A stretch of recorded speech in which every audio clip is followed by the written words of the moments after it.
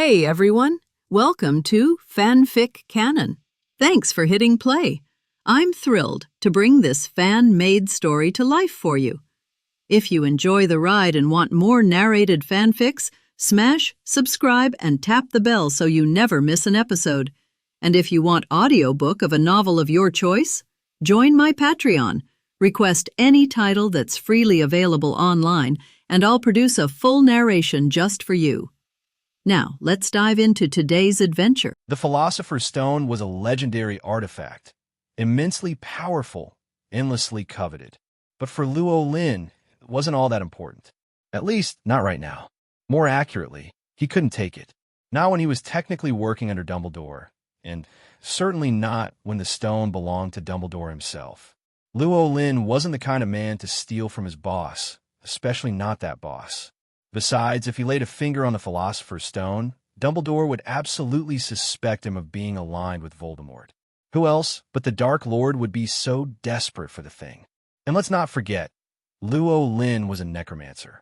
That alone was enough to make him public enemy #1 in the eyes of most wizards. He could donate to orphans and still be accused of cursing their parents.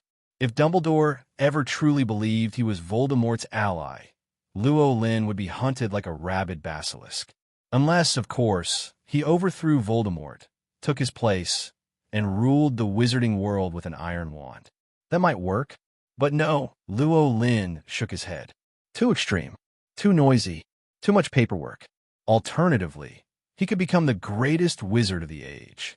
Take Dumbledore's spot, or maybe even replace Cornelius Fudge as Minister of Magic.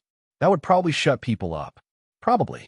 Then again, the wizarding world wasn't exactly known for logical thinking. Half the population still thought sneezing near a thestral could summon ghosts. No, Lynn preferred peace and quiet. He wasn't interested in dominating the world. He just wanted to live a comfortable, low-profile life, a quiet necromancer enjoying the beauty of magic. So, for now, he shelved the idea of the Philosopher's Stone. Instead, he'd make his own someday. That way, he wouldn't need to worry about gold again. Not that Lynn was greedy, but necromancy was expensive. Bones, reagents, runes, soul containers, it all added up. Even with his current Ministry of Magic stipend, he could already feel the pinch. And once his 28 undead servants evolved and required more maintenance, his expenses would skyrocket. He wasn't exactly poor, certainly wealthier than the Weasleys, but nowhere near Harry Potter levels either. His goal? Accumulate enough wealth to match the Potter family vault. Then he could finally sleep soundly, without money ever haunting his dreams. Of course, if inflation ever hit the wizarding economy, well, that was a problem for future Lynn. Still, just to be safe, a personal vault holding 1,000,000 galleons sounded ideal. How to get there? Slowly, carefully, methodically. Unless he wanted to rob Gringotts, which, let's be honest, was a terrible idea. Lynn's thoughts drifted to Hagrid. If anyone had wealth in strange forms, it was him. Magical beasts, rare items, priceless artifacts all tucked into his hut like junk. But Hagrid was a friend, one of the few true ones Lynn had. He wouldn't exploit that. No, fortune had to come through effort. Just like when he hit the jackpot at Borgin and Burke's. Mr. Borgin had been surprisingly generous last time, offering a treasure trove of bones. A real philanthropist. Though sadly, this time around, Borgin had become a bit stingy. After reading a letter from him, Lynn tucked it and a set of keys into his neatly organized storage space. Ever since his bad habit of throwing things into the kitchen dimension, he'd learned his lesson. Now everything had its place. Living area, utility area, food, undead quarters. It all looked complicated, but worked like a charm. A single thought was all it took to retrieve or store anything. The letter and keys went straight to the front of the utilities section. High visibility, easy access. With his storage handled, Lynn began planning the next few days. It was still 2 days until July 31st, the day he was meant to meet Harry. He couldn't spend the entire time holed up in the hotel. That'd be boring. Azkaban? Intriguing idea. But the ministry had just paid him and specifically told him he didn't need to show up. Food tour? Maybe. Shopping in Diagon or Nocturne Alley? Possible. But meh. Truthfully, he wasn't a fan of browsing shelves for hours or forcing down overpriced desserts. Suddenly, a thought struck him. Why not check on the Philosopher's Stone early? After all, Professor Quirrell, possessed by Voldemort, was going to try and rob it from Gringotts on July 31st. What if Lynn's presence had caused some ripple effect? What if Quirrell moved early? If the stone was stolen while Lynn was lazing around in a hotel, that'd be inconvenient and awkward. He didn't really care about being a savior, but he'd been entrusted with a task. He preferred not to mess it up. Plus, it would be fun to explore the maze-like vaults beneath Gringotts. Only one problem. It was already evening. Guess he'd have to wait until tomorrow. He spent the rest of the evening reading his defense against the dark arts textbook, then drifted into a dreamless sleep. The next morning came quietly. Black and Longbottom arrived, bringing his robes and shoes. After dressing and storing away yesterday's odds and ends, Lynn stepped outside, refreshed and ready. His hotel wasn't far from Diagon Alley, so today he chose to walk. No carriage, no theatrics, just a man on his way to check on the world. After finishing breakfast, Lynn wasted no time heading straight to the Leaky Cauldron. The old tavern had just opened for the day, and the familiar scent of aged wood and lingering magic still hung in the air. Behind the bar, Old Tom was wiping down the counter, looking a bit groggy. "You look like you barely slept," Lynn remarked, walking up to the bar. Old Tom gave a long yawn. "It's my granddaughter. Got her Hogwarts letter yesterday. So excited she couldn't sleep. Which means, of course, I couldn't sleep either." Lynn nodded, amused. "Hannah Abbott, right?" "That's her." Tom smiled faintly. "Can't stop talking about which house she'll be in." Lynn recognized the name. Definitely a minor character in the original books. That sense of familiarity was still strange sometimes. "Well, that's good news, isn't it?" he said, shrugging. "It is. She's been dreaming of going to Hogwarts for years." Tom leaned on the bar. "And you'll be her defense against the dark arts teacher, won't you? Keep an eye on her for me, will you?" Lynn smiled. "Of course. Consider it repayment for all the free drinks I've had." Tom chuckled. "Much appreciated." He tilted his head curiously. "But speaking of Hogwarts, haven't all the letters gone out already? Why are you still here and not back at school?" Lynn sighed, half exasperated. "Because Dumbledore gave me another assignment. Said I needed to stay in London a little longer." Tom's eyes lit up. Working directly for Dumbledore. Now that's something to be proud of. I don't know a single wizard who wouldn't jump at the chance. Lynn didn't respond, just offered a vague smile. You worship Dumbledore too much, he thought. It wasn't that he disrespected the old wizard. Far from it. After a year in the wizarding world, Lynn understood how deeply entrenched Dumbledore's influence was. Even Azkaban inmates spoke of him with reverence. Among wizards, 3 names stood out above all: Dumbledore, Harry Potter, and Voldemort. But people were still terrified to speak Voldemort's name. Harry, while famous, was more symbol than figure. Dumbledore, on the other hand, was real, respected, feared, admired. Even non-humans revered him. House elves spoke his name with pride. Goblins treated him with cautious respect. Dumbledore had more power than the Minister of Magic himself. Honestly, if he wanted the job, Fudge would be gone by the end of the week. Public pressure alone would crush him. Lynn, however, viewed everyone the same way. He didn't idolize Dumbledore, but he had a certain fondness for him. The old man had left a decent first impression when they met. No need to correct Tom. "Well," Lynn said, pushing off the bar, "I'll leave you to it. I got some errands to run in Diagon Alley. Want lunch later?" Tom offered. "Haven't seen you eat here once." "Tempting, but no," Lynn replied. "I'm heading to that Husha restaurant. Just 3 more dishes left. I'm going to complete the full menu." Tom sighed in mock disappointment. "Suit yourself." With that, Lynn passed through the rear courtyard, tapped the bricks, and entered Diagon Alley. He didn't linger. His destination was clear. Gringotts. The grand marble bank stood tall and imposing, just as always. Inside, goblins bustled about beneath the vaulted ceiling, busy with their strange, efficient routines. Some of them already recognized him. He had accompanied a few Muggle-born students here earlier in the week to exchange money. One goblin spotted him and approached with a polite nod. "Good morning, Professor Rasma." "Good morning." Lynn returned the greeting. "What brings you to Gringotts today?" "I've been sent by Professor Dumbledore," Lynn replied, pulling a sealed letter from his storage space.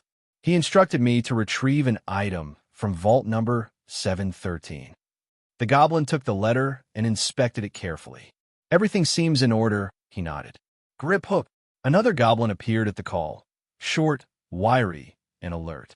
"Escort Professor Rasma to vault 713. Grip Hook motioned for Lynn to follow, leading him through one of the side doors and into a narrow stone corridor lit by enchanted flames. The passage sloped downward, steep and twisting. A set of narrow tracks ran below them. Grip Hook let out a sharp whistle. Moments later, a rattling cart sped up the rails and screeched to a halt before them. "Your ride, Professor." Lynn climbed in, gripping the side rail as Grip Hook jumped in beside him. The cart lurched forward fast. The track twisted violently. Left, right, left again. It was like riding a sentient roller coaster through a labyrinth of tunnels. They passed under stone arches, by underground streams, and through caverns filled with gleaming crystals and echoing silence. At one point, they zoomed over an underground lake, where glistening stalactites and stalagmites mirrored each other perfectly. But the tour didn't last long. The cart finally slowed as they reached a particularly steep ledge, halting beside a shadowed vault entrance. "Vault number 713. Lynn stepped out, looking around. This part of Gringotts was colder, darker, and definitely more secure. He noticed the vault had no visible lock or keyhole. "Stand back," Grip Hook instructed. Lynn obeyed. The goblin raised one long finger and tapped a specific rhythm against the stone. The door didn't open. It vanished. Completely. Lynn blinked. Now, that was impressive security. Lynn looked at the disappearing door with some curiosity. Grip Hook on the side was a little proud. Except for the goblins of Gringotts, anyone else who does this will be sucked in by the door, and now they can't get out. Oh, Lynn didn't care about this. He was just curious about how the door disappeared. It looks different from the passage in Diagon Alley. It should be the goblin's own magic, right? See, he doesn't care. Grip Hook felt bored and pointed inside. "Go in. There should be what you want to take away." Lynn walked into this underground vault. After taking a look, I was a little disappointed. There was nothing in the underground vault, only a slightly dirty small bag wrapped in brown paper. This should be the magic stone. Lynn didn't hesitate, stepped forward, picked up the small bag, and threw it into the storage space. Saw him walking out empty-handed. Grip Hook was already used to it. These days, all fairies know that Lynn should have a storage space of his own. I just don't know if it is a traceless stretching spell or some other magic. Anyway, the goblin doesn't want everyone to have their own storage space like Lynn. Then their coffers would be useless. Take things out. Lynn can leave. Get on the car again. After a while of galloping, Lynn returned to the sun. There is no way to go back into Gringotts through the underground passage, so you can only go outside. However, Lynn had no need to return to Gringotts. Just right outside. Lynn did not leave Diagon Alley immediately, but went to drink a cup of coffee. The coffee shop in Diagon Alley tastes good, at least better than the wine sold by Old Tom. While drinking coffee, Lynn was also thinking about what he should do next. The magic stone has been obtained, although Dumbledore never told him not to open things in his letter. But he thought it better not to open it. It would be really embarrassing if he opened it, because he was really greedy and refused to return to Dumbledore. Lynn didn't think highly of his own conduct. He is just an ordinary necromancer, no different from ordinary people. At most, he is a little stronger. Don't study the Philosopher's Stone. There were still 2 days left before we had to go to Harry's place. What are you doing these 2 days? Lynn started to get into this problem again. The time soon came to noon. Lynn quickly went to the Huxiao restaurant to finish the remaining dishes. While eating, Lynn suddenly thought of an idea. How about he go to Harry's place in advance to observe Harry's condition? Lynn's impression. Harry was having a miserable time leading up to Hogwarts, but he only remembered the specific plot of Harry sleeping in the cupboard and being bullied by his cousin. Other than that, he really didn't remember much, and he didn't know much about it. Rowling has no interest in getting into deep contact with the protagonist Harry, but he was still very interested in passing the time and having fun. He's very mobile. After finishing lunch, Lynn took the black airplane to Surrey County. He first came to Privet Drive, only to find that there was no one there. There was only the dismantled door, which was nailed shut with wooden bars. As for where Aunt Harry's family went, Lynn had no way of knowing. No way. The owl can only be turned to for help. Soon, with the help of an owl, Rowling found Harry's location. Harry was now at the Kirkworth Railway View Hotel. Stayed in room 17. After turning himself into a ghost, Lynn walked into the hotel. Also met Harry Potter. It's pretty much the same as described in the novel. Wearing shabby glasses, messy black hair, green eyes, and a lightning scar on his forehead. He is thin and small, does not look very handsome, and looks a bit timid, with a humble temperament that comes from living under others for a long time. Lynn couldn't help but shake his head when he saw Harry like this. What a wonderful child. How come you were raised like this? Harry's parents are also heroes in the wizarding world. Voldemort can basically be said to have been solved by them. The two men's sons were abused by harsh relatives. Not only is there psychological abuse, there is also physical abuse. If Harry hadn't been more sunny and cheerful, he might have already suffered from psychological problems at this time.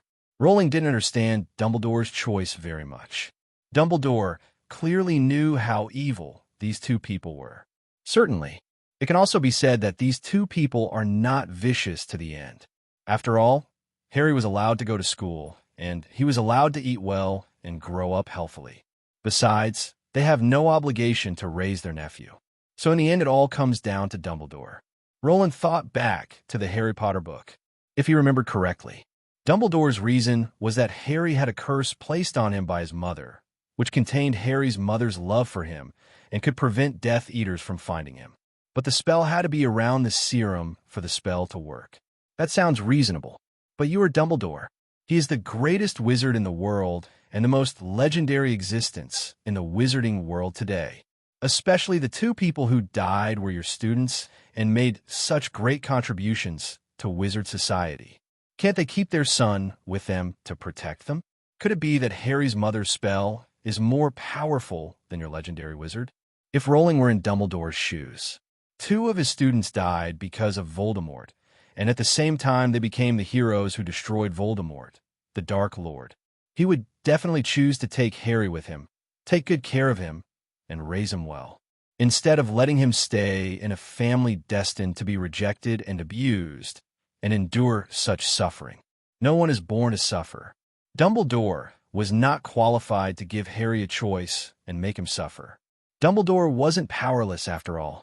He has enough ability to give Harry a good childhood and train him to become an excellent wizard.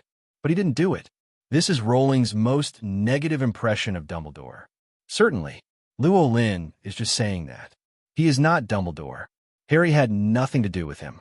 No matter what kind of life Harry leads, it will only make him feel pitiful without any further thoughts. Lynn is selfish after all. If he were a Madonna-type figure, maybe seeing Harry's pitiful appearance at this time, he would take Harry away directly and let him live a better life for a few days without suffering the abuse from the Dursleys and their son. But he's not, so he will do what Dumbledore arranges.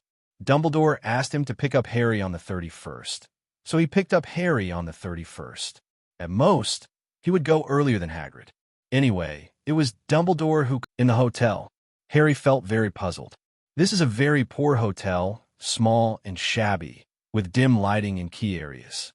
He couldn't figure out what Uncle Vernon was doing these days. Ever since I saw the letter sent to him, Uncle Vernon was absolutely crazy. First of all, she refused to show him the letter. Even Dudley couldn't do it if he wanted to. Later, he was kind enough to let him move out of the storage room and live in a normal bedroom. The most important thing was that the bedroom belonged to Dudley. Even though Dudley was hysterical, he couldn't get the bedroom back. But the messenger didn't stop, still sending him letters. Uncle Vernon went crazy after seeing those letters. Not only did they nail the mailbox in the house, but they also used wooden boards to nail all the cracks in the front and back doors. No one can get out.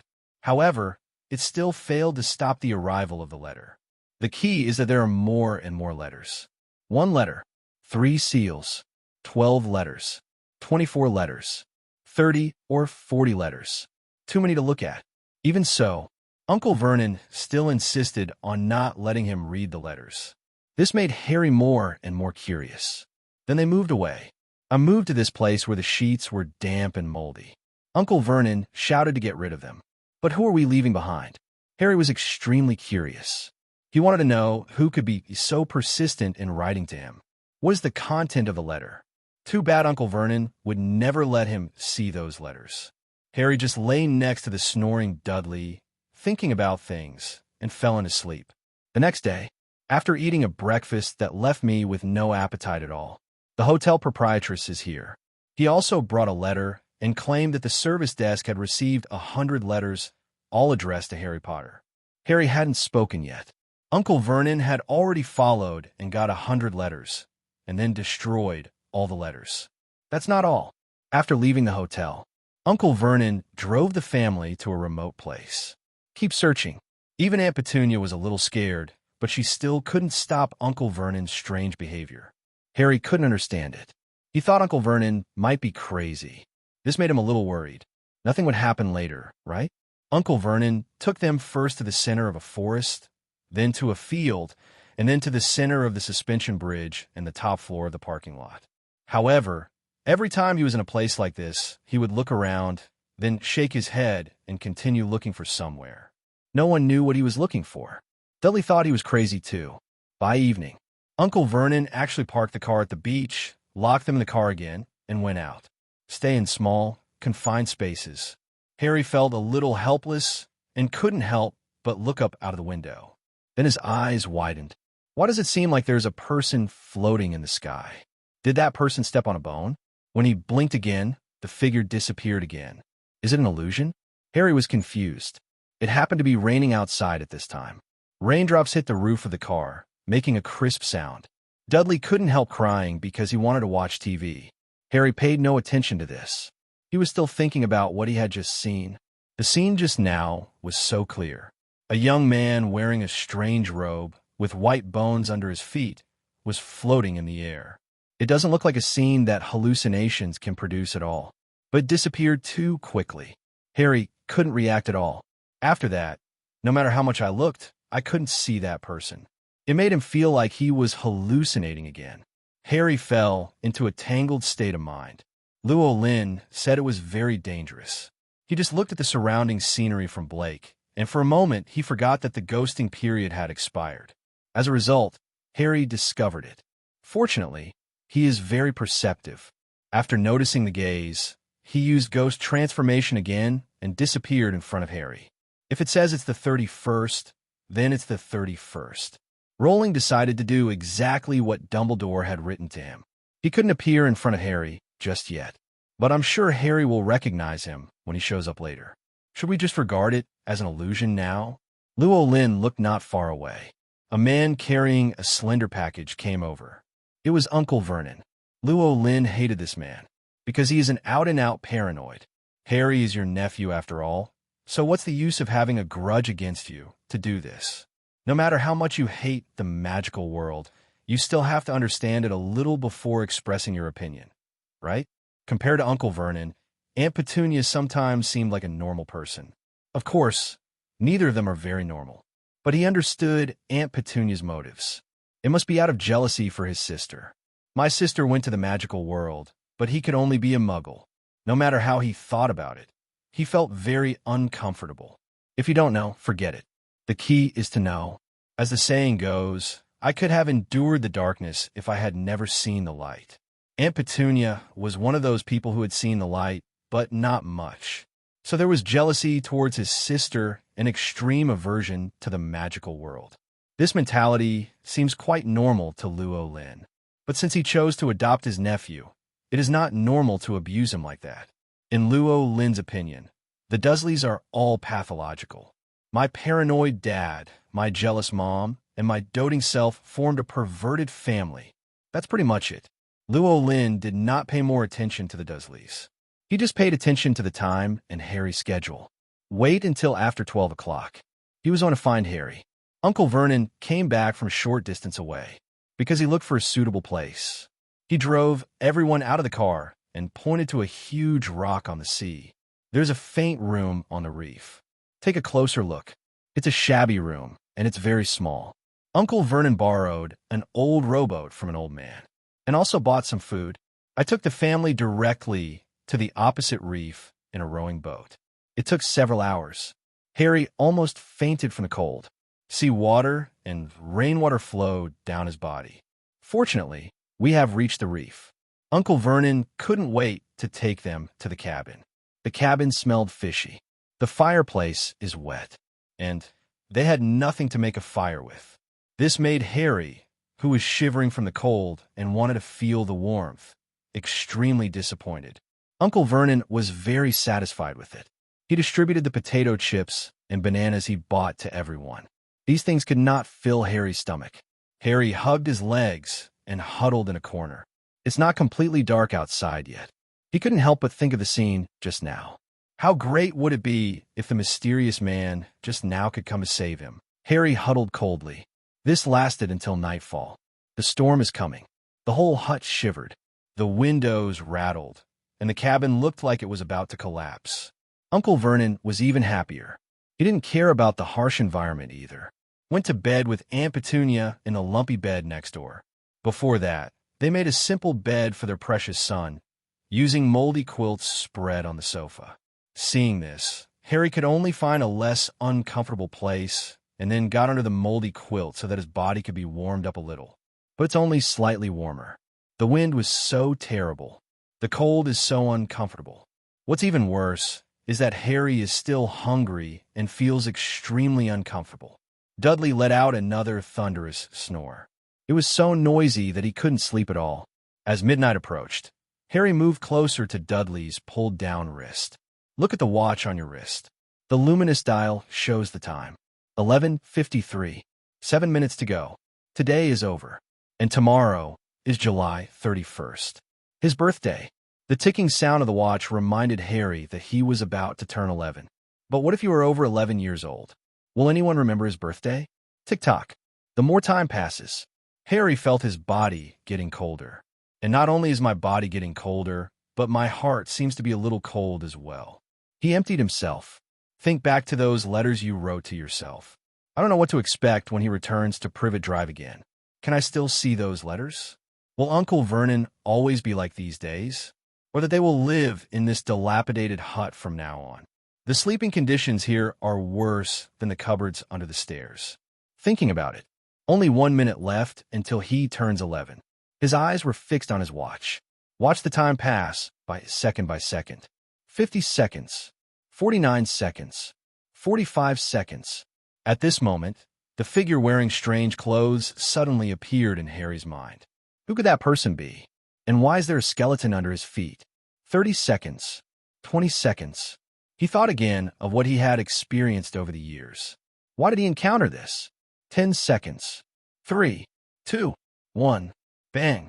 A loud bang suddenly sounded in Harry's ears while he was thinking. The closed door of the hut exploded open. Harry saw a figure that had just flashed through his mind at the door. Is it him? Does he exist for real? Why does he come here? Is he here to find himself? The visitor didn't speak, but just walked inside. What's the noise? Dudley was disturbed and said in a daze. The visitor has already reached the center of the room. Other side, Uncle Vernon rushed in with a gun in his hand. Saw someone coming. Seeing the clothes on the visitor, Uncle Vernon's eyes widened and his mouth opened unconsciously. But he soon turned his gun on the man. Get out of here. You are not welcome here.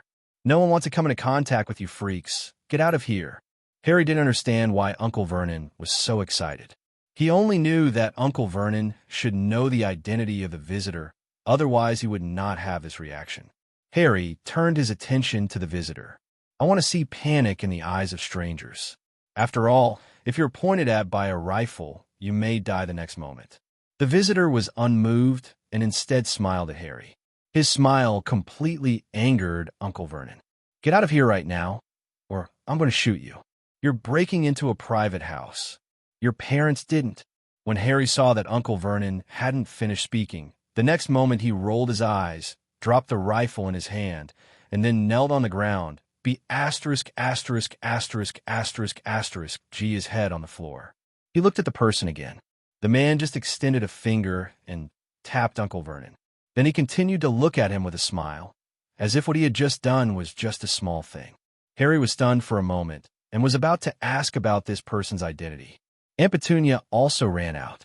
I saw Uncle Vernon, who was kowtowing and rolling all over the ground, and the man standing in the middle of the room.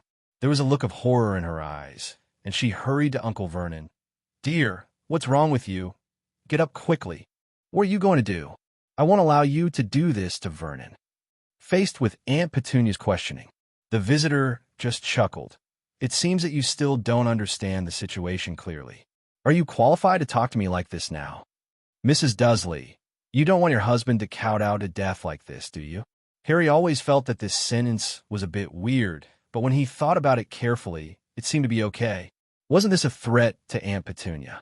Knowing what he knew about Aunt Petunia would obey. Really? The next moment, Aunt Petunia seemed to have seen the situation clearly, and she suddenly knelt on the ground and hugged Uncle Vernon tightly. "I'm sorry, sir, it's our fault. For Harry's sake, can you spare us?" Harry couldn't understand it again. Why for his sake? Seeing Harry's confused look, Lynn laughed. "Of course. It was just a small lesson.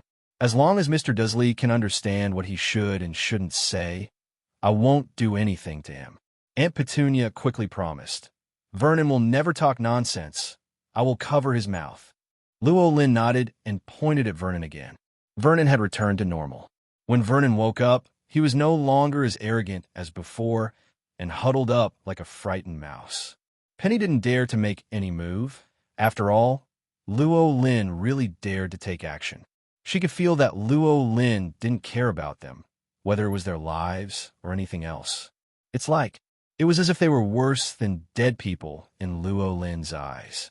If her thoughts were known to Lynn will definitely feel that her perception is extremely sharp.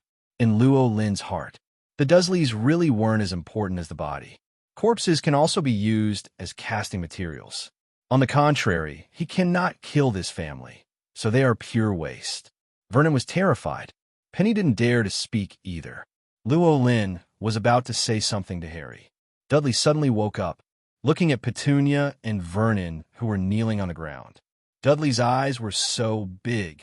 "Dad, Mom, what are you doing on the ground?" Then he noticed Lynn and suddenly became a little angry. "Who are you? How dare you?" He hasn't finished speaking yet. Penny covered her mouth as she rushed over, and then looked at Lynn cautiously. "Sorry for Aunt Petunia's words." Lynn expressed his understanding. "It's okay. If you are sick, remember to see a doctor as soon as possible." A flash of green light flashed in his eyes, and he said with a smile, "This is a very kind reminder. I just don't know if Aunt Petunia can understand." Dudley's mouth was tightly covered by Aunt Petunia. She was still very unconvinced, struggling wildly, and even wanted to bite Aunt Petunia's hand. But Mother's always great. She nodded at Lynn. While covering Dudley's mouth tightly, he stopped his rude behavior and made him unable to make sound. Lynn looked at Dudley's appearance and shook his head slowly. What a spoiled, stupid pig. He didn't plan to pay attention to this family anymore. Instead, he turned to look at Harry and said his first words to Harry. "Happy birthday, Mr. Harry Potter." Harry froze. What's going on? How could the person in front of me know his birthday? This was incredible to Harry, because basically no one will remember his birthday except himself. Even Aunt Petunia and Uncle Vernon seldom mentioned it. From childhood to adulthood, Harry himself had never had a very formal birthday. At this moment, he suddenly heard someone wishing him a happy birthday. His heart suddenly warmed up. "Hello. Thank you for your blessing. Who are you?" Lynn reached out and took out a letter. "My name is Roland Rasma, and I'm a professor at Hogwarts. I came to see you this time to give you the admission notice from our school." "Hogwarts?" Harry was very confused when he heard the name. He had never heard of such a school. Sorry, I don't know what Hogwarts is. Can you please introduce it? Also, you're a professor at Hogwarts. Are there all special people like you in Hogwarts? Harry couldn't help but ask. Lynn has not answered yet. Uncle Vernon, who was sitting on the ground, suddenly felt courageous for some reason, and subconsciously spoke to stop. No, he's not going to Hogwarts. He's going to Stonewall High School. Here's words. Lynn couldn't help but frowned, turned around and stared. A green light flashed in his eyes. Mr. Dursley, do you have the right to speak here? Didn't I warn you just now? Aunt Petunia was about to say something. Uncle Vernon suddenly covered his head and began to roll on the ground, screaming in agony. That way, Dudley was stunned, and his body that was still struggling stopped instantly. He probably understood why his mother wouldn't let him talk. Aunt Petunia had to let go of Dudley, worriedly came to Uncle Vernon, fixed him, and then looked at Lorraine pleadingly. I'm sorry, sir. He was confused and talked nonsense. Please spare him once, please. I promise it will never happen again. Lynn raised his eyebrows, a little impatiently. Remember, don't anger me again. I'm talking to Mr. Harry Potter. If you weren't Mr. Harry Potter's elders, this would never be such a small punishment. The green light flashed in his eyes again, and Uncle Vernon stopped moving. His whole body was twitching, and he no longer dared to speak or look this way. When Lynn was about to turn around, he seemed to remember something and said, By the way, apart from my identity as a Hogwarts professor, I also forgot to introduce my other identity. I am a necromancer, and my main ability is to manipulate corpses, and my magic is completely different from that of ordinary wizards. You could try to complain to the Ministry of Magic, but they will not be able to detect traces of my magic. I also want to tell you that in my eyes, you are worse than a corpse. Don't make me feel dissatisfied again, okay? Aunt Petunia nodded repeatedly. Uncle Vernon was also frightened and nodded subconsciously without speaking. Even Dudley was obediently hiding behind Aunt Petunia at this time, his eyes full of fear. Lynn was very satisfied with this scene. This evil family is really disgusting. If they're more honest, they will feel better in their hearts. In fact, what he said was completely true. For Rowling, the body was undoubtedly worth more than the Dursleys. The Dursleys couldn't be killed and used as corpses. Lynn turned to look at Harry again. Harry was not frightened by the identity of the necromancer revealed by Rowling, but was quite surprised. Professor Rasma's methods are really powerful. To be able to scare Uncle Vernon and Aunt Petunia like this. And the annoying Dudley also became well-behaved. Harry had to admit, I felt a little happy in my heart. Mr. Potter, for the first question you just asked, you need to read this notice. Lynn reached out and handed the envelope in his hand to Harry. This is a light yellow envelope, written in emerald green ink on the cover. See, Hut on the Rock, on the floor. Mr. Harry Potter accepts. Harry's eyes widened. I didn't expect the information on the envelope to be so complete. He opened the envelope and took out the letter paper inside. Hogwarts School of Witchcraft and Wizardry. Headmaster, Albus Dumbledore. Recipient of the Order of Merlin First Class. Chief Wizard of the Grand Wizards Association and President of the International Federation of Magicians. Dear Mr. Porter, we are pleased to inform you that you have been admitted to Hogwarts School of Witchcraft and Wizardry. Attached is a list of required books and equipment. The semester is scheduled to begin on September 1st. We will be waiting for your owl to bring your reply before July 31st. Vice Principal Female. Sincerely, Minerva McGonagall. Hogwarts School of Witchcraft and Wizardry. See this line of text. Harry's head felt like he'd been hit with a heavy hammer. Magic School. Is that what he imagined it meant? There is also an owl replying. What does this mean? Dumbledore, McGonagall. Who are these two headmasters? Harry's head was filled with countless questions. Excuse me, is the magic school I imagined? Harry asked the first question. Lynn nodded, lightly snapped his fingers, and a ball of emerald green flame suddenly appeared on his hand. It's what you think of as magic, and what our school cultivates is what people call wizards. Harry looked at the flame in his hand, and his eyes suddenly lit up. There really is magic. But soon his eyes darkened.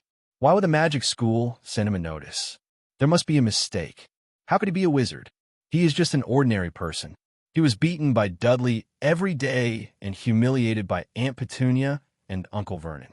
If he really is a wizard, how could such an encounter happen? Harry said with discomfort in his tone.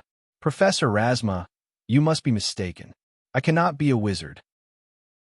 Rowling saw Harry's inferiority complex. And this, apparently, it was brought to him by environment. Tell the truth. Lynn had to admire Harry's strength again. If it weren't for Harry's own strong qualities. Take this approach from Dumbledore. Harry is destined to be a coward for the rest of his life. After all, almost no one who has been bullied and domestically abused since childhood can still be a sunny and positive child. Lynn looked at Harry with a smile. You are wrong, Mr. Potter. You are a wizard, and you'll be a great wizard like your parents in the future. My parents are also wizards. Harry recovered from his grief and was surprised. How could my parents be wizards? He couldn't help but look at Uncle Vernon and Aunt Petunia. Neither of them dared to look at him. It was obvious that Uncle Vernon wanted to stop Lorraine, but the torture of steel made him understand the current situation. He really didn't dare to speak. Uncle Vernon couldn't help but curse Lorraine in his heart, and at the same time he began to resent Harry's parents. It's all their fault. Otherwise, I can still live a peaceful life and not get involved in these strange things. There was no answer from my aunt and uncle. Harry could only look at Rowling again. Professor Rasma, can you tell me about my parents? Lynn nodded. He knew that the Dursleys had fed Harry a lot of lies. For example, they said that Harry's parents died in a car accident. There are many such things. This kept Harry unaware of his situation. Lynn didn't go into too much detail. He just gave a general outline. Your parents were both graduates of Hogwarts. They were both excellent wizards at the time. They got married after graduation. But 10 years ago, something happened. There was a powerful black magician in the world at that time, Voldemort, who was called the Dark Lord. He rules the wizarding society with strong methods, and he has a lot of powerful wizards under his command. At that time, Voldemort almost took over the world. In the eyes of most wizards, that period of wizarding was dark because you didn't know who to trust and you didn't dare to make friends with others casually. He killed those who opposed him and allowed his men to take power. The only safe place at that time was the school you were going to, Hogwarts. It is rumored that what Voldemort fears most is our principal Dumbledore. At least that was the rumor at the time. Harry listened silently. But until now, he didn't hear that it had anything to do with him. Rowling continued. It was Halloween 10 years ago. Voldemort came to the place where you and your parents lived. You were only 1 year old at the time. Voldemort came to your house and killed your parents and many temporary workers. But your mother is great. Before she died, she left you a curse. It is because of this curse that you survived and became what people call the boy who lived. Moreover, your mother's curse is still there. Destroying Voldemort makes you a hero in the wizarding society. So you don't have to feel inferior. You should be proud because you are the benefactor of most wizards, and they should be grateful to you. And you are destined to become a great wizard. In other words, you are now a famous person in wizard society, and they all respect you. Do they respect me? Harry murmured. Then he remembered what Lynn said about his parents. His parents died at the hands of Voldemort in order to protect him. But why did Uncle Vernon lie to him that his parents died in a car accident? Think of Uncle Vernon's hysterical behavior during this period. Harry sort of understood. Uncle Vernon and Aunt Petunia would treat him that way. I'm afraid his aunt and uncle didn't just mistreat him like that because they didn't like him. It's possible that his parents were angry with him. This made Harry feel a sense of grievance in his heart. Why did his parents die so early? Why does he have to stay under someone else's roof? Why didn't his aunt and uncle tell him that he was a wizard before? Rowling saw Harry's sadness and confusion. He didn't comfort Harry. He just continued. Mr. Potter, have you made a decision now? Should you go to Hogwarts to study? Harry came back to his senses and looked up at Lynn. Hogwarts? School of Magic. Am I really a wizard, and can I learn magic? He still couldn't believe it. Of course, haven't you experienced all kinds of strange things in your daily life. That is proof that you are a wizard. Lynn said softly. Strange thing? Harry began to recall past events. Sometimes when being chased by Dudley and the others, he always found a way to prevent them from catching up. After every ridiculous haircut, it quickly returns to its original shape. And the giant python in the zoo before. Wait. Many incredible things flashed through Harry's mind one by one. Harry suddenly realized that he really seemed to be a wizard. He looked directly at Lynn. Lynn smiled and nodded at him. How about it, Mr. Potter? Do you understand? You are the wizard, and you will become an excellent wizard. But you may have some troubles, such as being too popular in school. Can being popular also be a problem? Harry smiled bitterly and scratched his head. He had never been popular since he was a child and had always been bullied. You'll know then. Lynn smiled mysteriously. He knew what kind of uproar the name Harry Potter would cause in the wizarding world. It can be said that in the wizarding society, no one does not know about Harry Potter. Those children almost grew up listening to the legend of Harry Potter. The boy who survived is a legend in the wizarding world, even a legend second only to Dumbledore. Harry was still a little confused. Lynn no longer wants to stay here. Looking at the Dursleys who were still shivering on the ground, he again kindly reminded, if you feel sick, remember to go to the hospital. After saying that, he looked at Harry again. Mr. Potter, let's go. Now, Harry couldn't help but glance at Uncle Vernon, a little surprised. Of course, you are already a student of Hogwarts. As a professor, how can I let you stay in a place like this? Okay. Harry walked towards Rowling hesitantly. The two of them slowly came to the door. There was still a violent storm outside. Looking at this scene, Harry was a little confused at first. How should they leave in the face of such a violent storm? Then he seemed to have thought of something and looked at Lynn fiercely. Professor, why are you not wet at all? Heard Harry ask. Lynn smiled slightly. Of course, because I am a wizard. Can a wizard survive a storm without getting wet? Harry was extremely curious.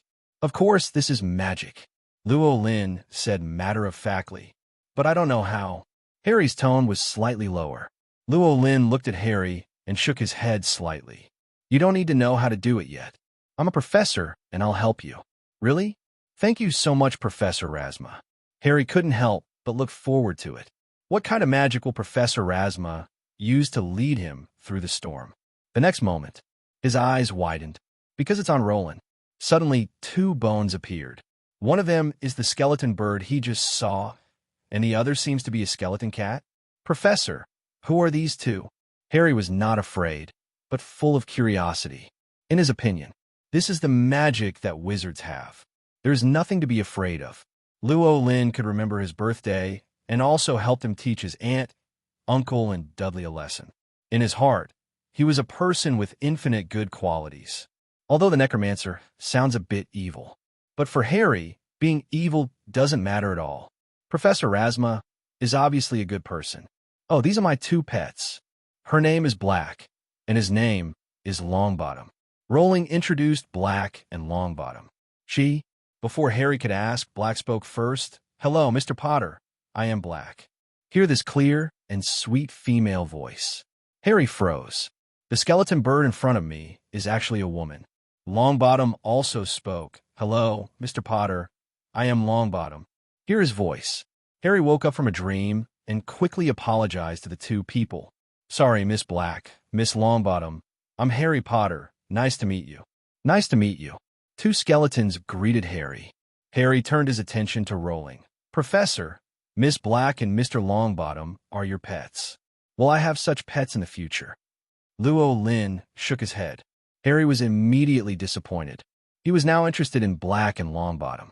This is the magical world he knows, magical and beyond common sense. It's a pity that he can't seem to have such a pet. Undead pets are exclusive to necromancers. If you are a normal wizard, you will also have your own normal pets. Lynn added. Harry's eyes lit up and his spirits suddenly lifted. Can I also have my own pet? Is it also a magical pet? Well, from an ordinary person's perspective, it should be a very magical pet. Lynn pointed to the envelope held in Harry's hand. There is another piece of paper in it. You should understand it if you take a look. Harry picked up the light yellow envelope and found that there was indeed an equipment list inside. Looking from top to bottom, he saw the last words. You can bring owls, cats, and toads. Are these common pets for wizards? Harry couldn't help but think of the previous admission notice. Professor, is this the owl mentioned in the notice? Lynn nodded. Yes, actually Blake is also my owl.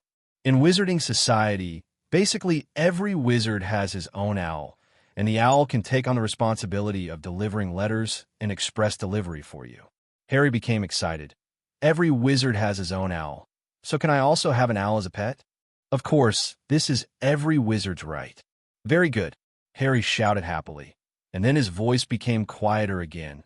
But I have no money, nothing, and I can't afford an owl at all. Yes, you are very rich. Lynn interrupted. Harry was stunned for a moment and pointed to himself. Am I rich? But I really have no money. I don't have a penny on me. Uncle Vernon will never give me any money. It doesn't mean muggle currency, but wizard currency. Lynn explained. Wizard currency? And what does muggle mean? Harry is like a problem baby who always asks questions when he encounters them. As the messenger, Lynn had the responsibility to explain this clearly to him. Wizards naturally have their own currencies, galleons, nuts, sickles. As for muggles, they are ordinary people like your aunt and uncle who are not wizards. They're called muggles by wizards. After listening to Lynn's words, Harry was still a little confused, but he had already figured out the basic concepts. But I don't have any wizard's currency. Professor, why do you say I'm rich? Harry couldn't help but ask. A mysterious smile appeared on Lynn's face. You will know when we go shopping during the day. Oh, Harry still didn't understand, but he didn't question Roland's words. Roland found out now. Being the Riddler seems pretty cool. No wonder Dumbledore always liked to half-talk. He was now looking forward to Harry's expression when he saw the Potter family's vault tomorrow. Okay, I'll tell you the rest during the day. It's already late at night, and I notice that you are hungry and tired now. Let's go eat something first, and then go to bed. Lynn said this.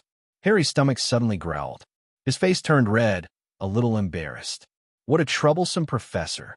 It's okay, you are Harry Potter. If other people know your identity, I'm afraid they will rush to treat you to dinner, and then I won't have a share.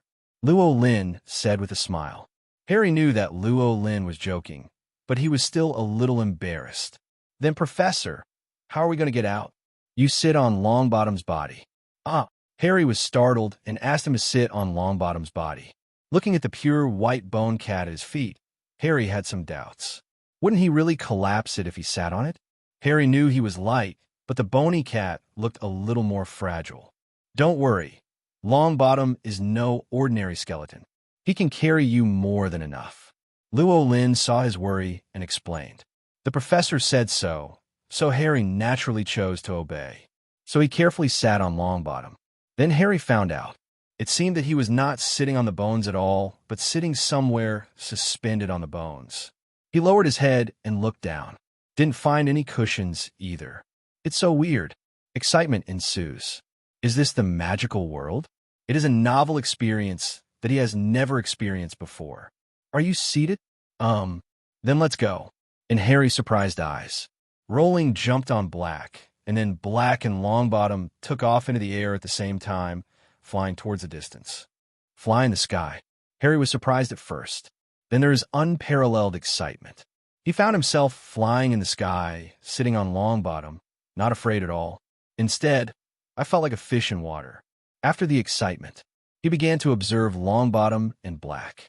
Lynn was wearing a wizard's robe, standing on Blake's body, his clothes fluttering in the wind. Fluttering clothes? Etc.? Harry suddenly discovered a problem. Isn't it stormy now? Why doesn't he feel wet at all?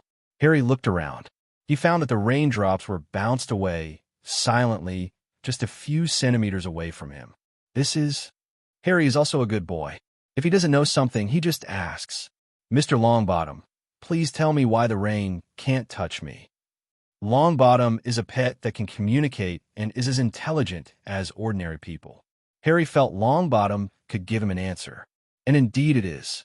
Longbottom didn't pause at all, and at the same time, he answered Harry's question. This is a special barrier I formed with the power of my soul, which can isolate the storm from the outside world. Soul power. This was the first time Harry heard this thing, but he could probably understand what it meant. But he still had a question. Then why can I feel the wind blowing? You should only be able to feel the breeze, right? That's right. That's because the membrane is a filtering device that filters large molecules and only allows small molecules to pass through. Well, Harry didn't understand it at all. It is really a bit difficult for him, an 11-year-old primary school student, to understand what large molecules are, small molecules are, and filtering is. Longbottom also felt his confusion and changed it into a more understandable statement. The heavy rain cannot penetrate the film, and only a small part of the wind can pass through, so it forms a gentle breeze. Harry barely understood, but it feels even more magical from this. The soul power can be controlled so finely. Isolating the heavy rain, but not the breeze, is really a desirable power. Harry wanted to get to Hogwarts as soon as possible. Only in that place. Only then could he learn these magical methods. If only Rowling knew what he was thinking. You will tell your child that you think too much. Hogwarts also cannot learn the so-called soul power. In the current world, soul power is the power that belongs exclusively to the necromancer. In other words, it is Lynn's unique power. As for the so-called souls controlled by others, they're all about the control of spiritual bodies, not the control of soul power, including Voldemort. However, the Horcrux does involve a certain amount of soul power, but it is relatively superficial and far inferior to the Lich's phylactery. Of course, Harry didn't understand this. He now thought that the wizards in Hogwarts were all like Rowling. He completely forgot that Lynn had just said that he was a necromancer, which was different from ordinary wizards. Longbottom and Black took Lynn and Harry to Lynn's hotel in London in less than 20 minutes. This is Harry's first time in such a luxurious hotel. The last place he stayed was called a hotel, which had a dark environment and moldy quilts. Rollins Hotel is not the best in London, but it is a relatively new 4-star hotel. This hotel has just been built not long ago, so everything is up to date at this time, including the latest lighting system, the latest air conditioning system, and the latest massage bathtub. Lynn only stayed here once and already liked it. Not to mention it was Harry's first time on such an occasion. He walked into the luxurious hotel timidly. I'm afraid that my muddy shoes will stain this place and then be scolded by others. But he was overthinking all this. When the hotel front desk saw Lynn, he immediately recognized him. After all, Lynn has been living here for nearly half a month. The whole hotel had a certain influence on him. At this time, I saw that he had brought a little boy over, and I was a little curious. Mr. Rasma, is this your son? No, this is my student. Lynn explained with a smile. Student, so you are still a professor? The front desk was a little surprised. Lynn nodded. The expression on the front desk became a little more respectful. No matter what country you are in, the teaching profession will always be respected to a certain extent. The UK is no exception. The front desk obviously respects teachers. Professor Rasma, does this kid want to live with you? Lynn shook his head. Give him a separate room, preferably next to me. The front desk made some inquiries and nodded after confirming. No problem. There's an empty room opposite your room. Lynn casually took out a stack of pounds. The front desk took the money, took out the room fee, and was about to return the rest to Lynn. Lynn waved his hand. I'm too lazy to go out in this weather.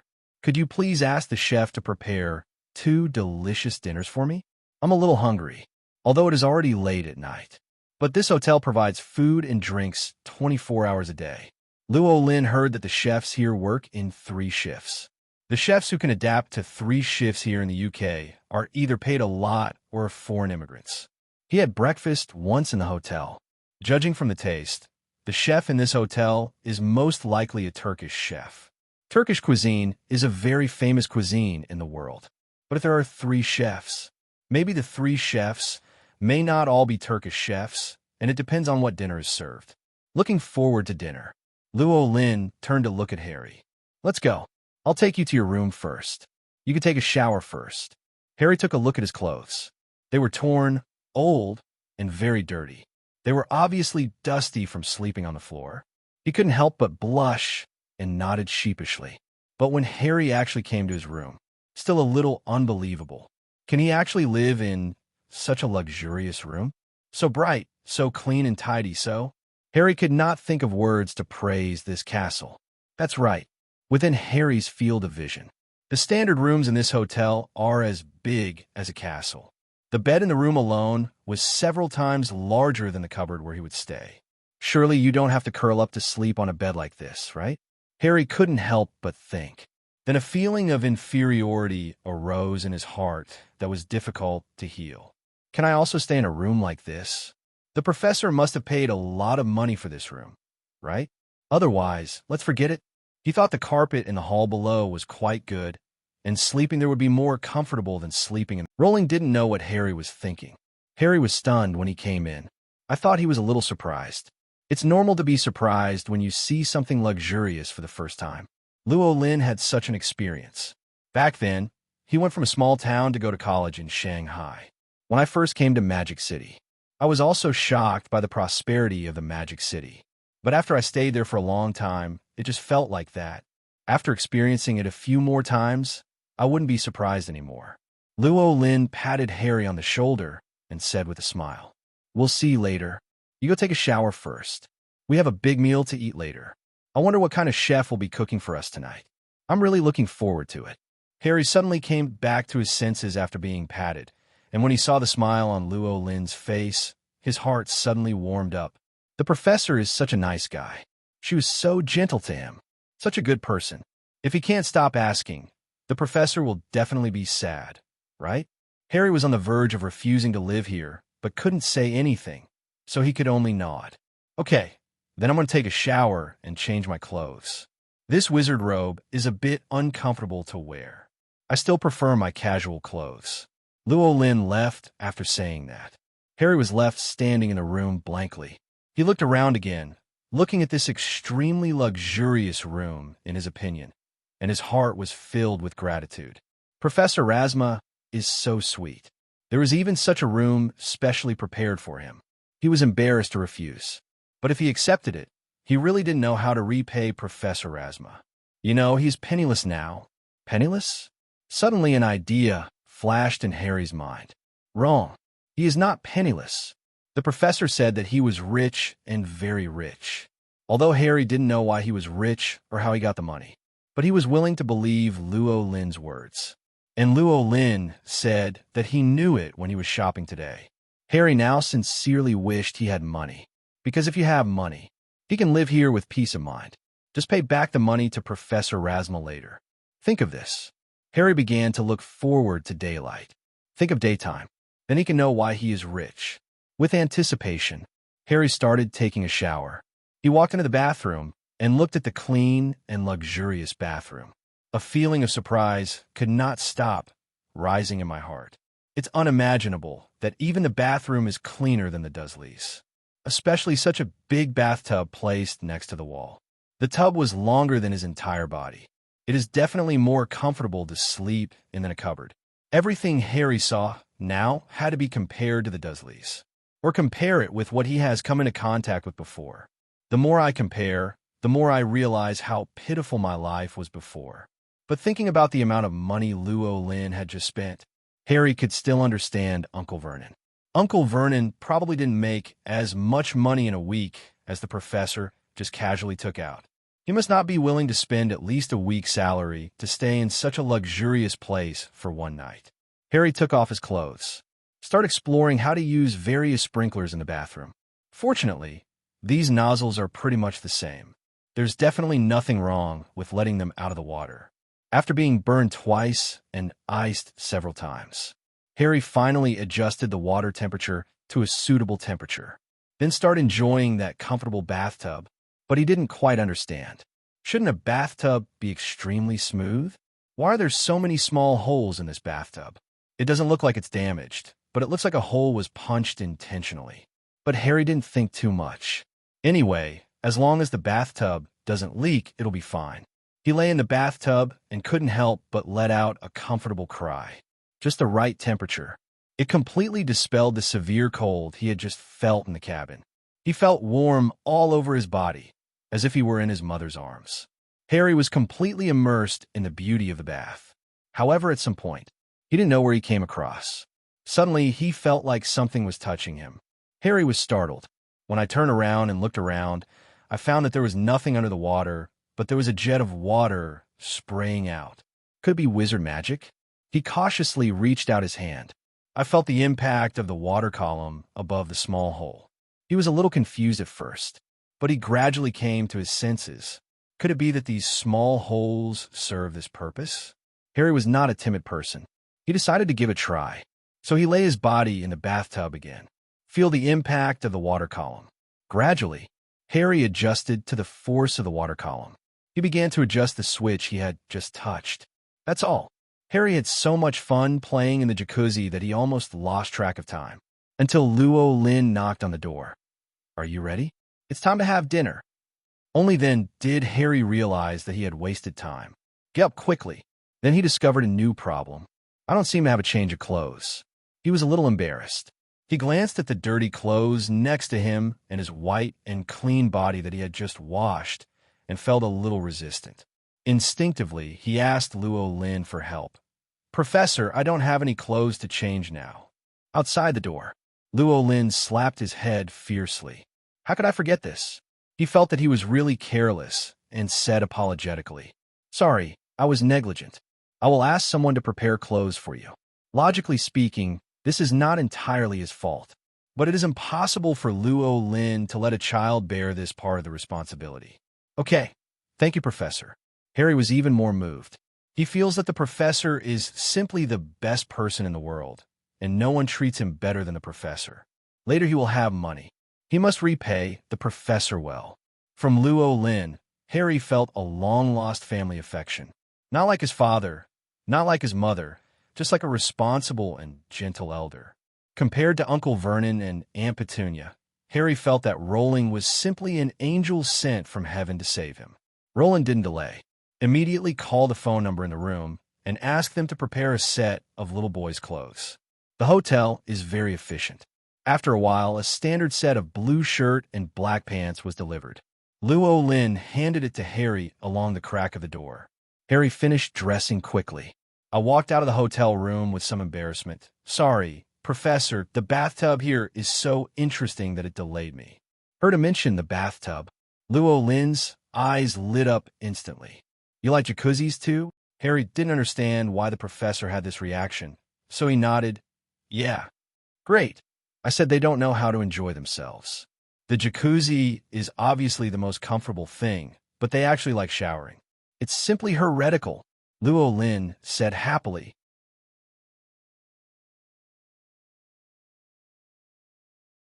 Let's talk about Lynn's hobbies.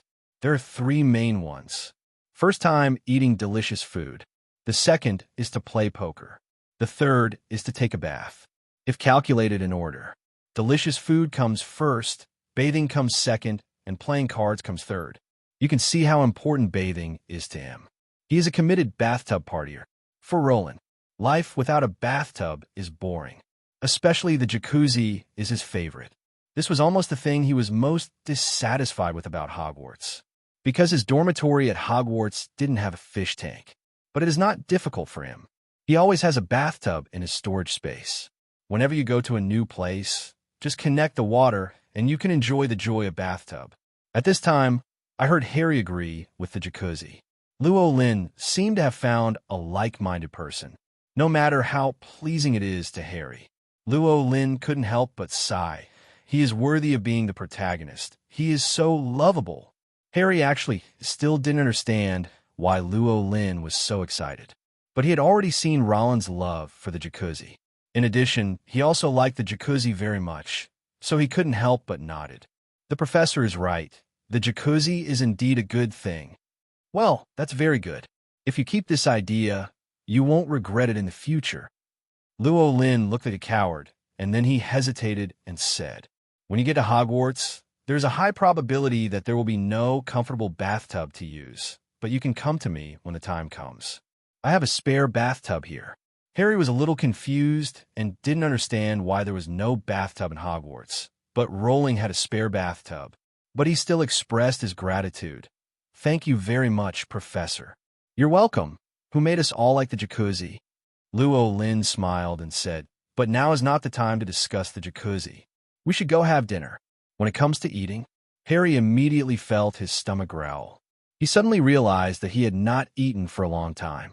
The few potato chips Uncle Vernon gave me didn't even fill my stomach. On the contrary, it will make him feel hungrier. But just now I was completely immersed in the fun of taking a bath, so I didn't pay much attention to it. Now that I suddenly mentioned it, my stomach immediately started to protest. Lynn also heard Harry's stomach growling. He didn't say anything, but silently quickened his pace. Harry followed Rowling. The two quickly arrived at the dining place. Wait until the two of them sit down. The dishes started to be served. Haggis soup, barbecue, thin pizza, yogurt salad, baklava. As soon as I saw these foods, Lynn knew that his previous speculation was correct. The chef employed in the hotel is indeed a Turkish chef, and there's a high probability that they are all Turkish chefs. This dinner is obviously a very Turkish dinner, especially the Turkish kebab and Turkish thin pizza. As a foodie, Lynn had eaten Turkish cuisine several times before, and he recognized the food on the table at a glance. Harry did no meat and vegetables, but it was really difficult for him to distinguish what kind of cuisine it was. And he had never had such a sumptuous dinner. There is everything from cold dishes to main dishes to desserts. Both quantity and quality are amazing. Saw the food on the table. Harry felt hungrier, but he was still very polite and looked at Lynn, waiting for him to eat first. Lynn saw what he was thinking, so he naturally picked up a piece of Turkish thin pizza and took a bite. "Well, Shien, the taste is quite good, authentic Turkish flavor. The minced meat goes well with the vegetables on top, and it's very satisfying to bite into it." See Lynn start eating. Harry finally started. He picked up the plate in front of him, put some barbecue on it, and took some bread and half a lemon. Turkish kebab is served with bread and lemon. It was obviously Harry's first time eating Turkish kebab, but he didn't know how to eat it by himself. Lynn had already eaten a piece of Turkish thin pizza. Seeing Harry's actions, Lynn nodded secretly. It seems that Harry also has the potential to be developed into a foodie. Then he paid less attention to Harry.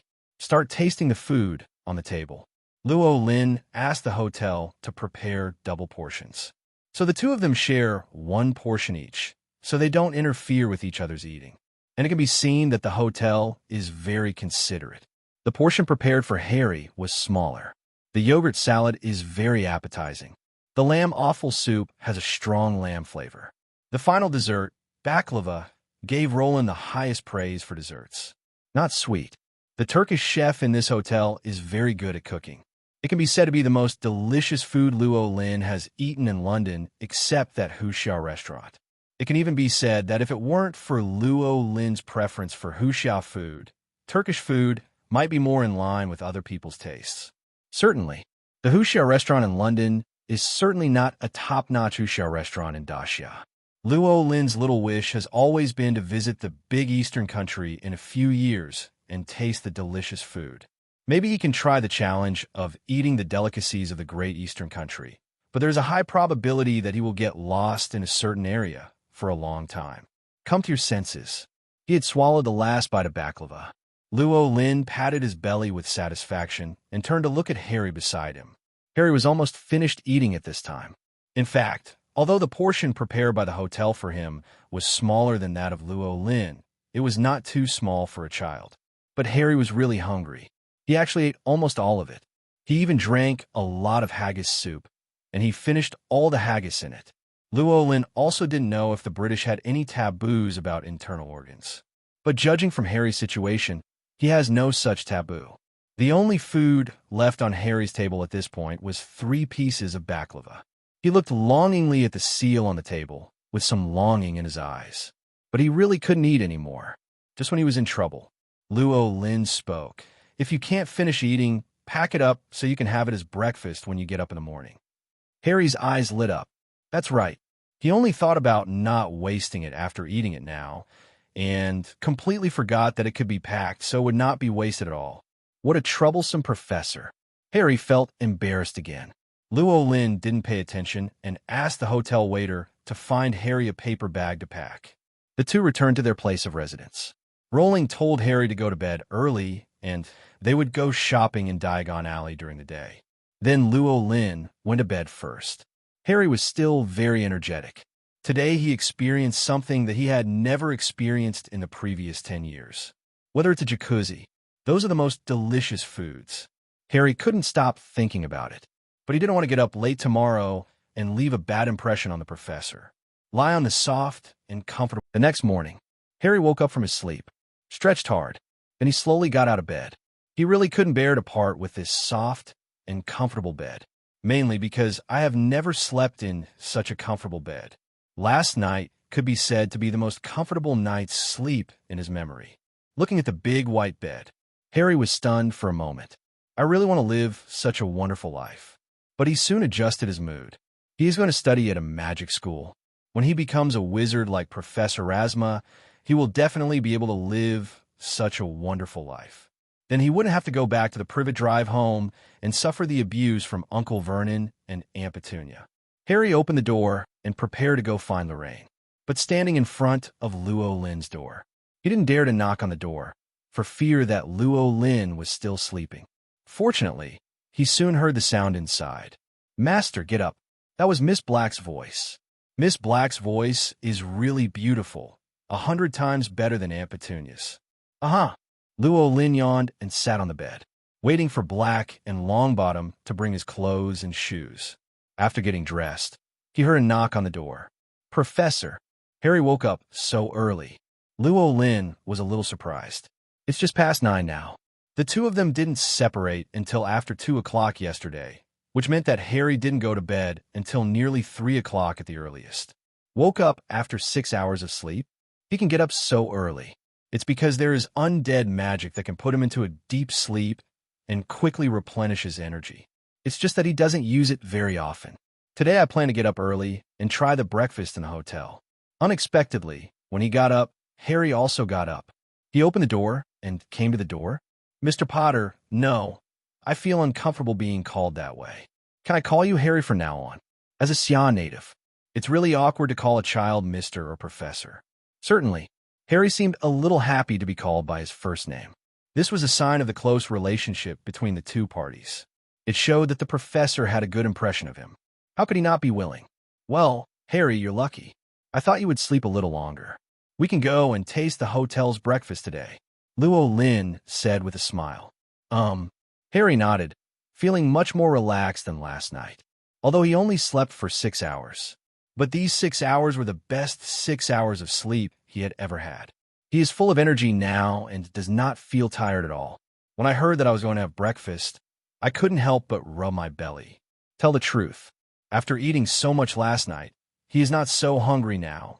Lynn took Harry to the dining place. The hotel's breakfast is a buffet. Limited supply of bread, cheese, vegetables, sausages, fruits, eggs, and of course milk and Turkish black tea. Lynn looked at it. I found that the sausage was obviously Turkish sausage, very distinctive. As for other food, it didn't appeal to him. So he got some sausages and a cup of black tea. Harry wasn't very hungry. He took some vegetables, an egg, and a sausage, and also followed Lynn's example and ordered a cup of black tea. Compared to dinner, breakfast was decidedly more boring. The sausage tasted pretty good, though. Lynn ate 3 sausages, 2 slices of bread, and drank 2 cups of black tea. The black tea suits his taste quite well. It has a strong aroma and a good taste, with a slight bitterness and a sweet aftertaste. It is somewhat similar to the tea from Xia Kingdom. Unlike the black tea, in some places, milk and sugar are added, which completely destroys the flavor of the black tea itself. That's right, it's Britain, and it's not just the UK. As far as Lynn knows, most Western countries add sugar or honey to black tea. In short, they drink sweet black tea.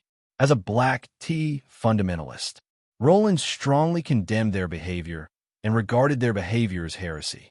Certainly, this is all a joke. Everyone has their own taste. As long as he doesn't disturb others, he can drink whatever he likes. A cup of black tea. Harry felt warm all over. Now it's sunny after the rain. There is sunshine outside. Harry couldn't help but think back to the dark cabin last night. For a moment, I felt like I was in another world.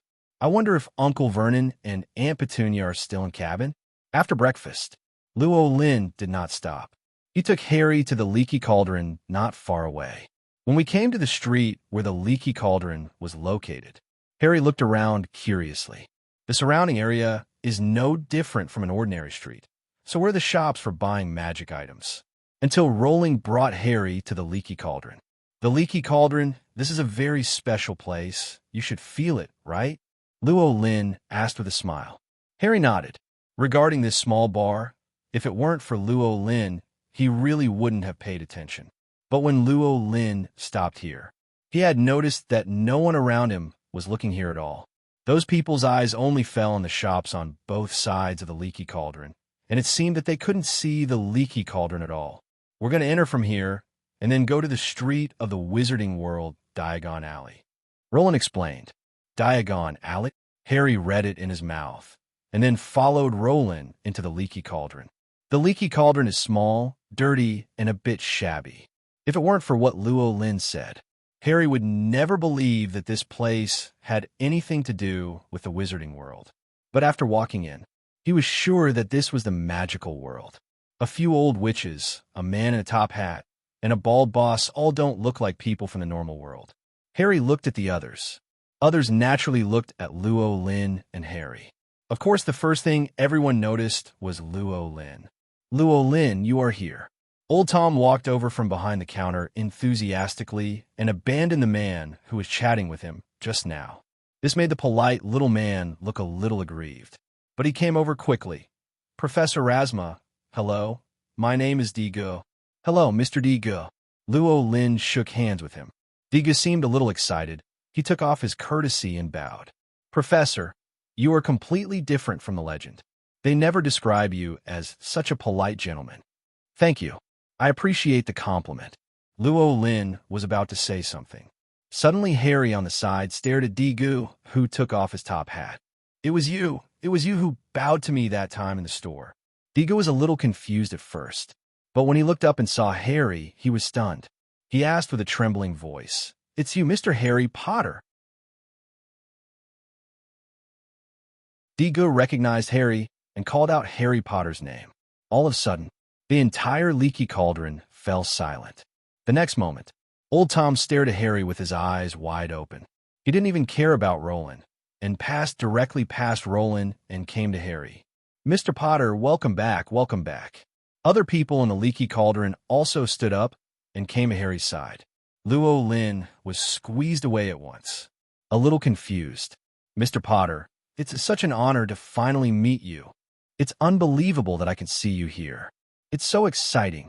I actually shook hands with Mr. Potter, and my feelings are simply indescribable. Lynn turned his head. I found that people in the Leaky Cauldron lined up to shake Harry's hand. Until now. Only then did he truly feel the huge influence of the name Harry Potter in wizarding society. This spectacular scene cannot be described in a few words. After most of the people shook hands, Lynn squeezed in again. Prepare to leave with Harry. Right now, a pale young man came over. His expression was very nervous, and one I kept twitching. He also wears a purple scarf on his head. See this man. Lynn was not surprised. Or maybe he would be surprised if Professor Quirrell didn't come today. Voldemort still brought Professor Quirrell to grab the Sorcerer's Stone at this time.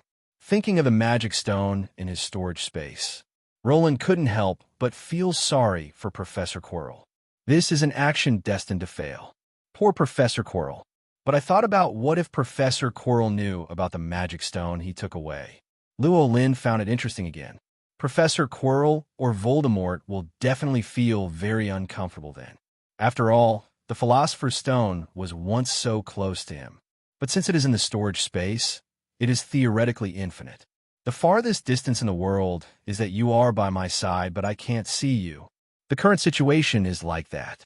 Rowling stood next to Harry, waiting for Professor Quirrell to come over and say hello. What surprised Rowling? Quirrell didn't greet Harry at the first moment, but greeted him first. Hello. Nice to meet you, Professor Asma. Professor Quirrell stammered. Who are you? Lynn pretended not to know Professor Quirrell. After all, he had never had formal contact with Professor Quirrell. At the same time, Lynn did not want Professor Quirrell to know that he had paid attention to him. I am Quirrell, a staff member at Hogwarts. It turns out to be Professor Quirrell. Lynn looked stunned. I've heard of you, and I'm glad to see you. You are here to take Mr. Harry Potter shopping, right? I'm also going to buy a new book about vampires. Quirrell's words were very unfluent, and his expression looked extremely strange. Lynn didn't pay attention to his weirdness, but nodded naturally. Yes, I'm just about to take Harry to buy the things he needs. Then can I shake Harry Potter's hand? Quirrell asked suddenly. Lynn was stunned for a moment and shook his head. This is not something I can decide. You should ask Harry himself. This is his right.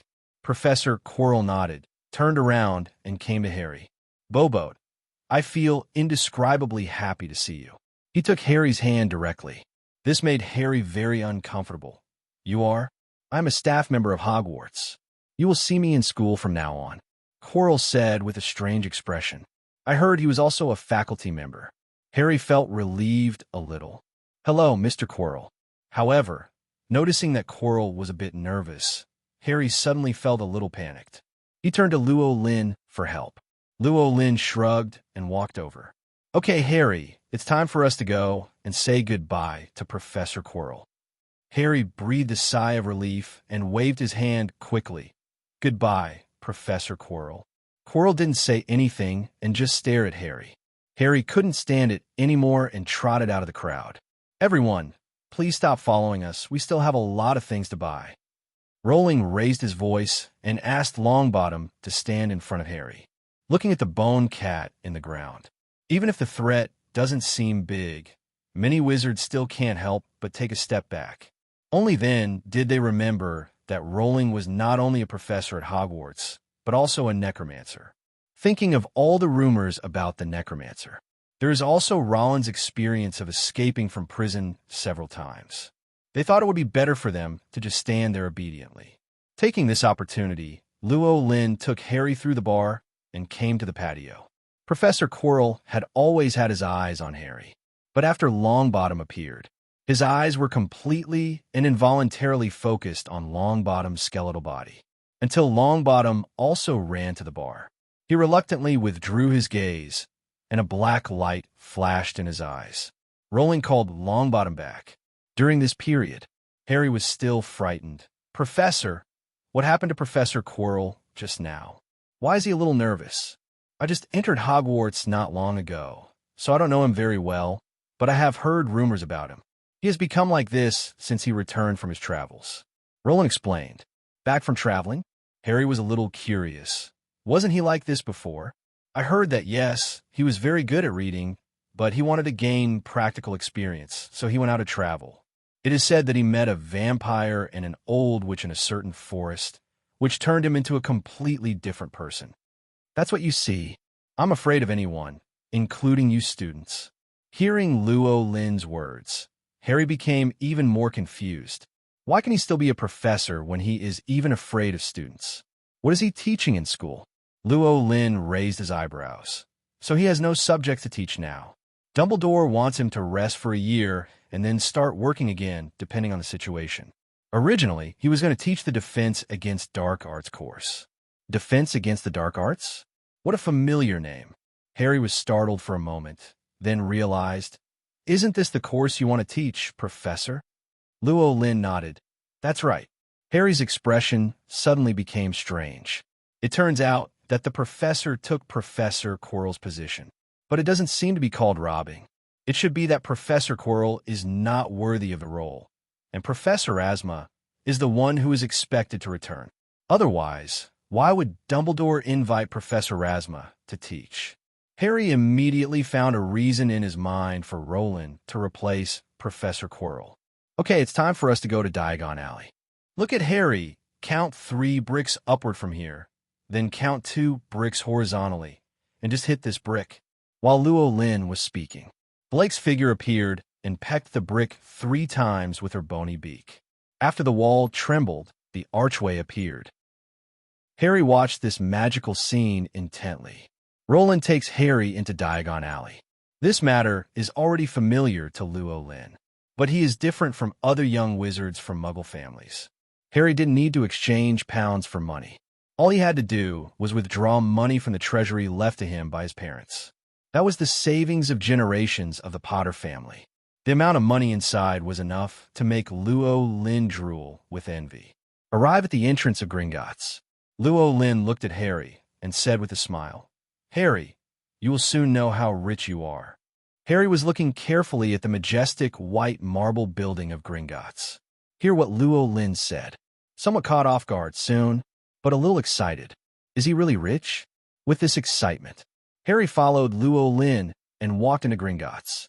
Lynn came to the counter with ease. "Good morning, Professor Rasma."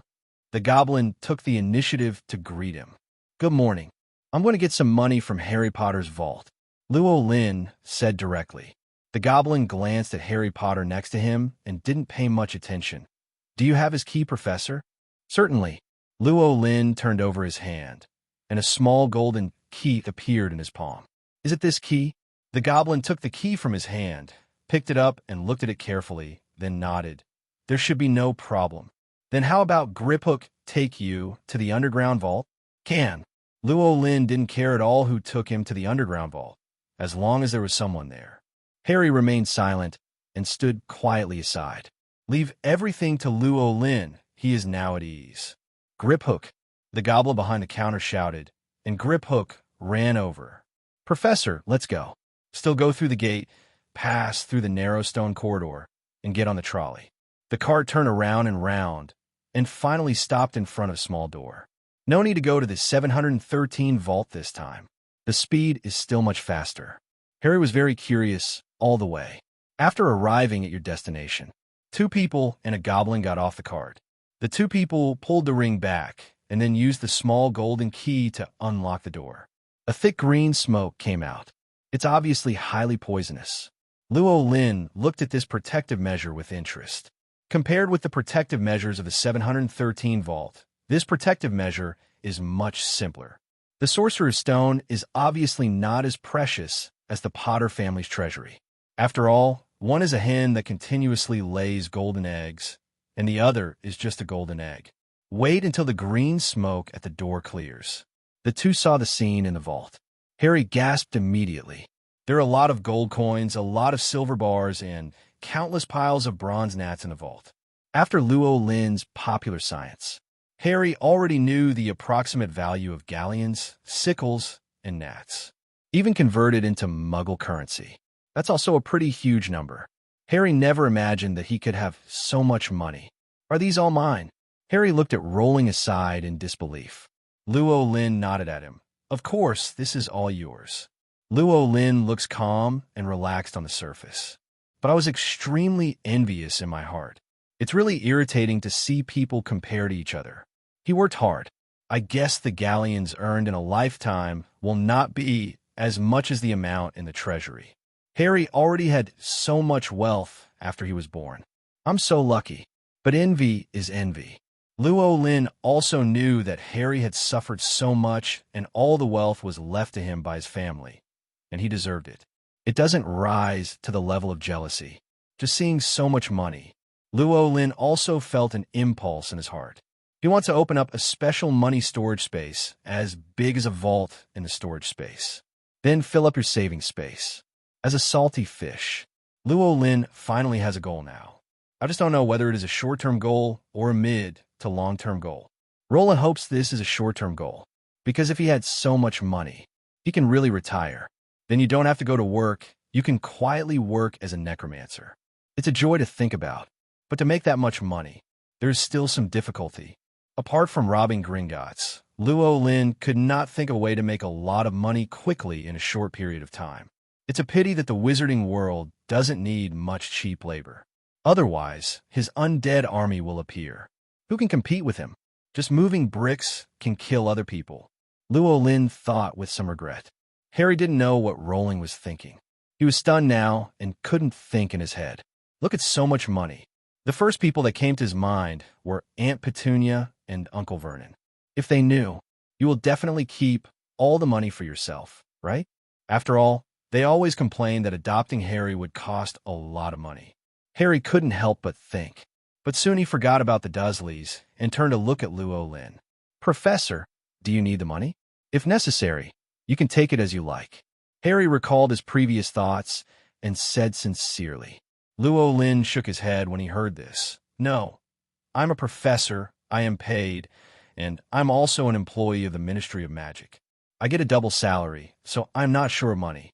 Speaking of which, Lynn was indeed envious of Harry for having so much money. But let him take Harry's money. He really couldn't do such a thing. It's such a shame, but there was still food in the hotel last night. Harry couldn't help but speak. Lynn understood what he meant, and Harry wanted to repay him. After thinking for a while, Lynn took out 20 gold coins from the pile of gold coins. The money you paid for your hotel stay and meals yesterday was about 100 pounds.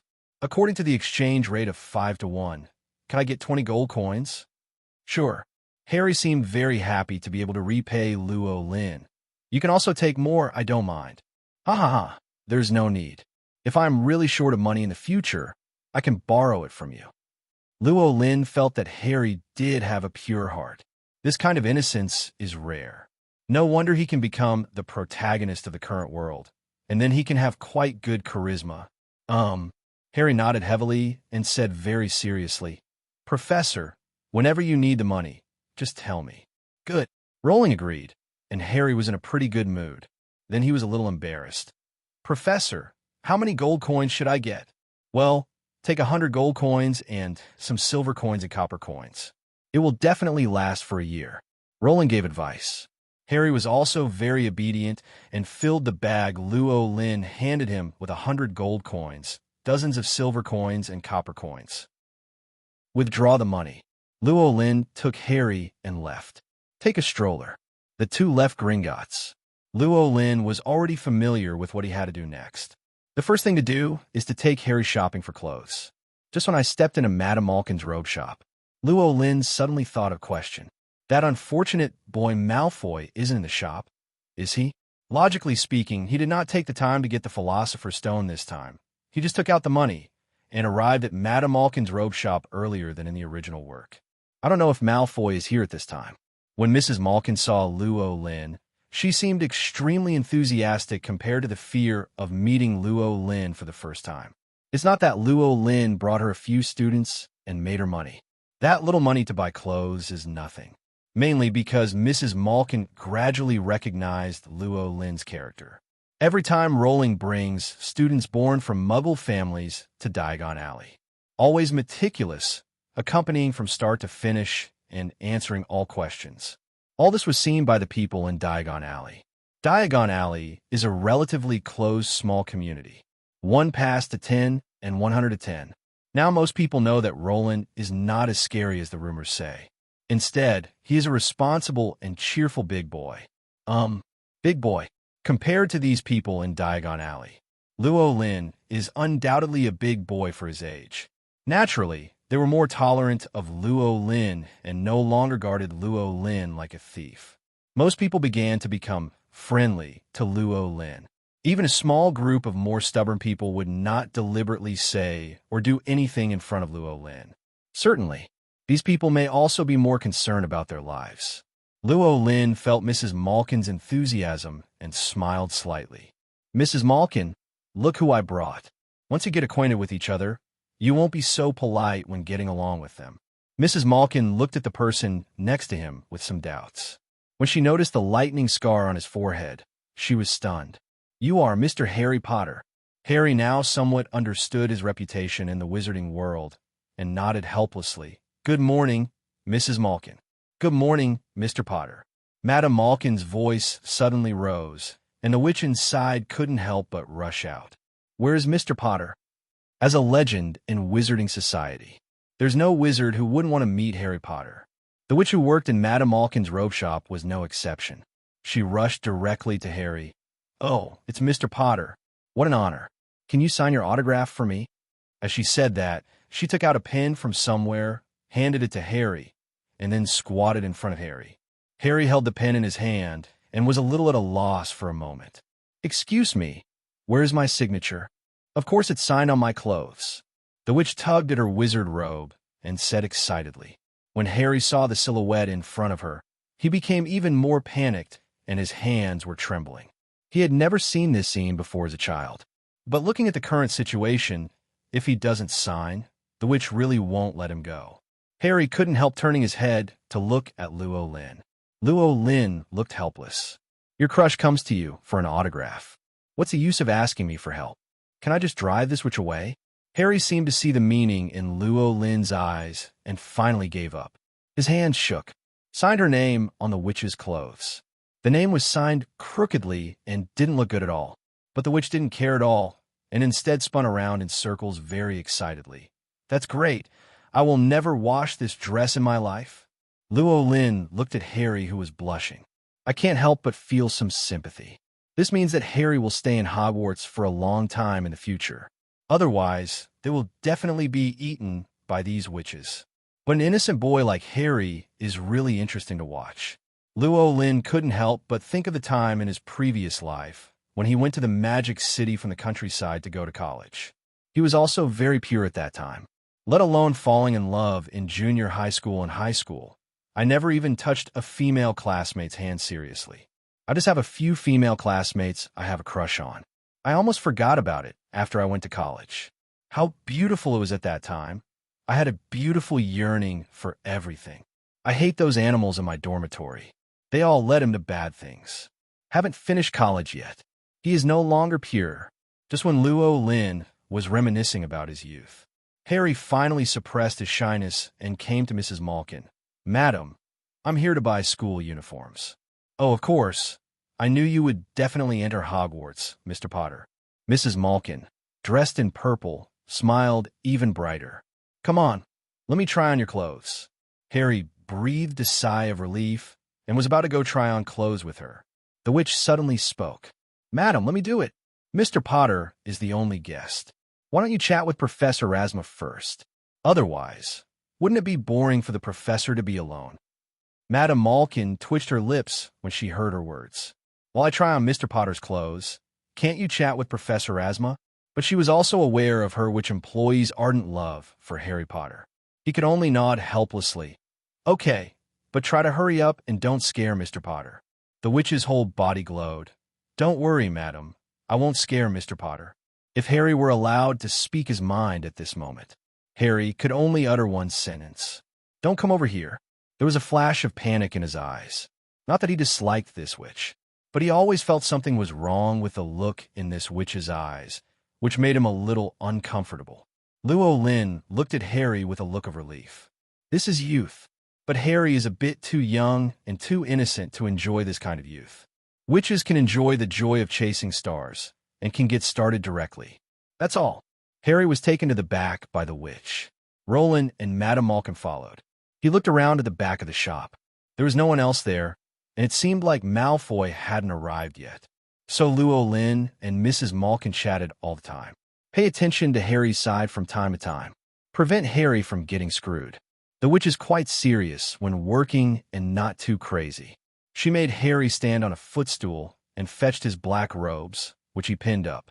At the same time, we should also give him a length that suits him. During this period, naturally, the witch took action immediately when she had the chance. Except for the more private parts of Harry's body, she touched him all over. But she didn't go too far. She always stopped at the touch of a button and stopped at the first touch. Harry was now on the footstool, feeling as if his days were passing by. Finally got to the end of the fitting. Harry ran behind, Rowling with his face flushed, not daring to look at the smiling witch. Mrs. Malkin glanced at the witch helplessly.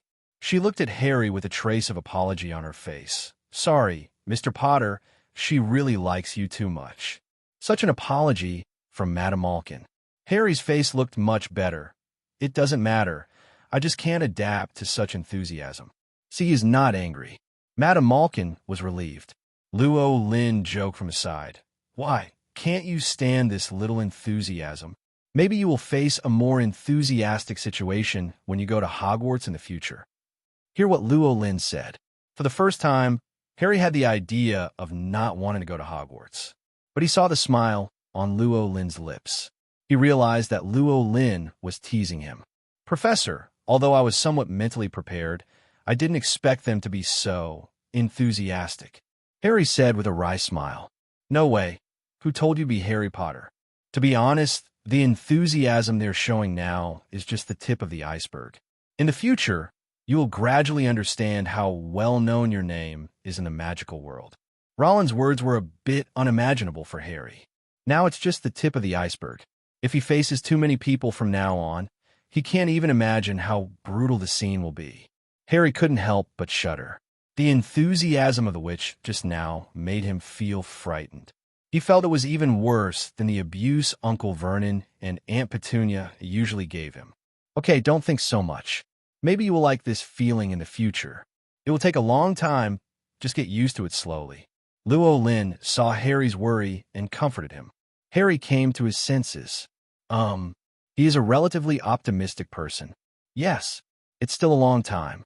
No one knows what it will be like in the future. Maybe by then he won't resist being treated so warmly. Finish shopping for clothes. Rowling took Harry away from Madame Malkin's robe shop. Before leaving, Harry saw a pale, thin young man walking into the robe shop. The two passed each other. The young man looked extremely proud. It seems that Madame Malkin's robe shop is a bit disdainful. Harry paid no attention to the stranger. He followed Rowling, went to Flourish and Blott's bookstore again, and bought all the textbooks.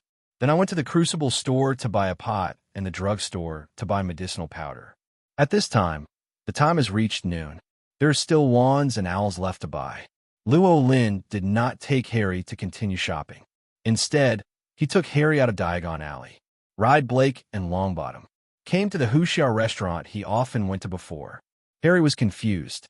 He didn't know why Lynn didn't take him to buy a wand and an owl first. The number of people that can be accommodated here is limited, so it's best to come around 12 o'clock. If you arrive late, you may not be able to eat. Rowling explained. Professor, do you like the food here? Harry couldn't help but ask. Of course, this is my favorite restaurant in London. I like it even more than the food in the previous hotel. Is it so delicious? It's not necessarily that delicious, but it suits my taste. Lynn said with a smile. Harry seemed to understand. But today it's not that I want to eat by myself, but that I want to treat you to eat. Hearing Lynn's words, Harry was a little surprised. Invite me to eat, why? Have you forgotten what day today is? What day is today? Today is not July 31st. Harry reacted. Today is his birthday. So, Professor, are you celebrating my birthday? Harry's voice was trembling. Lynn nodded. Of course, judging from your appearance last night, no one should have celebrated your birthday. As a professor, shouldn't I celebrate your birthday? He said it as a matter of course. But to Harry's ears, he felt it was so touching. His uncle and aunt hardly ever thought of his birthday.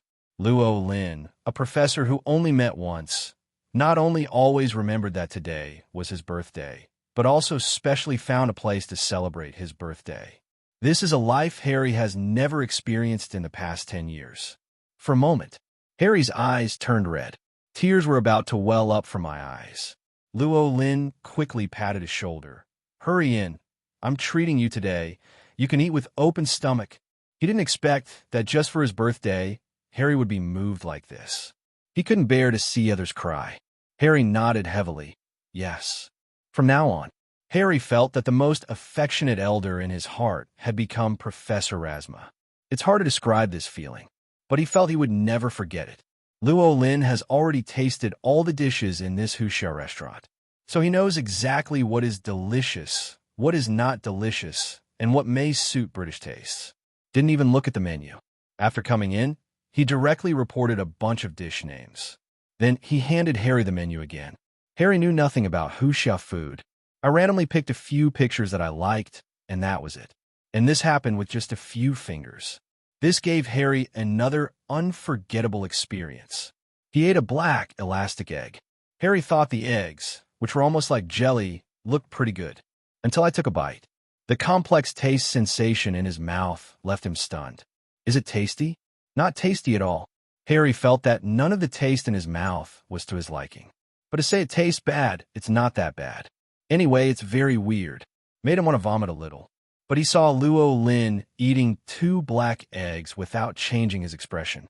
Harry swallowed the egg in his mouth forcefully. Then he learned the name of this egg from Lynn. Preserved egg. The taste of preserved eggs lingered in his mouth. It makes him feel a little uncomfortable when eating other delicious things. Harry swore that he would never touch this weird food again. Even if he starves to death, he will not eat. Finished a huxia meal. Except for the preserved eggs, Harry was generally very satisfied. There were a few dishes that weren't quite to his liking, but most of the dishes were delicious. Harry therefore developed a keen interest in the distant eastern country, especially when I heard that Lynn came from a distant eastern country and would go back if there was a chance in the future. He had the urge to go to the mysterious eastern country and explore it. Maybe I can go with the professor in the future. Harry couldn't help but think in his mind. Rowling didn't know what Harry was thinking. After lunch, he took Harry back to Diagon Alley again. Come to Diagon Alley. Rowling naturally wanted to take Harry to Ollivander's wand shop first. Just hearing the word wand, Harry was already a little excited. The things he bought before did not allow him to intuitively contact the magical world. But the wand is different. The wand is almost synonymous with wizards, and every wizard should have his own wand. This is Harry's perception, but he quickly turned to look at Lynn, because he asked when we were just eating. Professor Rasma said he didn't have a wand and didn't need one. This was somewhat unexpected. Harry didn't know if there were many wizards like Professor Rasma, but he was looking forward to having a wand of his own. Walking to Ollivander's wand shop again. Rowling was warmly received by Ollivander, just like Madame Malkin and others. Ollivander is also very enthusiastic about Lorraine. Professor Rasma, do you really not want to consider buying a wand from me? Ollivander worked hard to sell, but he clearly wasn't trying to make money from Rowling. But I am curious about what kind of wand is suitable for Lynn. Lynn was a little helpless. Ollivander always asked him this question every time he came here these days. He could only take the trouble to tell Ollivander that it was not needed for the time being. But as a wizard, you must have your own wand.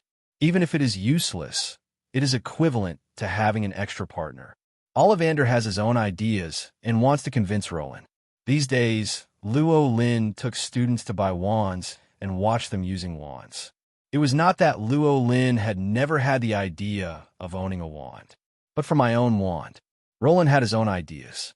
He felt that none of the wand materials in Ollivander's wand shop were suitable for him. As a necromancer, he should have a wand belonging to the necromancer's identity. Lynn decided to slowly collect items with death characteristics in the future and save a share of raw materials for making wands. When the time comes, let Ollivander customize it for him. That will be the most suitable wand for him. Rowling told Ollivander his thoughts. Ollivander's eyes lit up instantly. Customized wand, special materials, necromancer. He murmured these words and became more and more excited. That's great. Professor Rasma, you understand our wand makers, not swearing. My ancestors and great-grandfathers specially customized wands for court mages. I didn't expect that in such an era, I would still meet someone who collects materials and asks me to customize it. He is also a necromancer. It is really an honor for me. Ollivander said excitedly. As long as you agree, I will collect the materials as soon as possible, and I will trouble you then. Lynn said with a smile. Ollivander patted his chest and assured loudly. Professor Rasma, don't worry. I will definitely make you a wand that is most suitable for you. Well, I believe you. Ollivander is the best staff maker. Ollivander didn't expect that he would have an unexpected harvest today, and he was extremely happy. Then I remembered that Lynn had brought someone to buy a wand. He casually glanced at Harry behind Lynn, and his eyes suddenly straightened. Oh, it's you. Ollivander quickly walked up to Harry. Harry was a little confused. The old man had not noticed him at all just now. So why did he run up to him all of a sudden? Harry greeted quietly. Hello, Mr. Ollivander. Mr. Ollivander ignored him, just walked around him and muttered. Yes, Harry Potter, it's you? And yes, you need a wand. Your eyes are exactly the same as your mother's. I feel like it was yesterday when she came here to buy her first wand. 10 1/4 inches long, made of wicker and swishy when you swing it. It's a perfect wand. Ollivander stared at Harry. Harry felt a little numb at the sight of him and didn't know what to say. But after hearing the news about his mother, he was somewhat looking forward to what Ollivander would say next. Ollivander then spoke. Your father is different from your mother. He likes mahogany wands, which are 11 inches long. That wand is very flexible and powerful, and is very suitable for transfiguration. Your father told me that he liked that wand very much. Of course, the wand also liked him very much. After all, it is the wand that chooses the wizard. Ollivander came closer and closer. Harry was a little uncomfortable, but he still listened carefully to what he said about his father. It turns out that my father is a mahogany wand, suitable for the use of transfiguration. In other words, my father is very good at transfiguration. Harry guessed. Ollivander's nose was almost touching Harry's face. He reached out and touched the scar on Harry's forehead. I'm sorry. This was caused by a wand I once sold. It was 13 1/2 inches long, made of wood. It was extremely powerful, but it was taken by a bad person. If I had known that this wand would be sold to that person and let him do such a thing, I would definitely. Ollivander's voice became smaller and smaller. Harry wanted to hear clearly what he would definitely do, but in the end, Ollivander said nothing. He looked at Harry and took out his tape measure again. Bring it on. Then he measured Harry's body. Lynn looked on. It's not much different from every custom-made wand before. Some time passed. Harry tried wand after wand. The more wands he used, the happier Ollivander seemed. In the end, Harry's wand was still the Hollywood, phoenix feather, 11 inches long, relatively flexible wand. Harry waved lightly, and red light appeared, like fireworks on the wand. Ollivander always gets excited at this time. But what he said today was different from before. Wonderful, really wonderful. Harry was a little confused, not knowing what he meant by wonderful. Ollivander stared at Harry and said seriously, Mr. Potter, every wand I sell has a memory. I use the two tail feathers of the same phoenix to make two wands. One is the wand in your hand, and the other is the wand caused to you. Scar's wand. Harry's eyes widened, and he took a breath. How could it be such a coincidence? No wonder Mr. Ollivander said marvelous. It's so amazing. Ollivander still couldn't help but sigh. Mr. Potter, remember, it is the wand that chooses the wizard. I think you will achieve great things. See how he looks.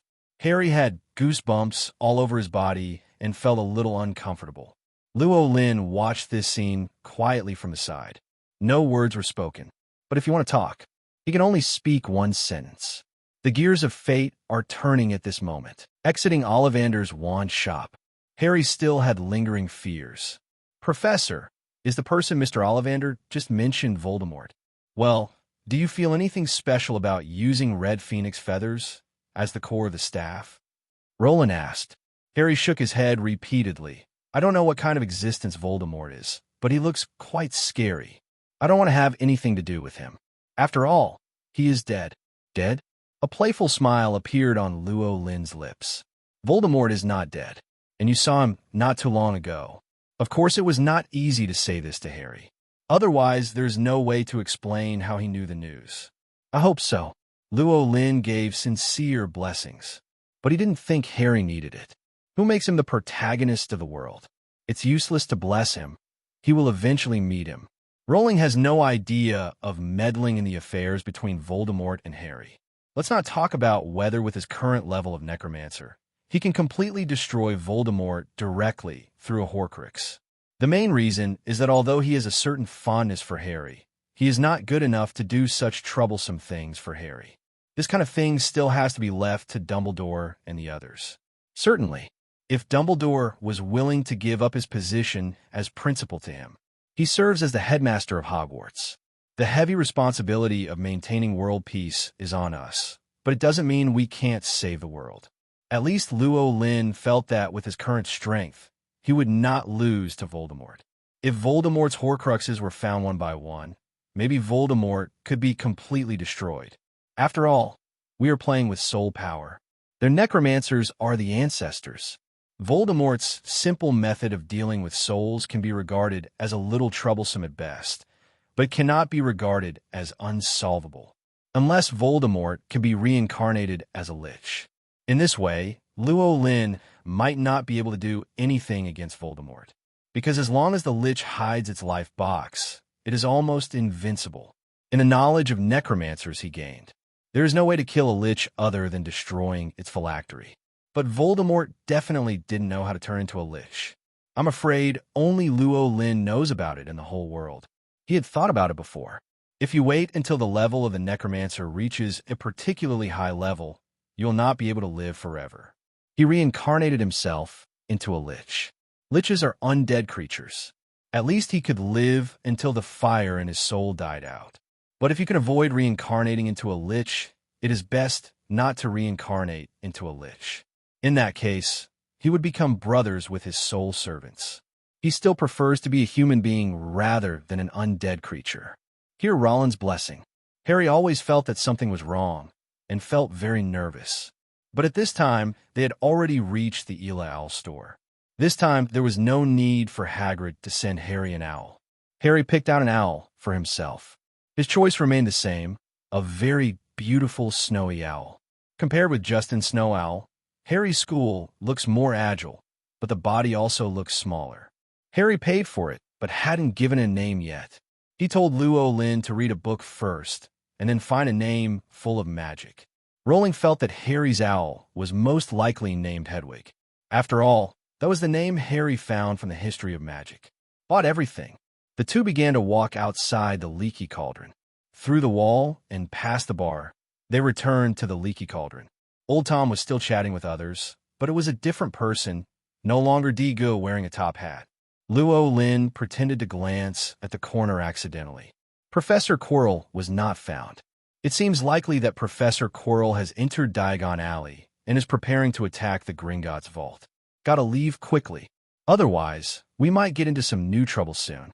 He didn't want to be discovered by the Aurors who came to intercept Professor Quirrell. It wasn't that he was worried that those Aurors would regard him as an enemy. He was already very familiar with the Aurors from the Ministry of Magic. At least they didn't think he would do anything bad. The main reason is that he is worried that these Aurors will make him a strong man and let him catch Professor Quirrell. That would be too much trouble. Say hello to Old Tom. Didn't wait for Old Tom to persuade him to stay. Rowling had already left the Leaky Cauldron with Harry. Old Tom felt a little regretful.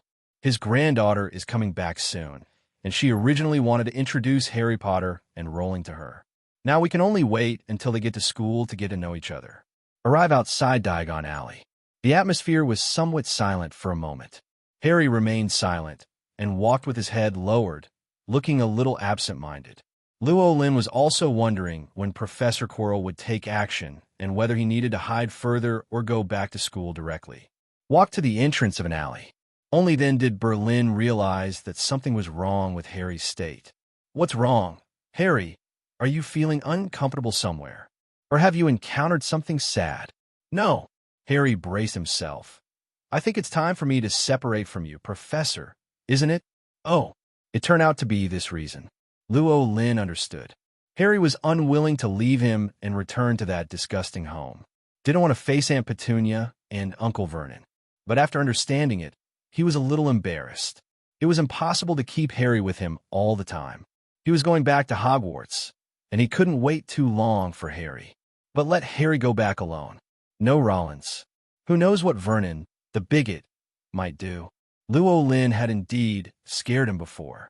But there is no guarantee that Vernon will do nothing. At least Vernon and Petunia would definitely cold-blooded Harry. There was no doubt about it. As a professor, he had to find a way. Don't let Harry get hurt or suffer cold violence. Harry looked at Luo Lin nervously. He could see that Luo Lin was thinking. He was hoping that Luo Lin would tell him that he didn't have to go back. But he was not willing to waste Professor Erasmus' time. That would be so unfair to the professor. Harry lowered his head and thought for a while. You'd better go back on your own, or you'll have to endure the pain for a while. When school starts, I will naturally leave that disgusting home. Just when he was about to speak, Luo Lin's eyes lit up, and he thought a pretty good idea. Sorry, Harry, I can't let you stay here forever. After all, I will go back to Hogwarts soon. Even though he knew this would be the result, Harry was still a little disappointed, but he did not show his disappointment, but said with a smile, I understand, Professor, I'll be fine. No matter how much a child pretends, how good can he be? Lynn saw his disappointment at a glance and said with a smile, but although I can't accompany you, I can let my undead servant accompany you. With it chatting with you, you won't be lonely. Soul servant? Harry couldn't help but look over Rollins' shoulder. Blake just lay there. At the same time, Longbottom was also at Rollins' feet. Professor, do you want Miss Black or Mr. Longbottom to accompany me? Harry couldn't help but ask. Black and Longbottom also looked at Roland. I wonder if Lynn really has this plan. Lynn slowly shook his head. It's not them. I have many other soul servants. You can choose one of them to accompany you. But if you insist on Black or Longbottom, you can let them stay with you for a while. After all, you're familiar with them. The reason why I want to find a new soul servant to accompany you is because it's a pity that my soul servants can't come out all the time. So I plan to give them a chance to come out and play for a while, and they can also chat with you. Hear Lynn's explanation. Harry felt a lot happier instantly. Can't stay in London, though. Need to go back to that disgusting home. But with an undead servant accompanying him, he won't be too bored. And he is also the undead servant of Professor Rasma. Maybe you can learn about Rasma's various situations from that undead servant. It will be convenient for me to repay him later. Then please ask the professor to call a new undead servant to accompany me. It would be better for Miss Black and Mr. Longbottom to stay with the professor. Harry's words made both Black and Longbottom nod secretly. They felt that Harry, the child, looked much more pleasing to the eye. Black didn't want to leave Lynn. She also wanted to increase her favorability in front of Lynn, and then asked Lynn to help her increase her soul strength so that she could surpass Longbottom as soon as possible. Longbottom didn't care. If Rowling needed him to do so, he would do it directly, but it was best not to leave his master's side. Hear Harry's words. Lynn also nodded.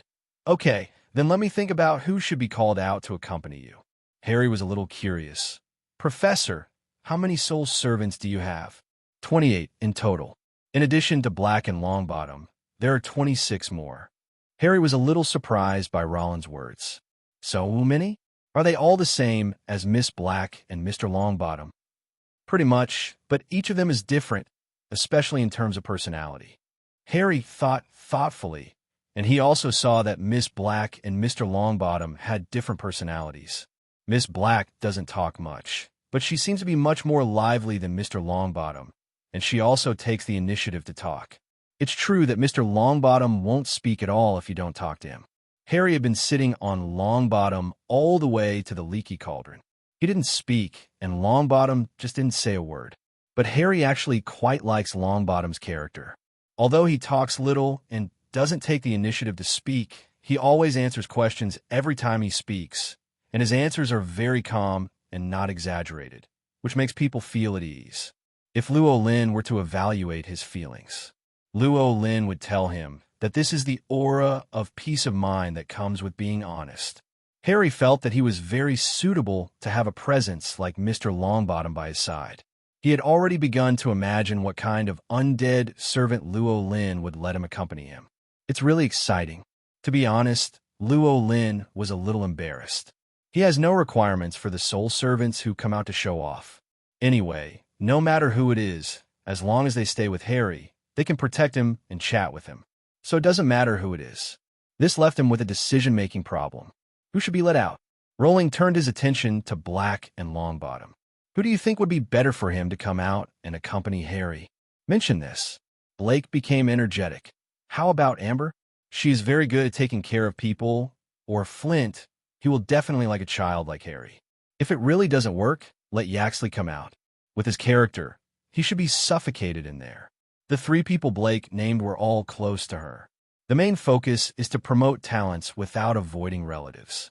Lynn laughed. The nepotism was finally figured out by Blake. He could only look at Longbottom, hoping that he could give a suitable suggestion. I think Avery and Malfoy are both pretty good. They both like to teach others, especially Malfoy. He taught me a lot. Longbottom is indeed an honest man. After he named the candidate, Black wanted to rush up and gag him immediately.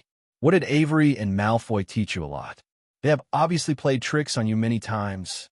An honest person can't be this honest, right? It's really a bit desperate. Blake could only pray secretly in his heart. He must not let Malfoy and Avery come out. These two people will definitely target him after they come out. Malfoy was okay, just plain annoying. Avery is different. Avery is a pure king of pranks, more mischievous than both Parkinson and Weasley. Nearly a year before, Blake has lost count of the number of times he has been teased by Avery. And don't know why. Avery only played tricks on others once or twice before losing interest. But he insisted on catching her and teasing her. This makes Blake have to be extremely vigilant every time he sees Avery to prevent himself from being teased. Blake prayed for a long time, turned to look at Lynn, and felt a thump in his heart. She found that Lynn actually hesitated after hearing Longbottom's suggestion, and there was a look of interest on his face. Danger. Blake felt like a big word, danger, appeared above his head. So far, she could only lower her demands. Started to whisper, "No, Avery, no, Avery." Blake had given in. She felt that Malfoy was not unacceptable, as long as it was not Avery. The next moment, Rowling seemed to have heard Black's prayer and asked, "Is Malfoy okay?" No way. In order to avoid Avery, Blake nodded against his will. "Mom, Malfoy is pretty good." Lynn did not comment, but glanced at Harry. Harry was found to have no particular reaction. Then he came back to his senses. Harry didn't know Malfoy at all at this time, so he could have any special reaction. But Malfoy seems pretty good. Rowling recalled the little boy he met when leaving Madame Malkin's robe shop in the morning. That boy should be Malfoy. What if Harry went back with his soul servant Malfoy, and then met the human Malfoy on the train to Hogwarts? That scene, Lynn found it interesting just thinking about it. Harry didn't know Rollins' bad taste. He had little feeling for the names Longbottom and Black said. After all, it was impossible for him to know Lynn's soul servant. He stood there quietly, waiting for Lynn to decide. Lynn thought for a while, but still didn't decide directly. "Harry, do you think any of the names just sounded more pleasant to you? Or which one is more annoying?" He asked Harry for his opinion. Harry recalled the names. There was nothing unpleasant about it, nor was it very pleasant to listen to. So I shook my head. "Professor, you decide. I'm fine with it." "All right." It seems that Lynn can only decide for himself, since Harry has no special ideas. "Then just do what you think. It's up to you, Malfoy." "Malfoy. He should be able to help you very well, and he talked a lot. You will definitely not be alone." Harry naturally had no objection to Rowling's decision. However, Rowling said that this soul servant named Malfoy talked a lot, and Harry suddenly felt a little uneasy, although he wanted to have someone by his side to chat with. "But I don't want to be criticized all the time. That would be too uncomfortable." But that's it. Harry would not refuse Rowling. He could only hope that Malfoy was not as talkative as he thought. Blake wailed in his heart when he learned the result. Fortunately, it was not the worst outcome she had thought of, and she could barely accept it.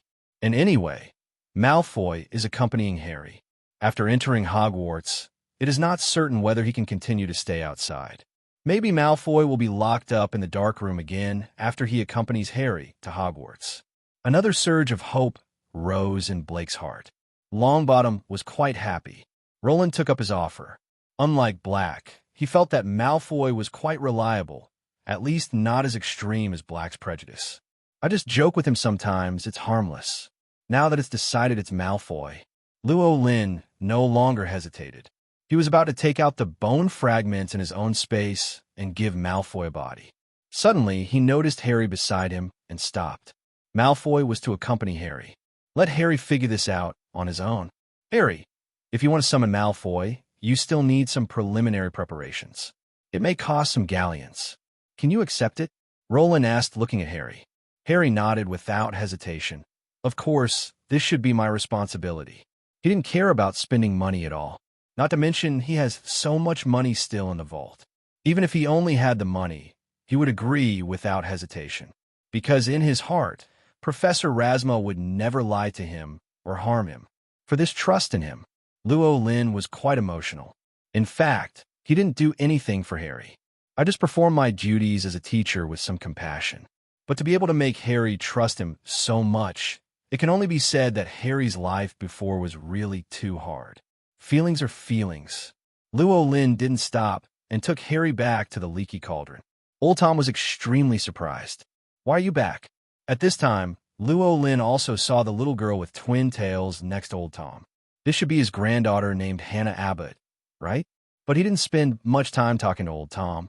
After Old Tom introduced Hannah Abbott to him, Rowling took Harry into Diagon Alley, then walked through Diagon Alley.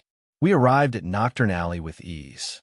This is the first time Harry has come to Nocturne Alley, and your impression of this place is that it is eerie and terrifying. He didn't quite understand why Lynn brought him here, but he didn't feel too scared, nor did he ask. He just followed Lynn's steps. Lynn quickly took him to Bogenbach's store. I saw Mr. Borgin, who was wiping the shop. "Mr. Borgin." Lynn said hello and almost frightened Mr. Borgin, who was standing on the stool, to fall down. Fortunately, he stabilized in the end. When Mr. Borgin saw Lynn, a trace of panic flashed in his eyes. Why is this guy here again? Could it be that there is no reason to rob this time, so he just planned to rob? But he soon discovered that he had been wrong. Rowling brought Harry to him. As a black marketeer, Mr. Borgin reacted quickly. He recognized Harry in an instant, and then showed surprise. "It's Mr. Harry Potter, Professor Rasma. Why did you bring him here?" After all, most of the items sold here in Nocturne Alley are related to black magic. Harry Potter was brought here by a professor at Hogwarts, with a slight sense of black humor. "I brought him here to buy some bones." Lynn answered casually. Mr. Borgin's expression became even weirder, but he did not ask further questions. Harry already understood what Rowling had brought him here for. I also understand why Lynn said he needed to spend money just now. Obviously, Professor Rathma's other undead servants, like Miss Black and Mr. Longbottom, all need a body. Think of this. Harry unconsciously looked at this somewhat scary shop and observed the bones here. He felt that Professor Rathma wanted him to choose a body for Malfoy, so he chose very carefully. There are no complete human bones displayed outside the store, but there are many skeletons of other animals. Thinking that Miss Black was an owl and Mr. Longbottom was a cat, he felt that he should choose a different creature for Malfoy. Look left and right. Harry suddenly discovered a small skeleton with a relatively long nose bone. As he watched, Mr. Borgin had appeared near him. "How about Mr. Potter? This skeleton is pretty good, isn't it?" Harry nodded subconsciously and asked at the same time, "What kind of creature's skeleton is this?" "This is not the skeleton of an ordinary creature. This is the skeleton of a magical creature. It is incredible." Mr. Borgin subconsciously wanted to flatter and raise the price. Then I thought that Lynn was around. When he turned around and saw Lynn's smiling face, his body couldn't help but tremble, and he immediately calmed down. "Anyway, this is a very good skeleton. If you need it, Mr. Potter, I can sell it to you cheaply." Magical creature? Harry was really interested now. Talk about magical creatures. It seems that he has really never seen it, unless owls are also considered magical creatures. Or maybe Miss Black and Mr. Longbottom can be considered magical creatures. His knowledge of magical creatures comes from myths and legends, like the legendary dragon, phoenix, and so on. But I have never heard of an animal with such a long nose and a medium body. Harry knelt down and looked at the skeleton in front of him. A little curious, I asked, "What magical animal is this?" "Heard Harry ask," Mr. Borkin said. "Just a moment." He walked behind the counter, took out a handful of picture albums, turned to a certain page, and handed it to Harry. "It's this thing called Shio Nifule. Sniff?" Harry had never heard of such an animal. He took the album. I saw an animal with a long nose and a body covered with black fur. Below is an introduction to this amazing animal. The niffler is an animal that digs the ground and has a special preference for all shiny things. It will present the treasure it finds to its owner. Wizards often raise it to dig for treasure deep underground. He has a gentle personality and is even affectionate towards people. But don't keep it home. because it can cause damage to your belongings. It would be best if he lived in his own lair, perhaps 20 feet underground. Harry became interested. Isn't this a legendary treasure-hunting beast? It turns out that there really is such a thing in the magical world. What if there was a niffler? Doesn't it mean that there will be no shortage of money in the future? However, he quickly rejected this idea. If only it were that simple. Wouldn't other wizards think of it? I'm afraid everyone's pet will become a niffler. Moreover, Shio can only look for those treasures that have no owners. Even if it can find things that really have owners, it is impossible to rob them. Harry looked through the picture album carefully. Lynn also observed Shio's skeleton. The skeleton of this Shio is very complete, but one toe is missing, and a suitable bone needs to be found to replace it. Nothing else is a problem. He turned to look at Harry and asked, "Harry, what do you think of this niffler skeleton?" He wanted to know if Harry was going to buy the skeleton. If not, he plans to buy it. The skeleton of this niffler is quite nice. Or the skeleton of a magical creature. Soul servants have a unique point. The bones they settle in are basically intact skeletons, and the owner of the skeleton has special abilities during his lifetime. The soul servant who lives in the skeleton can obtain part of the original ability. Of course, it is definitely not as good as living creatures, but it is also of some use to Lynn. Lynn wanted to own a treasure-hunting rat in his previous life. Under tremendous work pressure, he thought about lying in a rented house every day, eating and waiting to die, and then letting the treasure hunter get him money every day. It's a pity that it is just a beautiful yearning, and it is difficult to realize it in a dream. After thinking about it, you still have to go to work. This life is different. There really is such a thing as Shio. He decided to realize his dream from his previous life. When the time comes, let the soul servant enter the skeleton, and then go out to hunt for treasure every day. No matter if you can find something valuable or not. It's all a different kind of fun. A bit like the traveling frog that Rowling plays with in his spare time. But at that time it was called Frog Cub. This one should be called Sniff Cub. Rowling's question made Harry hesitate. He actually wanted to buy it. After all, Niffler didn't look ugly, and he was a magical animal, but he didn't know if he had enough money. So he asked Mr. Borgin, "How many galleons does this sniffing skeleton cost?" Mr. Borgin answered very cautiously this time. "It's not very expensive. I'll sell it to you at the purchase price, 2 galleons and 10 cats." Harry's eyes lit up. It's so cheap, so he has more than enough money. Then he turned to look at Lynn. Lynn nodded, and Harry understood. "Okay, then I will buy this." Mr. Borkin breathed a sigh of relief. What he quoted was indeed the cost price, mainly because I really don't want to offend Lynn. If it weren't for the bottom line as a businessman, he wouldn't be able to sell things at a loss. Maybe he could sell the bones to Harry at a loss. "Okay, then I'll help you install it." Mr. Borgin went to find a box, carefully placed the niffler skeleton, and handed it to Harry. Harry took it slowly, so as not to accidentally drop the box to the ground and break any bones. Things had been bought. Lynn was about to leave, but when he turned his head and looked around, he happened to see a suitable phalange among the pile of broken bones. Thinking that the niffler skeleton was missing a toe bone, he bought the finger bone and then left here with Harry. But Rowling was in no hurry to leave Nocturne Alley. He was going to inject his soul directly here. The undead atmosphere in Nocturne Alley is relatively strong.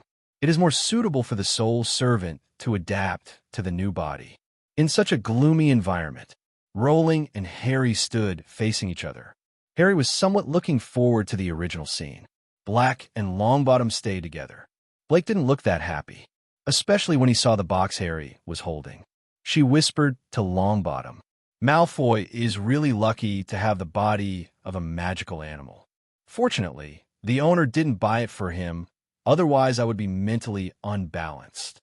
Longbottom smiled honestly. "Don't worry, Black. Sooner or later you will have the body of a magical animal, or you can also have the body of a wizard. Just wait for the master to become stronger and stronger."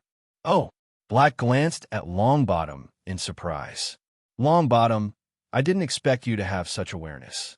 It seems you are indeed not stupid. But just thinking about Malfoy coming out with a body that is much better than mine makes me feel a little unhappy." It was the same when I first had a body. His body frame was actually 2 inches taller than mine. That was simply a shame for me. When Black talked about what happened at the beginning, Longbottom nodded. You were indeed shorter than him at the time, but he has a boy's frame and you have a girl's frame. Isn't it normal to be shorter? Black was dissatisfied. Why should girls be shorter? Sooner or later, I will be taller than Malfoy. Okay, I support you, definitely more than Malfoy. Longbottom's tone was sincere. Blake felt much better instantly. Rowling was asking Harry to take the niffler skeleton out of the box and place it on the ground. Hear the conversation between Black and Longbottom. Some dumbfounded. If the conversation between the two people was placed on the internet in the previous life, there were probably punchers and counterpunchers coming to attack them. Soon, the niffler skeleton has been placed. Lynn asked Harry to step back a little and open the soul servant module. He scrolled up and found Malfoy's name. Then, with a thought, a green fire appeared on his fingertips. Harry looked at the fire between Rowling's fingers and held his breath, waiting for the next move. The fire at Lynn's fingertips kept getting stronger, and finally a huge flame burst out. Right now, he flicked the flame casually, and it hit the sniffing skeleton on the ground. Sniff skeleton creaked a few times. A voice came from above. Ha! I finally came out. An arrogant voice suddenly came from the sniffing skeleton. Harry was startled, but he soon realized that this was what the undead servant named Malfoy said. So he looked at the sniffing skeleton curiously. This undead servant named Malfoy is completely different from Miss Black and Mr. Longbottom. He doesn't sound like a good person at all. Gala. Shosho's skull moved first, then his 2 arms, and finally his leg bones. 2 skeletal hands pushed to the ground. The sniffing skeleton on the ground stood up straight. Harry also saw the green light flashing in its eyes. Malfoy was obviously still getting used to this body. Wait until the green light in his eyes stabilizes. Malfoy is the one who occupies the skeleton. Black saw Malfoy's look and shook his head. What an arrogant guy. He actually calls himself uncle in front of the master. Longbottom nodded. This time he agreed with Black. Malfoy is so disrespectful to the master. We need to talk to him. You go ahead and tell me. I don't want to talk to this nasty guy. Blake refused without hesitation. Longbottom didn't force it. Well, I'll tell him later. If he didn't act like this before, he must have been locked up for too long. Lynn watched Malfoy occupying the sniffing skeleton and nodded secretly. For Malfoy and the other soul servants, changing a body is no different from changing a piece of clothing for an ordinary person. It's just that they often have to wear this dress for a longer period of time. As for Malfoy's arrogant shouting just now, Lynn didn't care at all. Malfoy's character is like this. He respects his master, but for others, he simply puts his eyes above his own. This is the character of the soul servant itself. Even Lynn, the necromancer, is difficult to change, unless he directly uses means to tamper with the soul essence of the soul servant. Otherwise, just changing the memory won't work. Each of Rowling's soul servants is unique. Since they were summoned from the void by Lynn, they have been finalized. Lynn was unwilling to change them. Deep down in his heart, he regarded these soul servants as friends. Just because he is the master, the impression engraved in the mind of the soul servant is that of supreme.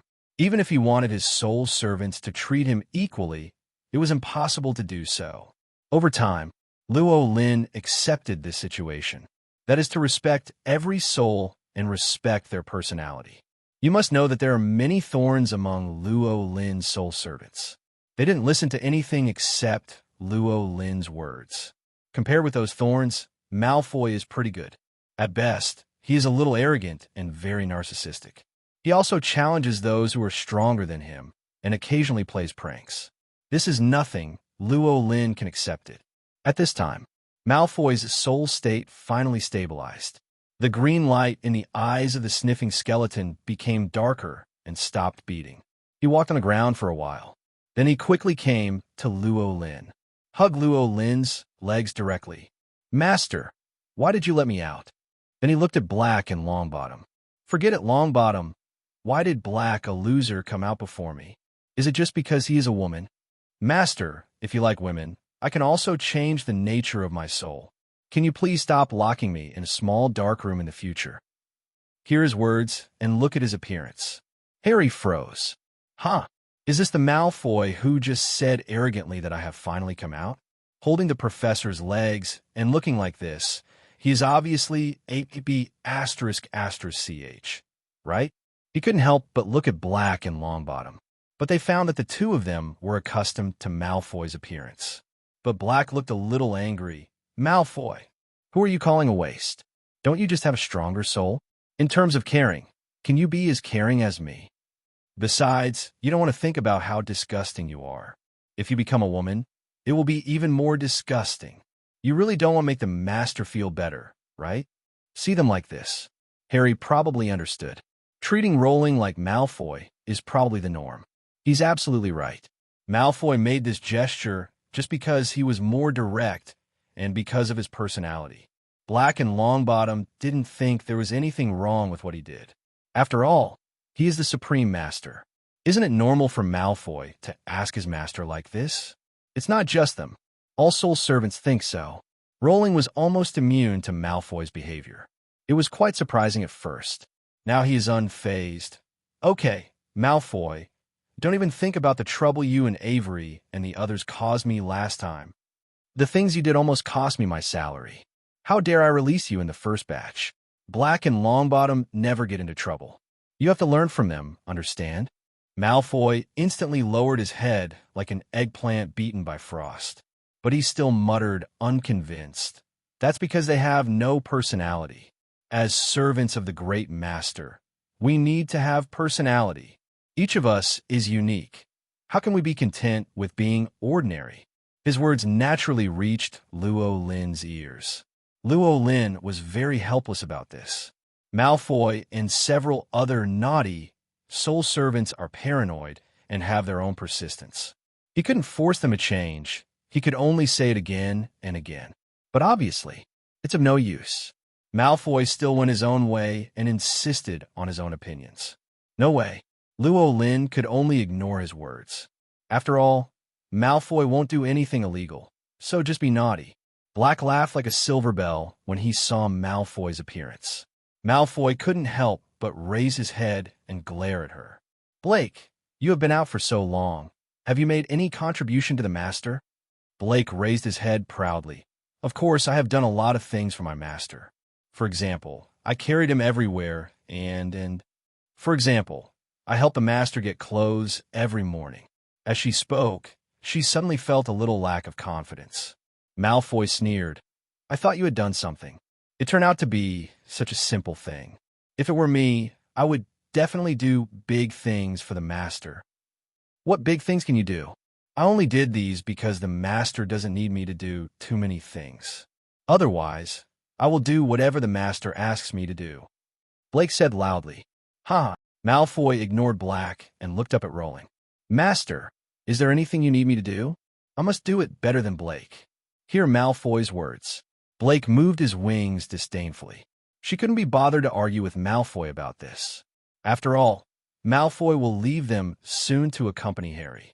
Harry looked at Malfoy from the sidelines. I feel that each of Luo Lin's undead servants really has a different personality. The character of this undead servant named Malfoy is really interesting. With him by his side, I shouldn't be bored. Malfoy didn't know yet that he was going to be given to Harry temporarily.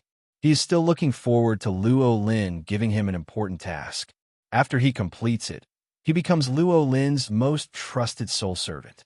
When the time comes, he will send Black and Longbottom away, so that he can be alone with his master.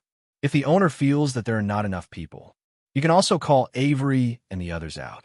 He prefers to get along with Avery and the others. They have a bit of a like-minded mind. If only Blake knew what he was thinking. We'll definitely spit on him. Like-minded people are just like-minded people. Luo Lin was very pleased when he heard Malfoy take the initiative to ask for something. Speaking of which, I really have something for you to do. This is why I let you out of the dark room. Rowling's words made Malfoy even more excited. He still hugged Luo Lin's thigh tightly and said expectantly, Master, please give me your orders. Seeing how impatient he was, Lynn looked at Harry. "This is Harry Potter." "Oh." Rowling introduced Harry, while Malfoy seemed a little cold. Apart from his master, Malfoy had no good impression of these humans. He didn't quite understand why Lynn wanted to introduce Harry to him. "Harry, he is Malfoy." "Hello, Mr. Malfoy." Harry seemed very polite and stepped forward to say hello to Malfoy. Malfoy nodded, hummed, and stopped talking, but continued to look up at Lynn. "Master, what on earth am I going to do?" He doesn't care about human imps now. He just wants to know what he can do for Lynn. "What you are about to do has something to do with Harry." Malfoy was stunned by Rowling's words. "Is it related to this brat?" Malfoy finally looked at Harry. "I found out that this was just an ordinary human kid, but it seems to be a wizard. You can feel the aura that belongs to the wizard from him. Does the master want me to kill this little human wizard?" Malfoy couldn't help but ask. Lynn twitched the corner of his mouth. "What do you think?" Of course, Malfoy knew what he said was impossible. Rowling had already introduced Harry to him, so how could he let him kill Harry? "But Master, what can I do with this brat? Does Master want to accept him as a disciple or godson? So let me teach him well." Malfoy gave full play to his imagination. "What are you talking about? I am now a professor at Hogwarts, and Harry is the new student who is about to enter Hogwarts this time. But his situation is somewhat special, so he needs you to stay with him for the next period of time." Lynn felt that if he didn't speak clearly again, Malfoy would continue to use his whims. Harry didn't pay much attention to Malfoy's words.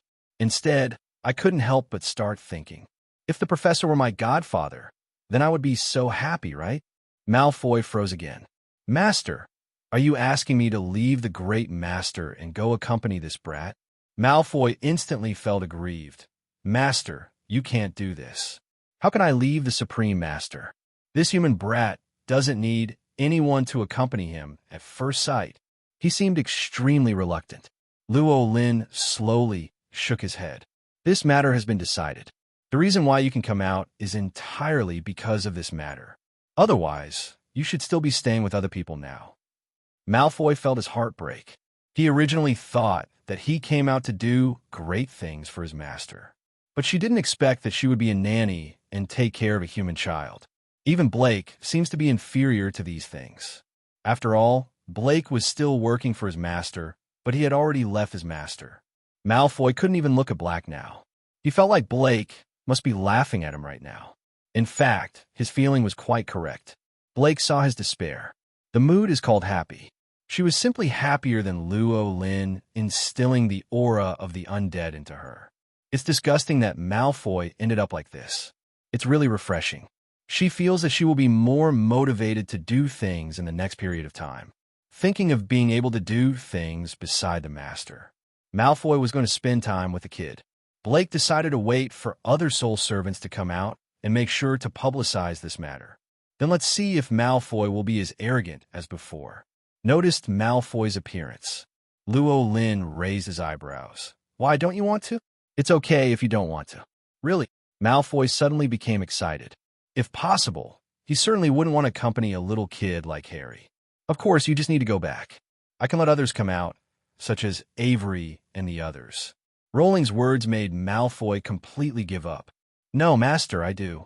Malfoy spoke in a very serious tone, as if what he was going to do next was to send him to the execution ground.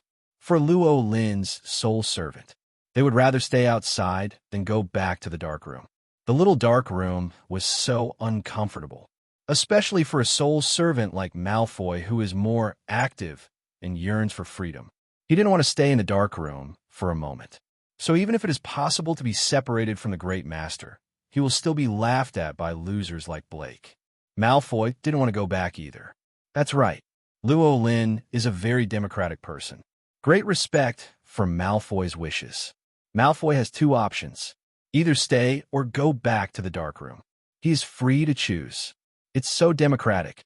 By the way, do you feel any difference in your body? Lynn was more curious about whether Malfoy had gained any special abilities in the niffler skeleton. Here's words. Malfoy just started to look at his new body and then said, "It's nothing too special, It seems like I'm just sensitive to a certain smell. For example, this one, Lynn took out a gold galleon from the storage space. Yeah, that's right. Malfoy nodded repeatedly, and his hand unconsciously moved toward Jean Gallen. This was his body's instinct, but then can you detect anything similar to aura around you? Lynn was a little curious. Malfoy felt it very hard for a while, then shook his head dejectedly. No, Lynn didn't care. The soul servant occupies the skeleton of a magical animal and can only obtain part of its abilities. It is normal for the ability of perception to be weak. Then he asked, "Can you dig the ground?" Speaking of which, Malfoy nodded repeatedly. "Okay, Master, do you want me to dig into the ground to show you now?" "No," Lynn just asked casually. It seems so. After Malfoy takes over Sniff's skeleton, he has similar abilities to Sniff. It's just weakened a little. This was consistent with the knowledge in his head. "What do you think of this body?" Rowling asked. "Not bad, better than those before." It can be seen that Malfoy is quite satisfied with his new body. Then you have to thank Harry. Harry bought this body for you. Otherwise, you would have had to be like Black and Longbottom and piece it together with bones. Malfoy was a little surprised by Rowling's words. He thought his body was given by his master. Unexpectedly, it was that kid who bought it for him. The original resistance in his heart weakened slightly. At the same time, Malfoy looked at Black and Longbottom. He had just recognized Black and Longbottom based on their soul auras and hadn't paid much attention to their situation. Now, take a closer look. It was discovered that their bodies were actually pieced together with various bones. There is no comparison with his complete body skeleton. My mood suddenly improved a lot. Although he has to leave his great master temporarily, what he has to do is what the master ordered. Moreover, this body was purchased by that brat. That brat could be regarded as the master's student. It seemed appropriate for him to take care of the brat for a period of time. He has a complete skeleton, or the skeleton of a magical animal. I don't know how advanced the body put together by Black and Longbottom is. Malfoy once again felt superior to Black and Longbottom.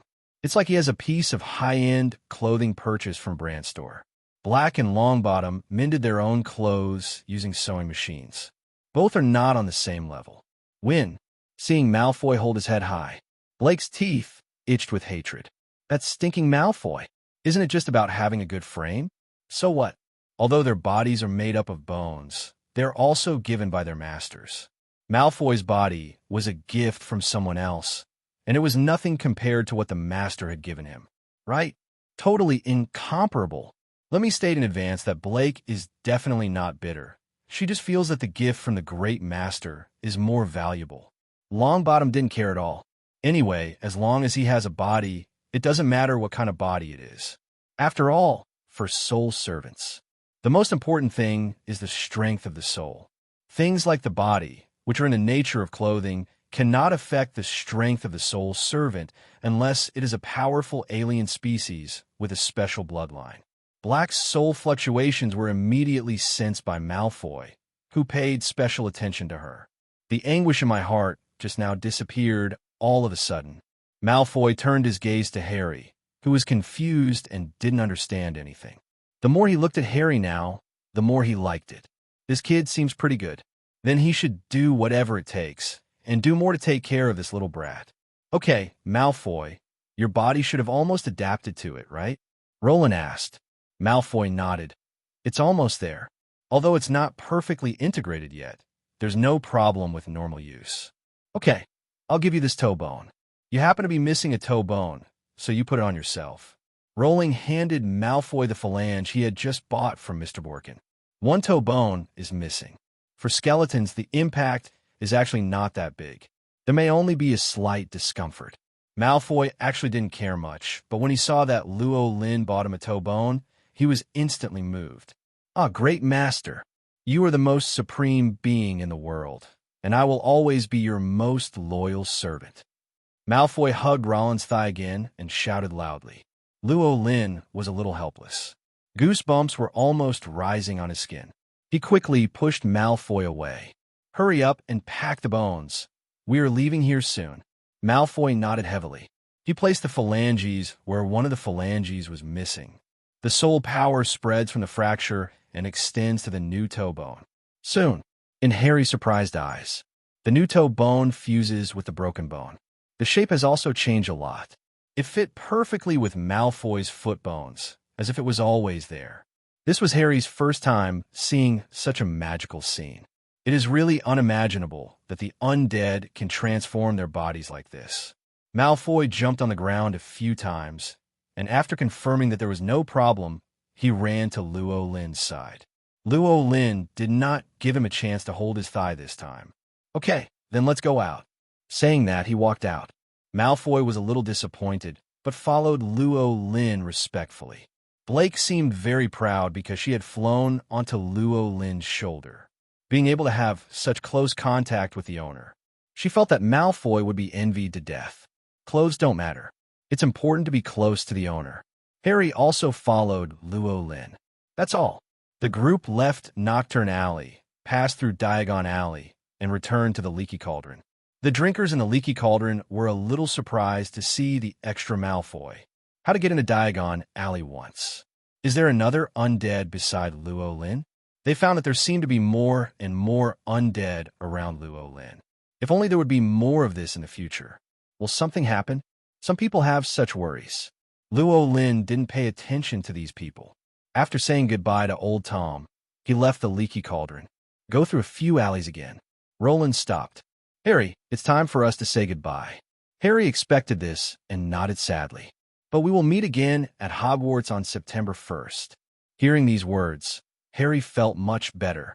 Well, I'm looking forward to meeting the professor next time. Subsequently, Rowling told Harry about the tickets and the situation at the Hogwarts Express station. Let him go to school on time. Do it all. Luo Lin's mission was completed, and he stood directly on Blake's body and left. Looking at Luo Lin's back, Harry was a little reluctant to give up, but his eyes quickly became firm. Anyway, I can see the professor again in 1 month. Okay, kid, it's time for us to go. As soon as Luo Lin left, Malfoy's voice suddenly became arrogant. Harry came to his senses. Look at Malfoy. Mr. Malfoy, let's leave now. Malfoy floated directly in the air. Okay, let's. Only then did he react. By the way, how do we get to your house? Malfoy asked. Harry blinked and looked at Malfoy innocently. Of course Mr. Malfoy took me. The green light in Malfoy's eyes flashed suddenly, and he said in a stiff voice, Shall I take you there? How did you get here before? The professor asked Mr. Longbottom to bring me here. Harry's words made Malfoy freeze in midair, and then he fell down. He seemed to have been hit hard. You mean you came here sitting on Longbottom before? Harry nodded. Malfoy's hanging heart finally died. What the hell? Uncle Malfoy, actually wanted to use that child as a mount for someone, although it is not a matter of nature. But carrying Harry on his back doesn't mean he is serving as a mount for Harry. Damn Longbottom. How can he be used as a mount for others? You must know that neither he nor Longbottom has ever been a mount for Luo Lin. Instead, I have to be trampled under the feet of a little brat. Master, why? Why do you want me to take care of this kid? Malfoy would rather go back to the dark room than serve as Harry's mount. But it's too late. Luo Lin's task has been entrusted to him, and he has to complete it. Harry looked a little confused. He suddenly felt that this little kid was not so pleasing to the eye. Mr. Malfoy, what's wrong? Is there something you need to do? Harry didn't understand Malfoy's confusion. After all, Longbottom had agreed without hesitation before, and he thought it was normal. Malfoy's voice became weak. No. Then should we go? Harry asked. Seeing his innocent look, Malfoy sighed and returned to his previous state. Forget it. You're a little brat. I won't care about you. He slowly lay on the ground. Come up, I will take you back. Harry didn't know what was happening, but he knew what to do now. He straddled Malfoy. Malfoy is much larger than Longbottom. It didn't seem too out of place for a child like Harry to ride on him. Wait until Harry is seated. Malfoy suddenly flew into the sky. Harry suddenly felt a strong gust of wind and couldn't help but close his eyes. Wait until it opens again. They have reached high altitude. Looking at the shrinking city below, Harry couldn't help but shout excitedly. However, Malfoy and Longbottom are different. Malfoy set off directly, and Harry was choked by the wind. "Ahem, Mr. Malfoy, why is there such a strong wind?" Harry couldn't help but ask loudly. "What do you mean? Is there strong wind at this speed?" Malfoy didn't understand what Harry meant either. "It's an honor for me to carry you on my back. What are you still despising? What's more, isn't it normal for the wind to blow when flying at high altitude? But Mr. Longbottom would put a protective film around me before to prevent the strong wind from blowing me." "Yeah." Hearing this, Malfoy slowed down and felt a sense of comparison. "How did he do it?" "I don't know very well. For what he said, it seems to be some kind of soul power." Harry finally came to his senses and tidied up his clothes and hair that were completely messed up. "Oh, it turns out to be soul power." Malfoy understood instantly and tried to build a protective film around Harry. "Is that so?" Harry actually didn't understand it very well, but he looked at it and said, "It should be so." "Then let's go on. I'll show you what real speed is. That guy Longbottom is definitely not as good as me." Malfoy suddenly increased his speed and rushed in the direction pointed by Harry. Harry was not blown by the strong wind this time and could clearly see the scene below. "Wait until it's almost there." Harry felt excited and worried. These are two very contradictory psychology, but it is the truest portrayal of his heart when he is about to return to Privet Drive. He didn't know how he would be treated in the coming days. He didn't know what Aunt Petunia and Uncle Vernon would do to him. But after taking a look at Malfoy, Harry felt a surge of courage within him. There is Mr. Malfoy, the professor's spiritual servant. At least he wouldn't be alone. And judging from Mr. Malfoy's character just now, it would be difficult for Uncle Vernon and Aunt Petunia to bully him. Malfoy took Harry back to the Dursleys' house. Other side, Rowling has returned to Hogwarts. Blake's speed is still very fast. When I came to Hogwarts, it was still afternoon and the sunshine was still beautiful. Lynn felt very lucky at this time, because just when a Nocturne Alley's Borgin box store to buy a body for Malfoy was risky. The risk is that Professor Quirrell will take action during that time. That way he might get into trouble. But it's okay, until they left the Leaky Cauldron. Diagon Alley is still a peaceful scene, and Professor Quirrell has not taken action yet. Now he's back at Hogwarts. Naturally, you don't have to worry about this problem anymore. Rowling returns to Hogwarts. The first one discovered was Hagrid. Hagrid was clearing a clearing next to the Forbidden Forest. Logically speaking, this should not be his responsibility, but he prefers to do this kind of thing in his free time. Otherwise, you can only go to Hogsmeade to drink. Hagrid is actually quite boring. Before Harry and others arrived, there were not many people in Hogwarts who wanted to deal with him. He has been staying alone in a cabin by the forest, with only a dog accompanying him. Perhaps this is one of the reasons why he likes raising magical animals so much. Lonely people like to keep pets. It's just that the pets Hagrid keeps are slightly different. After all, normal people would never keep a dragon as a pet. Not only normal people, but normal wizards will never raise a dragon. It is very dangerous. Saw rolling in the sky.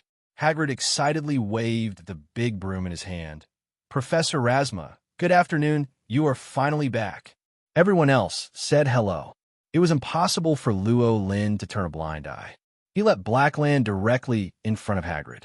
Jumping from Blake to the ground, Lynn stepped forward and stretched out his hand to shake Hagrid's hand. "Good afternoon, Hagrid. You really do your duty." Hagrid showed a simple and honest smile, and his beard twitched and looked very funny. "Thank you for the compliment. Professor, why did you come back so late?" Hagrid asked while inviting Lynn to sit in the room. Lynn waved his hand and refused. "Actually, I should have come back a long time ago, but Professor Dumbledore told me 2 things. Because I had to do those 2 things, I came back a few days late." Hagrid didn't force it. He put the broom on the ground and asked curiously, "Since Dumbledore asked you to do something, it must be something very important. Can you tell me about it?" "Of course, one of the things is to help him pick up something from Gringotts. I haven't seen what he picked up yet. It is probably something more important, and I can't show it to you." Hagrid nodded to express his understanding, and he had already vaguely guessed what Lynn was getting. After all, Dumbledore had already taken away Wei from him, and the general situation was also explained. As for the second thing, it is a very special thing. I want to be a messenger for a student alone. Can you guess who it is? A mysterious smile appeared on Luo Lin's face. Serving as a messenger for a student alone? Hagrid scratched his head. Why did Dumbledore designate Rowling to be a messenger for a certain person? He thought about it for a moment, but he had no idea. Just when he was about to ask, an idea suddenly struck him. It's that kid. Luo Lin knew that Hagrid had guessed it. Yes, it's the famous Harry Potter. Harry Potter. It really is him. How could Dumbledore be so interested in him other than him? Hagrid murmured, Dumbledore should have let me go. I also want to see that child again. Hagrid, are you related to Harry? Luo Lin asked, pretending to be curious. Of course, I know his parents, and I was the one who took him to Privet Drive and saw Dumbledore leave him at the door of that Muggle house. Hagrid felt a little sad when he recalled what happened. Lily and James are both dead, and he is still so young. He suddenly looked at Rowling. Harry, how is he doing? Not very good. Rowling told Hagrid about Harry's situation. Hagrid's eyes widened, and he was furious. Damn it, how dare they? If I were here, I would turn them all into pigs.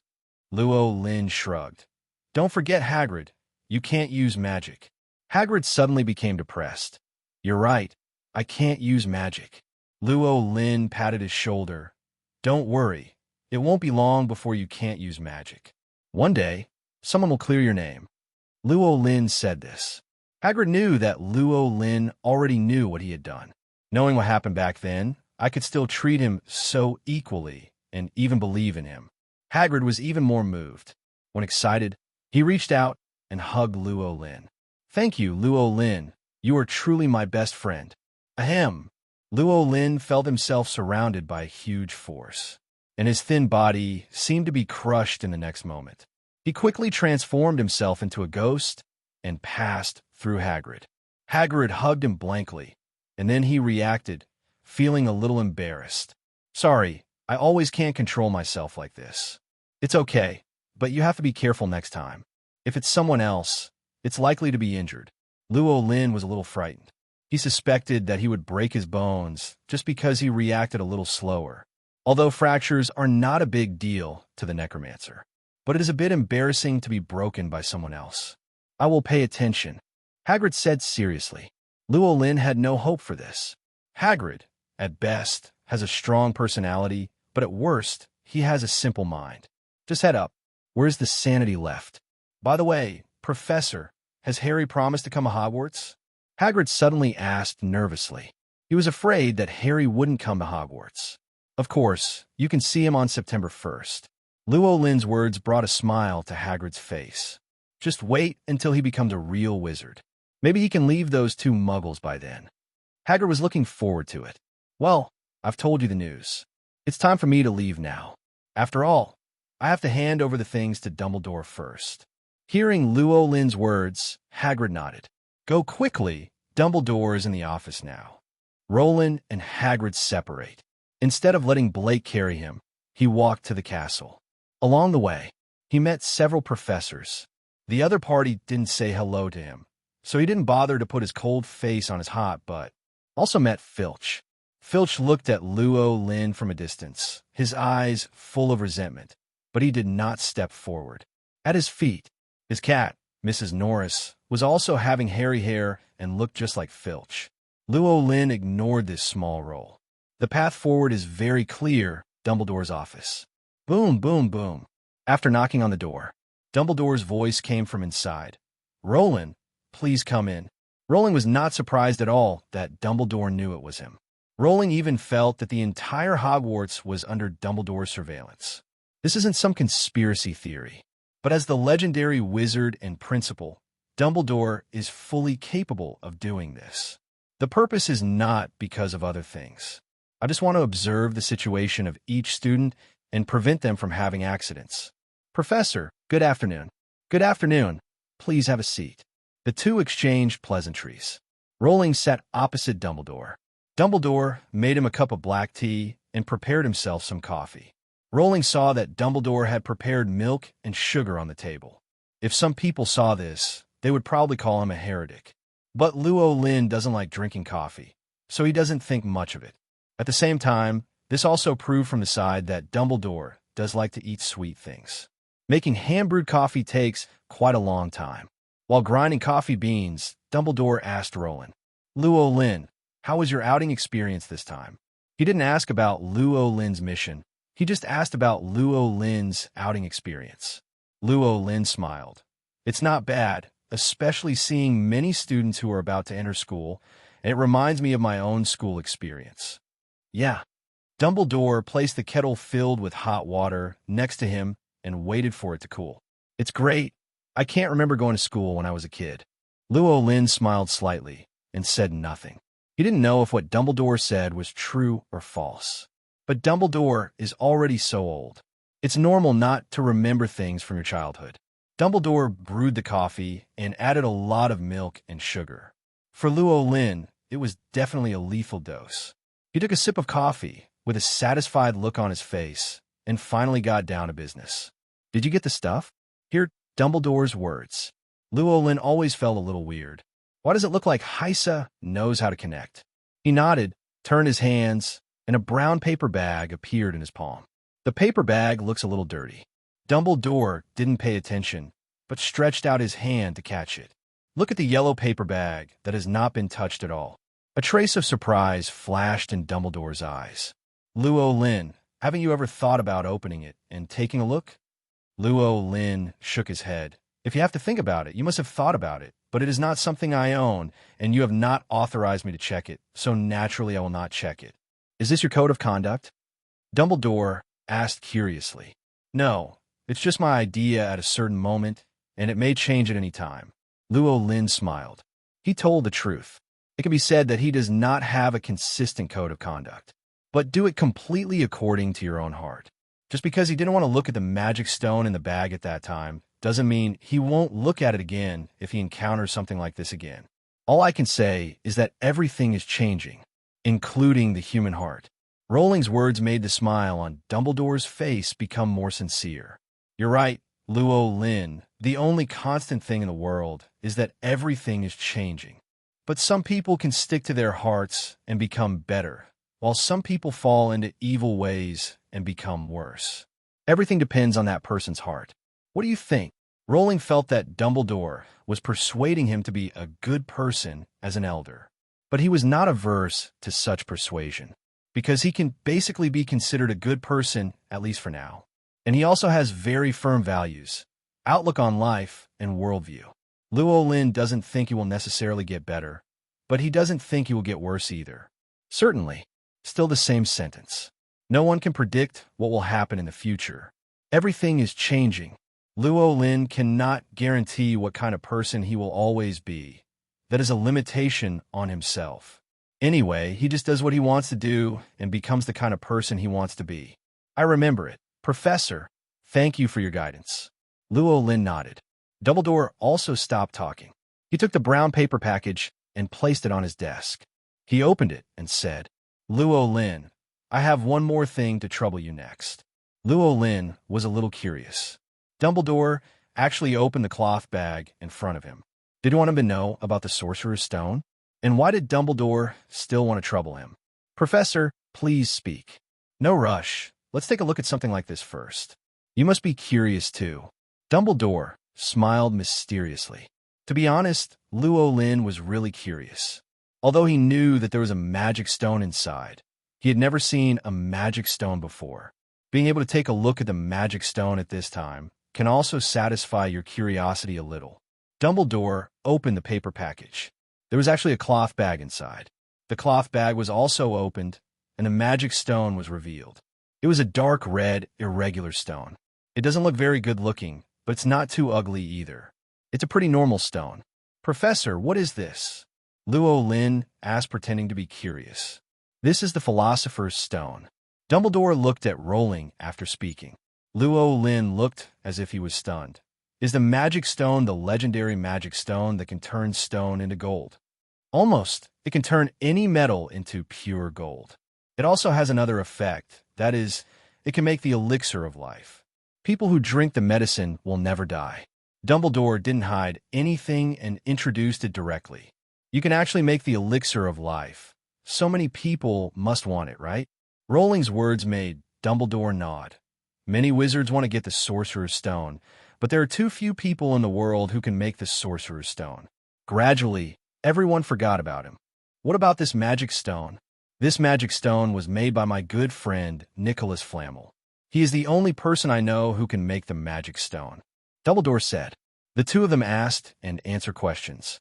Dumbledore basically finished introducing the Sorcerer's Stone. Lynn finally asked, "Then what do you want me to do?" "Protect the Philosopher's Stone," Dumbledore said seriously. Lynn was stunned for a moment and pointed at himself. "Me? Protect the magic stone?" Dumbledore nodded. "Actually, you are not the only one. I've already found several other professors, and we are all working together to cast spells to protect the magic stone." "Which professors can you tell me?" Lynn asked. "Professor Sprout, Professor Flitwick, Professor McGonagall, me, and, by the way, Professor Snape." After listening to what Dumbledore said, Lynn found that compared with the original, there seemed to be one missing Professor Quirrell, who was replaced by him. He suddenly felt a little pitiful for Professor Quirrell, or Voldemort. The thing that originally guarded the magic stone has one of its own. As a result, not only is he gone now, but he is also replaced by Lynn. Lynn still has a clear understanding of his own strength. Let alone being invincible, Quirrell is definitely far behind him. After having him, it becomes significantly more difficult for Voldemort to steal the Philosopher's Stone. It can even be said that if Lynn works very hard, there was no way Voldemort could steal the Philosopher's Stone, because he already knew that Voldemort was living in Professor Quirrell's body. To destroy Voldemort's plan, just tell Dumbledore the confirmed news directly, and then tell Professor Snape, McGonagall, and others. He didn't even need to take action himself. In front of Voldemort, so to speak, Lynn is naturally in an invincible position. Do we need to put in a lot of effort? This is a question that needs to be thought about. Lynn didn't think about it, but he agreed to Dumbledore's request first. "No problem, Professor. Then can you tell me why you need to protect the Philosopher's Stone?" Dumbledore thought for a while and finally shook his head. "Sorry, although I really want to tell you, I don't think it's appropriate yet." Understood. Lynn finally understood. Dumbledore didn't fully regard him as one of his own. It can only be said that the identity of the necromancer is too sensitive. Even Dumbledore. I will also be cautious about this kind of thing. Lynn didn't care much about this kind of thing. He just expressed his doubts normally. In fact, he knows the answer. There is no difference between listening or not. "Professor, what kind of magic do you think I need to provide to protect the Philosopher's Stone? Do you need to use those particularly strong forces?" Rowling asked this question to Dumbledore. Dumbledore fell into thinking again. Finally, he said seriously, "The stronger the better. We need a strong guardian." Dumbledore as his immediate boss. He said so. How could Lynn refuse? It can only be said that Voldemort suffered a lot. He estimated that this time Voldemort wouldn't even have a chance to run to the Mirror of Erist, unless Voldemort could get a way out of him. Lynn suddenly felt that if this was the case, he was a bit like an NPC. Give Voldemort a task, and then Voldemort completes the task and gets rewards from him, and the rewards can help Voldemort pass the test. It's quite interesting to think about. Otherwise, why not block Voldemort's path and leave a point where it is possible to pass the level?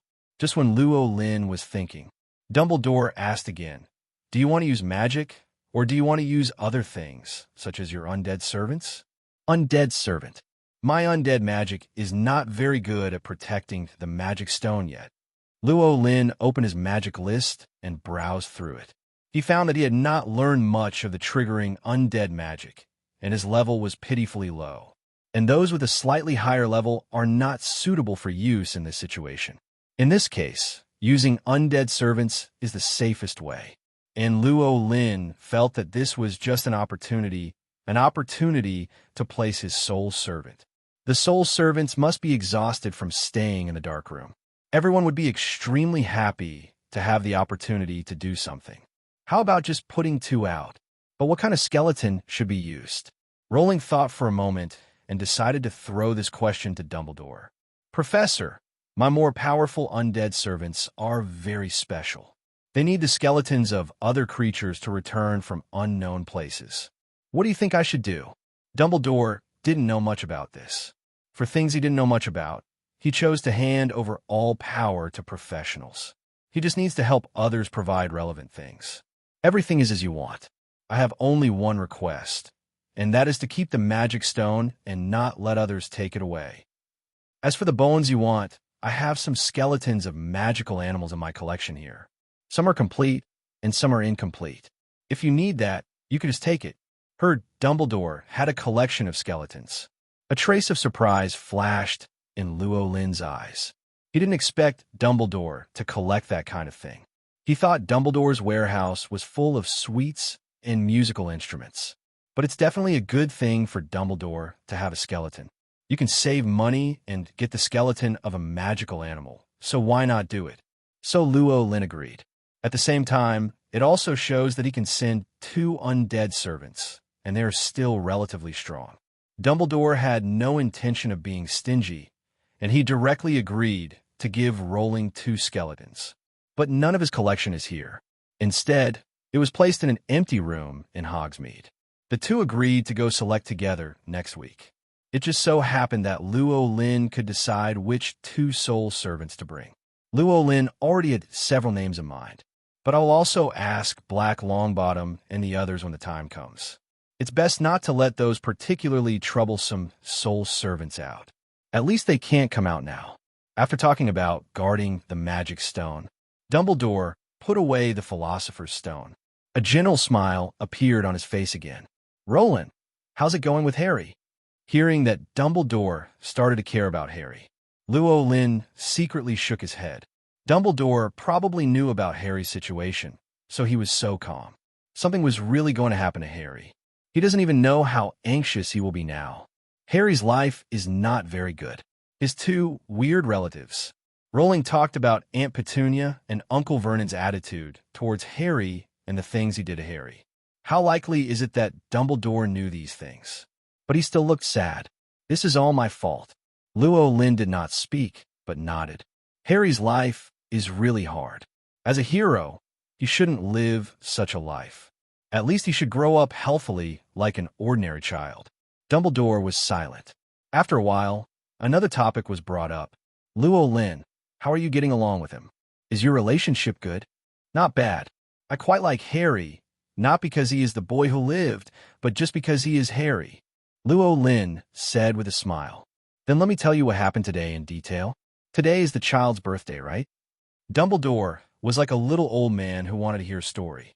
Rowling begins by going to Privet Drive. It talks about Harry staying in a shabby hotel. Uncle Vernon's paranoid face. Then they lived in a log cabin. Then he showed up and took Harry away. Stay in a hotel with Harry and have a big meal. Hear this. Dumbledore finally showed a slightly more relaxed smile. You did well, Rowling. Harry's very nice too, Professor. Well, you're right. That's a good boy. Dumbledore said softly. Then he motioned for Lynn to continue speaking. Rowling talked about how he took Harry to Diagon Alley to buy things and arrange for the undead to guard him. You still have to talk to Dumbledore about this kind of thing. Otherwise, what if the undead around Harry were discovered one day, being mistaken for some bad creature by others? It will be too much trouble then. Tell Dumbledore. Dumbledore can naturally help him pass on this news through various news channels. The skeleton following Harry is not a bad skeleton. It is his undead. This way you won't get into trouble. Lynn is very thoughtful. Dumbledore also felt that Rowling was very thoughtful. It was really a good idea to have the undead servants accompany Harry. There is no need for someone to stay with Harry to take care of him, which is a waste of time. You can also let this undead servant protect Harry and chat with him. From what Lynn said just now, he had already deduced that Lynn's undead servants were quite powerful. It must be stronger than ordinary wizards, let alone the Dursleys.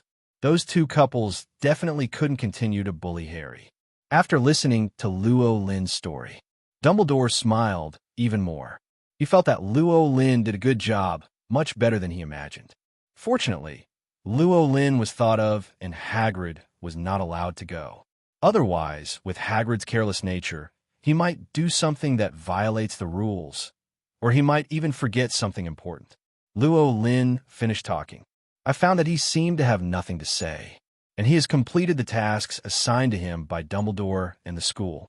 Next is his free time. Think of this. He decided not to go out except for eating for the next week. Keep relaxing until the end. Finish talking to Dumbledore about Harry. Lynn was about to say goodbye and leave. Professor, if I don't have anything else to do, I'll leave first. I'm going to go back and take a bath. Hear what Lynn said. Dumbledore smiled and nodded. Okay, then Rowling, we'll see you next week. Lynn drank the last sip of black tea from the cup in front of him, stood up, and walked out the door. When he saw what was happening outside the door, he couldn't help but frown. He saw someone he didn't really want to interact with. Snape. Snape was actually standing outside the door. He didn't know if he had just arrived or if he had been here for a while. It seems that he's just arrived here, because Snape's expression became more gloomy when he saw him. Obviously, he didn't expect him to appear here, because of what happened before. Rowling did not intend to have anything to do with Snape. Didn't even say hello. Walked past Snape. The same goes for Snape. The two passed by each other as if they were strangers who didn't know each other. Snape didn't take the initiative to speak. Lynn was quite satisfied, as long as Snape doesn't mess with him. He didn't bother to care about Slip either. It's good for the two of them to be strangers. He wants to go back to the dormitory now and take a nice hot bath. It's been a long time since I left Hogwarts. He missed the various foods in the auditorium. Lynn's back disappeared. Snape withdrew his gaze and knocked on the door of Dumbledore's office. Come in. Snape came to Dumbledore. Severus, why did you come see me? Dumbledore saw Snape and asked. Albus, Lorraine Rasma came to you after he came back. Did you arrange something for him? Snape opened his mouth to question. That's right. Dumbledore was very calm. I asked him to get something for me, and he came to my place and gave it to me. That thing. Snape frowned. Dumbledore nodded. How dare you let him come into contact with that thing? What if he has evil intentions? Snape's words made Dumbledore shake his head and laugh. Why would he be evil toward that thing? He is now a professor at Hogwarts. Severus, please remember this. Albus, you should understand. He is not an ordinary wizard, but a necromancer. He is destined to be in the dark magic camp. Snape tried hard to convince Dumbledore. Dumbledore looked directly at Snape. You are a bit too paranoid. It's true that Lynn is a necromancer, but who says that a necromancer must be a black magician? From my current observation, Lynn is a very good kid. He is only 22 years old. Why do we have to assume a certain tendency of his? I don't agree. Snape was a little excited. Even if he's not a black magician now, how do you know that he will not be a black magician in the future? Then how do you know that he will definitely be a black magician in the future? Dumbledore asked rhetorically. He is a necromancer. He has the aura of a black magician all over his body. It is the aura of death. Can't you feel it? Snape did not change his attitude. Does a black magician have anything to do with breath? A wizard who's been doing good deeds all his life. Would you say he is a black magician? Dumbledore was very patient. But Roland Rasma is different. He escaped from Azkaban, and he has a dangerous aura about him. Whenever I get close to him, I always feel familiar. Snape was very serious. I am certain that if that person returns, Lorraine Rasma will definitely become a Death Eater. Dumbledore was also determined. I said before, you shouldn't use what may happen in the future to characterize a person. Do you understand? As for Lynn escaping from Azkaban, it was the Ministry of Magic's fault. The Ministry of Magic should not have assumed Lynn was guilty in the first place. So Lynn did nothing wrong. Snape took a deep look at Dumbledore. Albus, you will definitely regret it. Dumbledore smiled. Severus, except for one thing, I never regret anything I do. Okay, I understand, but I will still keep an eye on Roland Rasma. I don't trust him. After hearing Snape's words, Dumbledore sighed. Severus, I still say the same thing. Rowling is now a professor at Hogwarts and your colleague. You should not have such an attitude. Snape's eyes remained unchanged. I never wanted him to be my colleague. Dumbledore shrugged helplessly. Snape stopped talking and turned to leave. Just as he reached the door, Dumbledore suddenly spoke again. "By the way, I asked Lynn to deliver the notice to Harry." "What?" The calm expression on Snape's face was broken. He quickly turned around and stared into Dumbledore's eyes. "Albus, why are you doing this?" Dumbledore raised his hand to stop what he said next. "Because I trust Lynn, and he has lived up to my trust. Harry likes him very much, and they get along very well. You shouldn't do this. Harry shouldn't come into contact with such people. You will put him in danger." There was anger in Snape's voice. "This is how you feel, Severus, that something is clouding your eyes and preventing you from making the right judgment. It turns out that Rowling is a good boy. I believe he will not hurt Harry, and he will help Harry grow up." Dumbledore's words were somewhat unacceptable to Snape. "A necromancer? What can he do? I don't think he can even teach defense against the dark arts well. All he can bring is ominous. If he becomes the Dark Lord, Harry will be the most dangerous person. Albus, what you did was wrong." Snape raised his voice. Dumbledore stood up. He did not refute Snape, but looked out the window. "Whether it's right or wrong, it takes time to prove. Severus, at least so far I am right. As for the future, I think I will not be wrong." Snape took a deep look at his back. "I still said the same thing. You will regret it." After saying that, he turned around and left in large strides. His face was very gloomy, looking at the scattered people below and the clear sky outside. Dumbledore didn't speak for a long time. Finally murmured, "Will I regret it?" Rowling didn't know about Dumbledore's conversation with Snape. He was already lying in the bathtub, enjoying the bath. Black and Longbottom were making his bed. After taking a bath, it is natural to rest for a while. After taking a bath, lying on the bed, Lynn began to think about his experiences these days. "I think it's quite interesting. Compared to the life in Azkaban before, today's life is naturally more colorful. Certainly, it will also be more tiring. After all, there is more to do every day. But Lynn still prefers his experiences these days.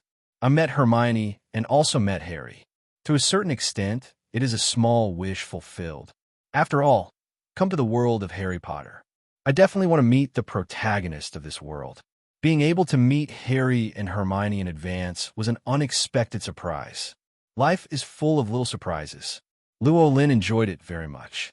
After returning to Hogwarts, there was nothing to do for about a month. Except for going to pick out 2 skeletons with Dumbledore in a week, he is completely free. Of course, the first thing Lynn has to do during this period is to study the various contents of the Defense Against Dark Arts course carefully. That way you won't be embarrassed in front of the students. The second thing is to enjoy life in Hogwarts. Days without work are happy. All time can be controlled by yourself. He had already decided to stay indoors. As a homebody, staying indoors is a happy time, but you still have to find something to do while you're at home. You can't sleep in the house all the time. Lynn likes to sleep very much, but he doesn't like it to the extent that he has to sleep all day long. He then thought of another hobby of his. Play poker. Certainly, this poker game does not refer to crackling, exploding cards, but normal poker. In previous lives, every time he goes home during the Hushan New Year, he plays poker with his friends. That was his happiest time every year, because this is both a game and a communication between friends. The communication here is not the kind of communication in society. It refers to the connection between friends. Lynn didn't have many friends since he was a child, but he also had a few close friends. But since I started working, I have been spending less time together and more time apart. Basically, you can only see it when you go back to your hometown during the Hushan New Year. But even if we don't see each other for a year, the relationship between friends will basically not be affected. But as time goes by, there will always be a little rustiness. Playing poker happens to be a good game that can quickly get people familiar with each other. Think of past life experiences. Lynn suddenly felt itchy, and his heart was about to move. There happens to be nothing to do for the next while. How about finding someone to play poker with him? He has multiple decks of cards in his storage space. He had no one to play with when he was in Azkaban. Lynn was unwilling to contact those prisoners, so these cards were never used. Now comes Hogwarts. It seems like playing cards may come in handy. But then I thought about it. There were only two people he knew well in the entire Hogwarts. One is Dumbledore. One is Hagrid. There's nothing wrong with asking Hagrid to play poker. Presumably Hagrid would not refuse to play with him after completing his work. Dumbledore is a bit hard to say. He was the headmaster of Hogwarts after all. He is also the most important advisor to the Ministry of Magic. The daily work may seem easy, but in fact it is a bit difficult. Rowling didn't know if Dumbledore would be willing to participate in the poker game. If it were just him and Hagrid, playing poker is just not that fun. There has to be at least a three-person landlord fight, right? But if Dumbledore wasn't involved, or to find a third person, Lynn was a little troubled. Besides Hagrid, is there anyone in Hogwarts who is willing to contact him? He started remembering all the people at Hogwarts. Needless to say, Filch and Snape were directly eliminated by him. It can be seen that Professor McGonagall does not reject him, but he wants Professor McGonagall to play cards with him, which Lynn thinks he does not have the honor yet. The other professors were more or less reluctant to contact him. There is no need to consider Mrs. Hooch, Professor Trelawney, Professor Sprout, and Professor Binns. The only one who could give a little thought was Professor Flitwick. Judging from the last meeting in the auditorium, Professor Flitwick was the only professor other than Professor McGonagall who didn't look at him strangely. Certainly, the other professors may not have any special prejudice against him. They may just be curious about him. But their reluctance to actively contact him was still very obvious. Professor Flitwick showed no such attitude. He even nodded to Lynn when they were in the auditorium. Lynn was not very impressed by this little wizard with a little bit of goblin blood, but he didn't have any bad feelings either. If Professor Flitwick would play poker with him, that would be great. But will Professor Flitwick be willing? Rowling couldn't be sure. Logically speaking, it is school vacation time. Professor Flitwick probably doesn't have much work. If he wants to, then this poker activity can be carried out. Think about it. Rowling decided to ask Hagrid to inquire about Professor Flitwick's wishes. Black, I have to go out for a while. You can come with me. As for Longbottom, you stay here. After Lynn finished speaking, Blake excitedly flew to his shoulder. Okay, master. Longbottom didn't have any other ideas and nodded his skull. No problem, master. Then Roland took Blake out of the room.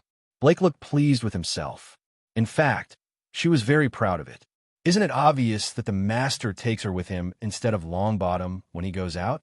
Obviously, her status in the master's heart is higher than that of Longbottom. Jane is in the Emperor's heart.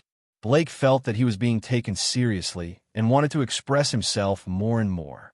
Master, do you need to lie on top of me? I can take you away. Lynn shook his head.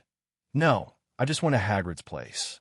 Blake was a little disappointed that his attempt to please his master failed. It seems that she still needs to think more about her master's thoughts and think of more ways to please her master. Roland didn't know what Blake was thinking, but I also think Blake is a little too aggressive. But it seems like Blake has been like this lately.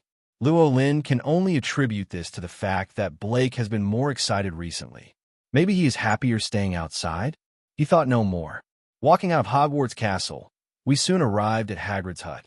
Hagrid had just finished sweeping the floor and was holding the broom to put it away.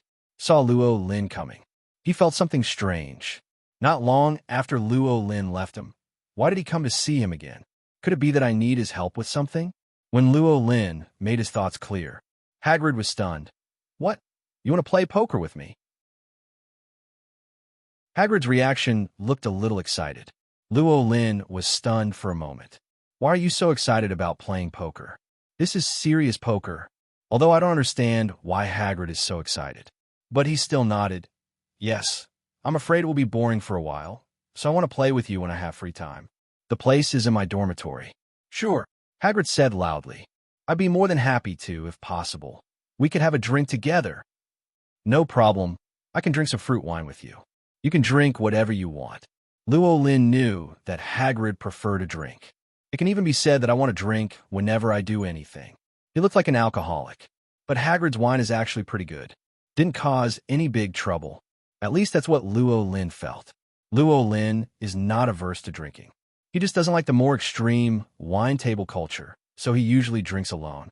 Occasionally I drink with my close friends. Everyone joked with each other and didn't try to persuade us to drink, so we were very relaxed. By the way, Hagrid, I want to play poker with at least 3 people, but I only know you in Hogwarts. Do you have any other candidates? Rowling did not tell Professor Flitwick directly, but first asked Hagrid for his opinion. Hagrid scratched his head in embarrassment. I don't know many people well. Professor McGonagall doesn't like these entertainment activities, and most people don't think highly of me. Rowling expressed his understanding and then suggested, how about Professor Flitwick? I heard he is not bad. Hagrid's eyes suddenly lit up. Professor Flitwick is indeed a nice person. He doesn't look down on me like others. Professor Rathma, are you planning to invite Professor Flitwick to play cards together? Rowling nodded. Yes. I selected among all the professors and found that Professor Flitwick seems to be more suitable. What do you think? You're right, but will Professor Flitwick be willing to play cards with us? Hagrid didn't have much confidence. Who knows? So I want you to ask for your help. I should have gone by myself, but I don't know him at all and haven't said a word to him. It would be too rude to go there like this. Hearing Llewellyn's words, Hagrid nodded. That's no problem. I have quite a lot of contact with Professor Flitwick. You can ask him, but it's best if we go together. Professor Flitwick has a good personality and won't think you are rude. Llewellyn thought for a while. Going with Hagrid to see Professor Flitwick seemed okay. Just enough to get to know one more person, so that Professor Flitwick wouldn't be too embarrassed when Hagrid called him. Well, let's go see Professor Flitwick together and ask him if he is willing to join. Even if he is not willing to join, I could just make friends with Professor Flitwick. After the decision, Hagrid closed the door. The two went to the castle together to find Professor Flitwick. Hagrid was quite familiar with Professor Flitwick's sightings. It didn't take long to find Professor Flitwick. The thin little professor was reading a book at this time. After noticing Hagrid and Llewellyn, he immediately closed the book. Then he stepped on the desk and greeted the two of them. Hagrid, good afternoon. This is Professor Rasma. I'm glad to see you. Why did you come to see me? Flitwick may be small, but he is very energetic, and his eyes are clear and approachable. Hagrid had just introduced Professor Flitwick to Rowling on the way. Only then did Rowling realize that the humble Professor Flitwick actually had a high reputation in the school, not only because he is the dean of Ravenclaw College, but also because of his personal charm. According to Hagrid, even the most naughty student in Hogwarts will treat Professor Flitwick with the utmost respect. At this point, Professor Flitwick can be called the third person after Dumbledore and Professor McGonagall. It can even be said that Professor Flitwick's reputation is higher than that of Professor McGonagall to some extent.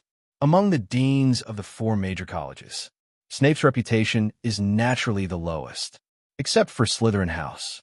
Not many students in the other 3 houses liked Snape, but Professor Flitwick was different. The 4 houses, including Slytherin House, all respect him. Got this news.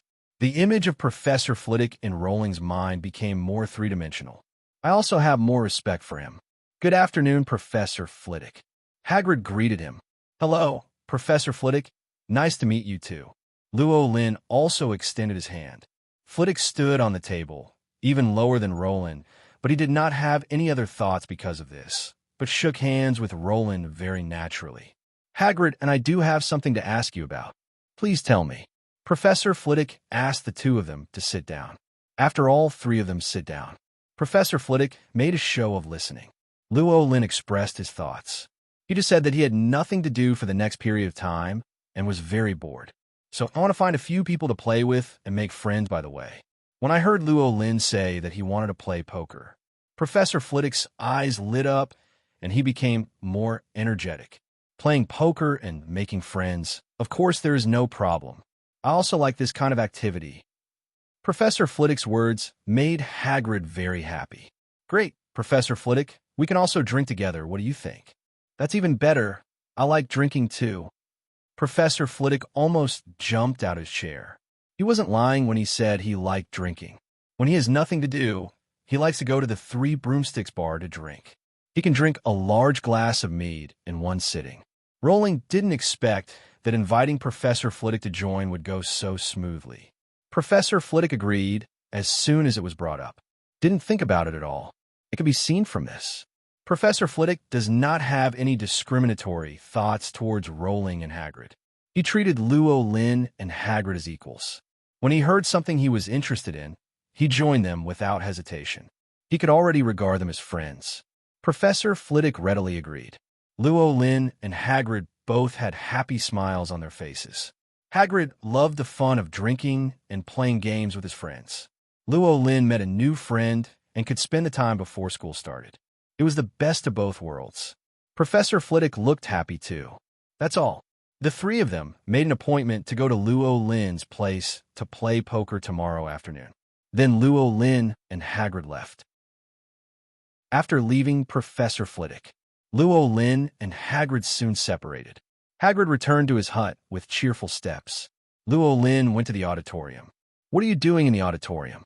"Of course it's eating. It's only 10 minutes before 6 o'clock. Lynn didn't bother to go back to the dormitory. "I plan to wait directly in the auditorium." He really missed the food at Hogwarts. It can only be said that the house elves below the auditorium are quite good at cooking, although they're all relatively simple foods to cook. But he has a good grasp of the heat. The ingredients are also very fresh.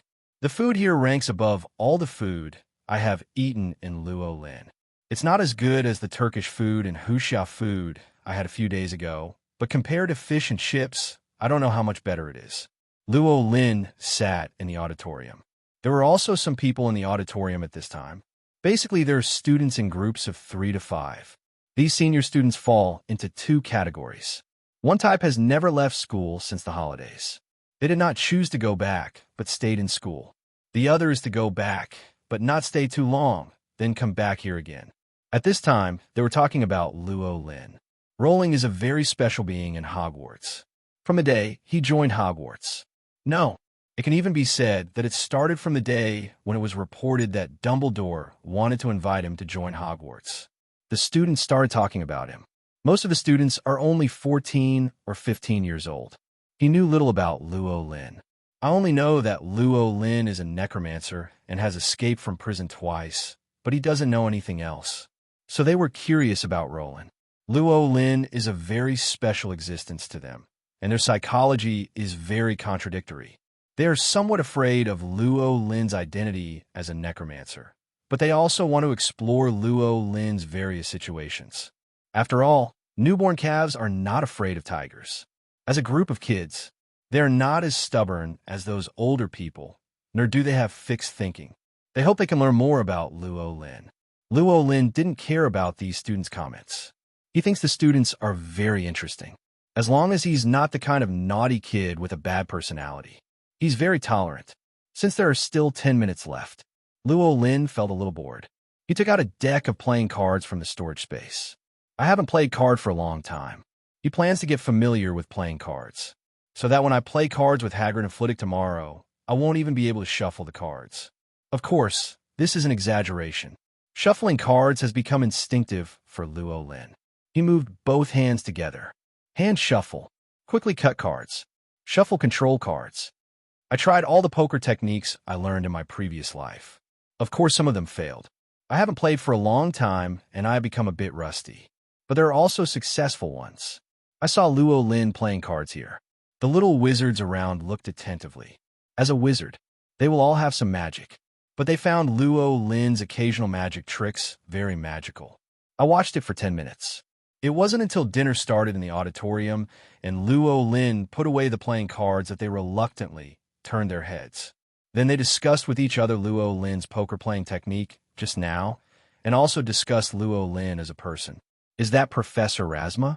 My mother said he is scary, but he looks like an ordinary wizard, not gloomy at all. Is Professor Rasma a necromancer? It doesn't look like him at all, and he looks so handsome and his moves are so cool, especially when he was playing cards just now. I also like to play cards. Professor Rasma just acted like he was performing magic. I really want to learn from him. I'll definitely be cool if I learn how to perform for everyone." The little wizards discovered that Lynn was not as scary as the legend said. We even played poker naturally in the auditorium. This is nothing like the legendary necromancer. After watching Lynn play poker, the little wizards found themselves more curious about Lynn and the vague rejection in their hearts was much less. Lynn didn't care about the psychological changes of the little wizards. He is eating and drinking now, and he is very happy. Miss the food here. Rowling chose to eat a little of everything. Even food that I had not tried much before was served. Then he found something delicious. Scotch eggs. Eggs are wrapped in sausage meat, then coated with breaded crab and baked. Take one bite. Full of fat and protein. It tastes so good. It was not enough for Lynn to finish one, so he ate 3 in one go. Wait until he finishes all the food on the plate. My belly is already swollen. Hiccup. Lynn couldn't help but burped. Stroking his swollen belly, he was extremely satisfied. This is enjoyment. Sure enough, eating is his favorite thing. Eating delicious food is the happiest thing. The main meal is finished. Rowling rested for a while and even had another dessert, Yorkshire pudding. A pudding with a unique look and taste. After eating, he left the auditorium and returned to the dormitory. Sitting on the bed, let Longbottom and Black massage him a little. Lynn only felt refreshed. Looking at his dormitory, he decided to give the dormitory a little makeover. After all, Hagrid and Professor Flitwick are coming here tomorrow to play cards. The dormitory looks great now, of course. At least it's much better than other dormitories. But he still hopes to give his friends a more perfect experience. First, Lynn put all the things that could be stored in the dormitory into the utility area, leaving only a bed. Then start looking for things in the storage space and place them in categories. The most important thing is, of course, the table for playing cards. He has multiple desks in his storage space. One of the tables was so big that it took up half the room and looked very grand. But it cannot be used in this card game. He had to take Professor Flitwick's physical condition into consideration. Of course, Hagrid's physical condition also had to be considered. So he chose a triangular table. Considering Professor Flitwick's height, Lynn specially prepared a small retractable chair. After adjusting the height to a suitable position, a shorter sofa was specially prepared for Hagrid so that he could sit more comfortably.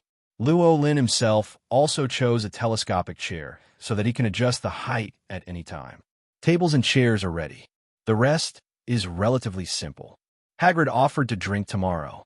Lynn moved the spare bar in the storage space to the dormitory. He took out dozens of bottles from his living area and placed them on the bar. All that's left is some decoration. Lynn worked hard to make the dormitory look like a relaxing place. The next day, when Hagrid and Professor Flitwick came to Rowling's dormitory, both of them opened their eyes wide and were dumbfounded. I couldn't believe what I was seeing in front of my eyes. What's going on? Is this still a dormitory? Are you sure this isn't some small high-end entertainment venue? Gorgeous sofa, colorful decoration. There was even a large fish tank next to the table, which contained fish that Blake had just caught from the lake not long ago. The two looked at each other and saw the shock in each other's eyes. They thought back to where they lived. Suddenly, I felt that the place I lived in was simply a doghouse, completely incomparable to the place in front of me. How did Rowling do it? The two set their sights on Lynn. Lynn led them to sit down on the sofa. Asked, "Do you two want to drink tea or coffee, or just drink alcohol?" "Let's have a cup of black tea first," Hagrid said. "Then I like a cup of coffee." Professor Flitwick thought for a moment and said, Lynn first brewed black tea for Hagrid and then brought him sugar and milk. Then make coffee for Professor Flitwick. His technique of making hand-ground coffee is not as good as Dumbledore's, but it still looks pleasing to the eye. Finally, he made himself a cup of green tea. The three of them were sitting on the sofa, drinking tea and chatting. "Professor Rasma, did you arrange everything here?" Professor Flitwick couldn't help but ask. Lynn nodded. Hagrid also asked, "But it wasn't like this when I came here last time. It's obvious that there aren't so many things, especially this." As he spoke, he pointed to the bar next to them and the wine on it. "I invite you to come and play in my place. How can I not make preparations? I specially prepared this for you. I wonder if you are satisfied." Lynn's words surprised the two of them. They didn't expect that Lynn had specially prepared the room for them. Hagrid looked a little flattered. "Professor Rasma, this is too troublesome for you." Professor Flitwick nodded beside him. "Yes, There is no need to go to this point, as long as there is a place for us to play together. After all, we have to do better. Lynn smiled calmly. Okay, let's not talk about this.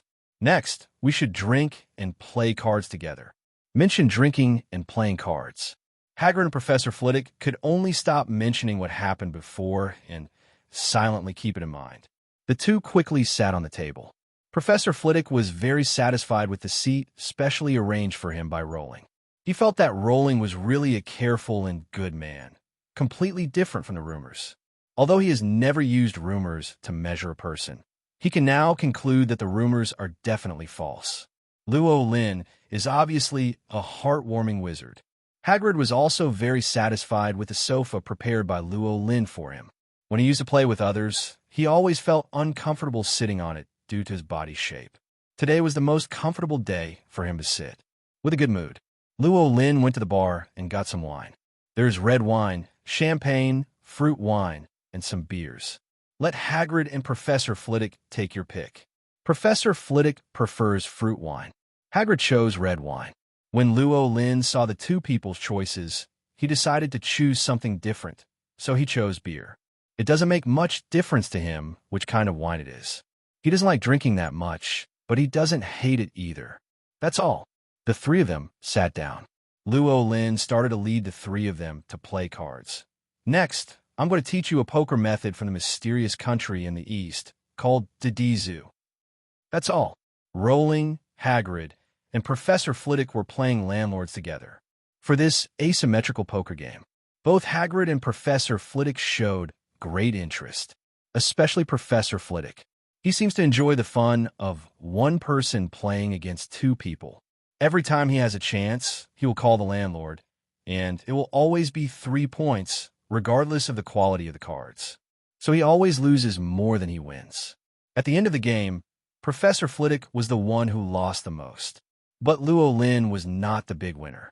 Instead, Hagrid, who seemed to be honest, won the most. Playing cards is naturally not just about playing cards. There is always some bets involved. The first game they played was that whoever lost would drink a glass of wine. Later, Professor Flitwick got drunk.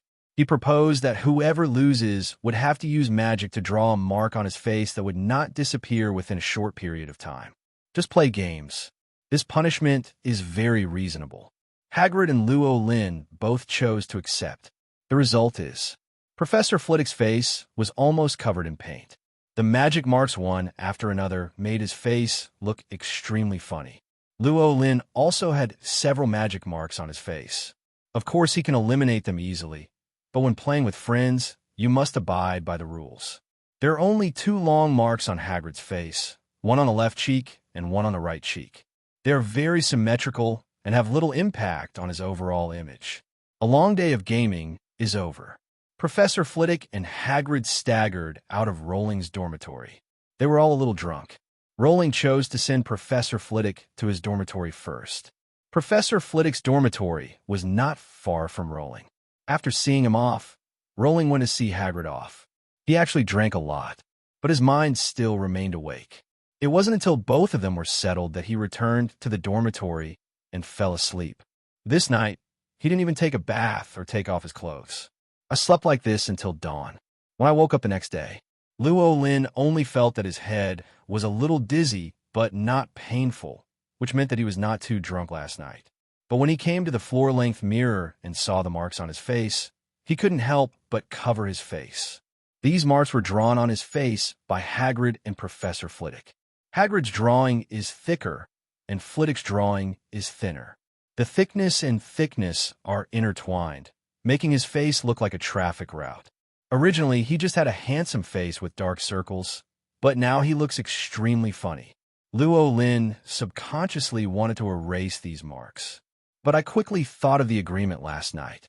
No one is allowed to remove these marks. They must be allowed to disappear naturally. Feel the residual magic of these marks on your face. Lynn wanted to cry, but had no tears. These marks will remain on the face for at least a week. This means that when he and Dumbledore go to pick up the skeleton next week, he will still have these marks on his face.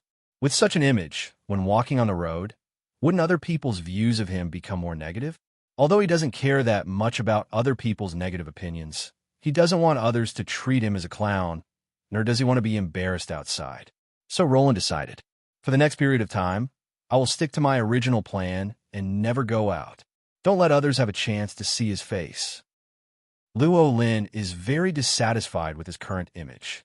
But thinking that there were many more marks on Professor Flitwick's face than on his own, he felt much more balanced. Hagrid was okay, with only 2 marks on his face. I don't know if it's because he's lucky or because he has better poker skills. Lynn felt that he did not dare to go out. Professor Flitwick most likely didn't dare to go out. So for the next period of time, he figured he would have to stay in the dormitory. He even considered going to Hogsmeade with Dumbledore to get the skeleton, and wanted Black to notify Dumbledore and postpone it for a while. He really didn't want to go out and let others see what he looked like now. I will not go to the auditorium for meals during the next period of time. He planned to use the quick meals and snacks in the storage space to survive this period. However, Lynn made up his mind. The development of things was completely different from what he imagined. He had just eaten some bread and drank some milk for breakfast. There was a knock on his own door. Open the door and take a look. Rowling discovered that it was Professor Flitwick and Hagrid. Why are you here?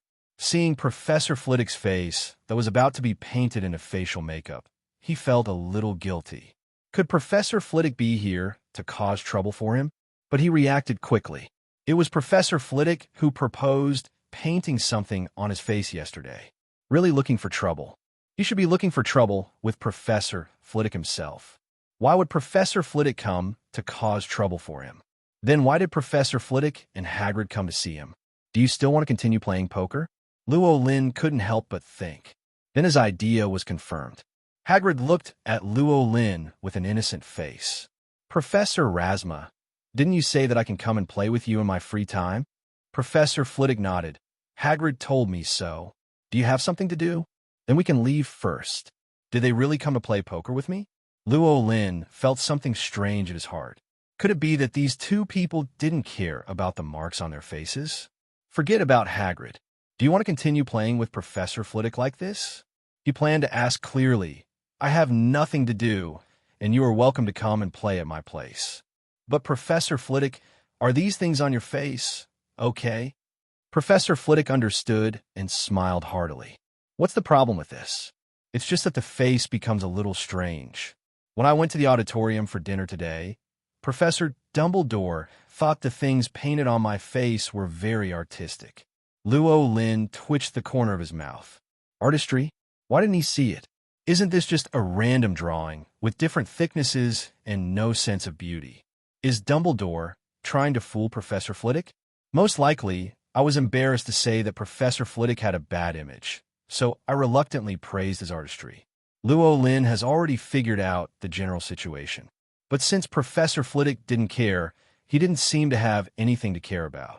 It was just Professor Flitwick who came to his place to play poker. And he looked at Hagrid, who had only 2 marks on his face. Lynn had darker thoughts in his mind. How could Hagrid be allowed to get away with it? Oh no, stay out of it. Hagrid's face should be the same as his and Professor Flitwick's, looking like a colorful person. Although it is inappropriate to have this idea of making friends bad, Lynn feels that friends should share weal and woe. How could Hagrid not bear what he and Professor Flitwick had to bear? Think of this. Lynn smiled and nodded. Dumbledore really has an artistic vision, and I also think the marks on your face, Professor, are very artistic. Hear the conversation between the 2. Hagrid couldn't help scratching his head. Is it really artistic? He looked carefully at the faces of Rowling and Professor Flitwick. I don't think there's anything artistic about it. It looks a bit messy. But I guess it's because I don't have any artistic talent and can't see the artistry in it. After all, Dumbledore said so. Hagrid was very convinced of Dumbledore. Dumbledore said that if there is artistry, then there must be artistry, and he did not question it at all. At this moment, he suddenly felt a little envious of Rowling and Professor Flitwick. If I had known that I would have lost more yesterday, I might have been praised by Dumbledore for his artistry. Lynn didn't know Hagrid's strange thoughts. He had now invited Hagrid and Professor Flitwick into the room. The dormitory was in a mess yesterday. At this time, it had been cleaned up by Black and Longbottom. The items are also arranged. Professor Flitwick and Hagrid were not polite and sat in their seats skillfully. Lynn took out some more wine from the space and added it to the bar. Then they started playing cards again. It's still landlord. Professor Flitwick was a little less persistent today. He would only choose to rob the landlord when his cards were good.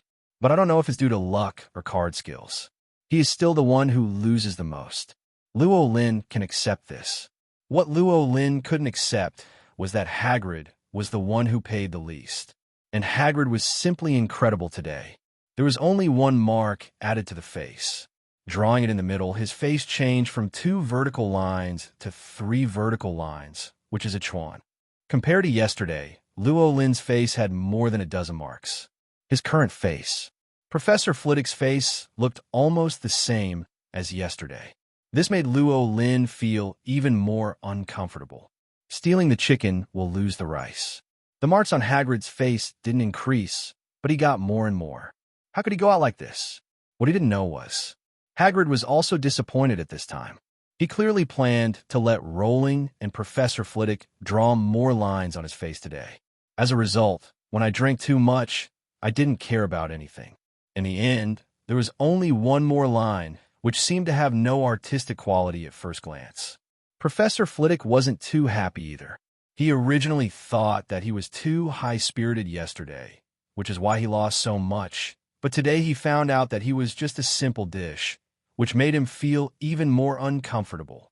As a result, when the show ended, all 3 of them were dejected. I didn't drink too much today. Lynn did not send the 2 of them off. After taking a bath, he went to bed early. It was approaching noon the next day. The door was knocked again. Lynn opened the door excitedly. In the morning, he studied landlords carefully and prepared to avenge his shame in the next card game. However, when he saw the person outside the door, he was stunned. There was indeed Hagrid and Professor Flitwick outside the door. But there is another person. This person was also the reason why Lynn was dumbfounded. Dumbledore. Professor Dumbledore? Why are you here? Lynn couldn't help but ask. Then the answer he got made Lynn dumbfounded. Let me explore the origin of the art on Professor Flitwick's face. Co-author. Hear Dumbledore's words. Lynn was completely confused. What's going on? Professor. Co-author. Were you sincere in everything you said to Professor Flitwick? Not a courtesy? The corners of his mouth twitched involuntarily. Professor Dumbledore. So you are actually here to play poker too? Dumbledore smiled and nodded. You can understand that. Dumbledore volunteered to join the poker game. Lynn suddenly felt that he had not woken up. Would Dumbledore still like this kind of thing?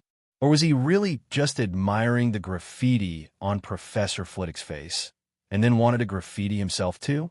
Rowling was a little confused about Dumbledore's thoughts. But come. He sighed in his heart, but a warm smile appeared on his face. Welcome. Rowling welcomed the 3 Dumbledores into the dormitory. Dumbledore glanced around, a trace of surprise flashing in his eyes. He also didn't expect Lynn to decorate the dormitory like this. Is this still a dormitory?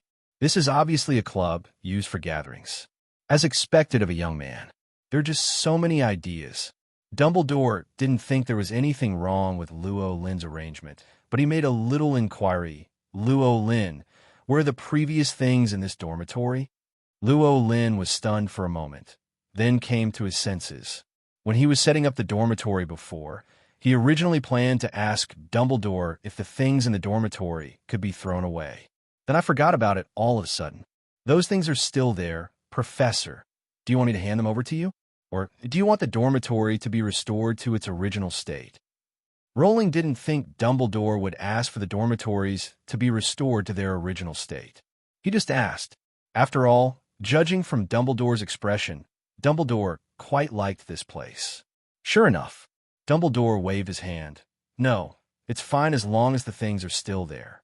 What I want is that if you want to change dormitories in the future, you can put those things in their original places. After all, those things have been in Hogwarts for many years, and some of them commemorative meaning. Lynn suddenly realized, I understand. When I move out of this dormitory, I will restore it to its original state, making sure it is exactly the same as before. That's not necessary, It just needs to be roughly the same. They are some old antiques and don't have much use. Dumbledore said as he walked inside. Rowling brought Dumbledore and others into the room. Then I discovered an embarrassing problem. What he prepared was a triangular table. As a result, Dumbledore came, so the triangular table was somewhat useless.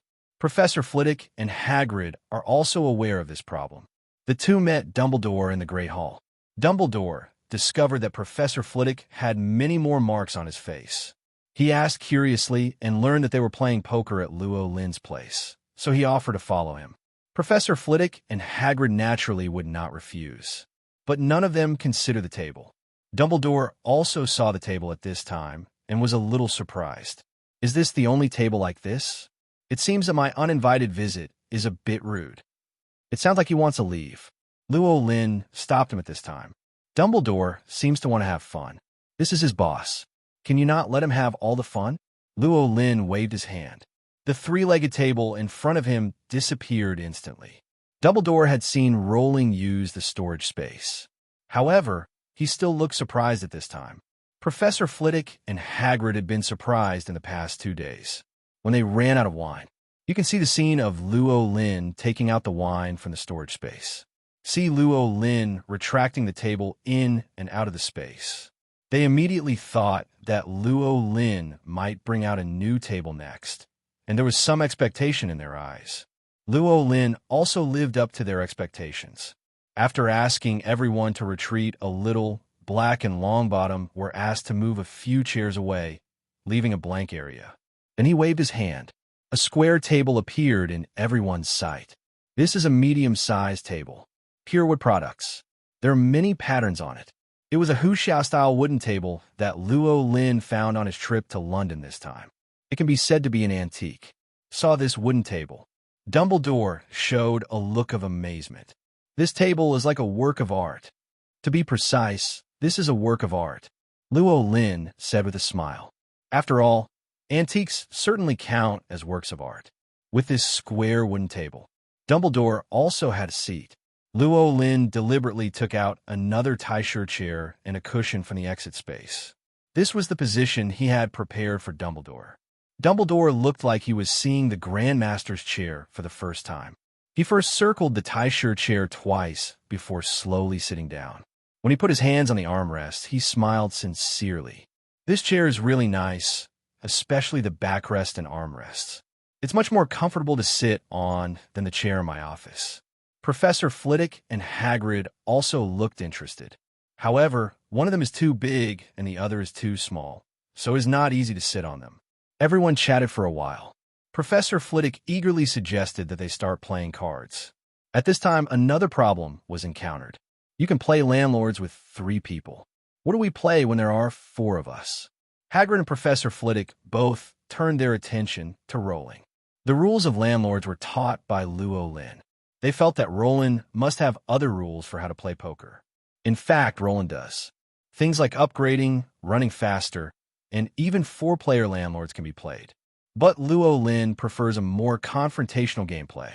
So Lynn chose the scoring method, which was the popular poker king in his hometown in his previous life. The so-called scorekeeping. Just 2 decks of playing cards are needed for 4 people to play. In a deck of cards, 4 5s, each one counts as 5 points. 4 10s and 4 kings, each counts as 10 points. That adds up to 100 points. 2 decks of cards equals 200 points. Then use suits and numbers to match. Work in pairs and compete. It mainly depends on who has more points in the end, but there are also some other winning and losing rules. This is a poker game that is very suitable for 2-sided confrontation. Lynn took out 2 new decks of cards. Start explaining the rules to Dumbledore and the other 3. Of course, it is still difficult to understand directly just by talking about it. It needs to be explained and played at the same time. After playing a few games, you will naturally master the rules.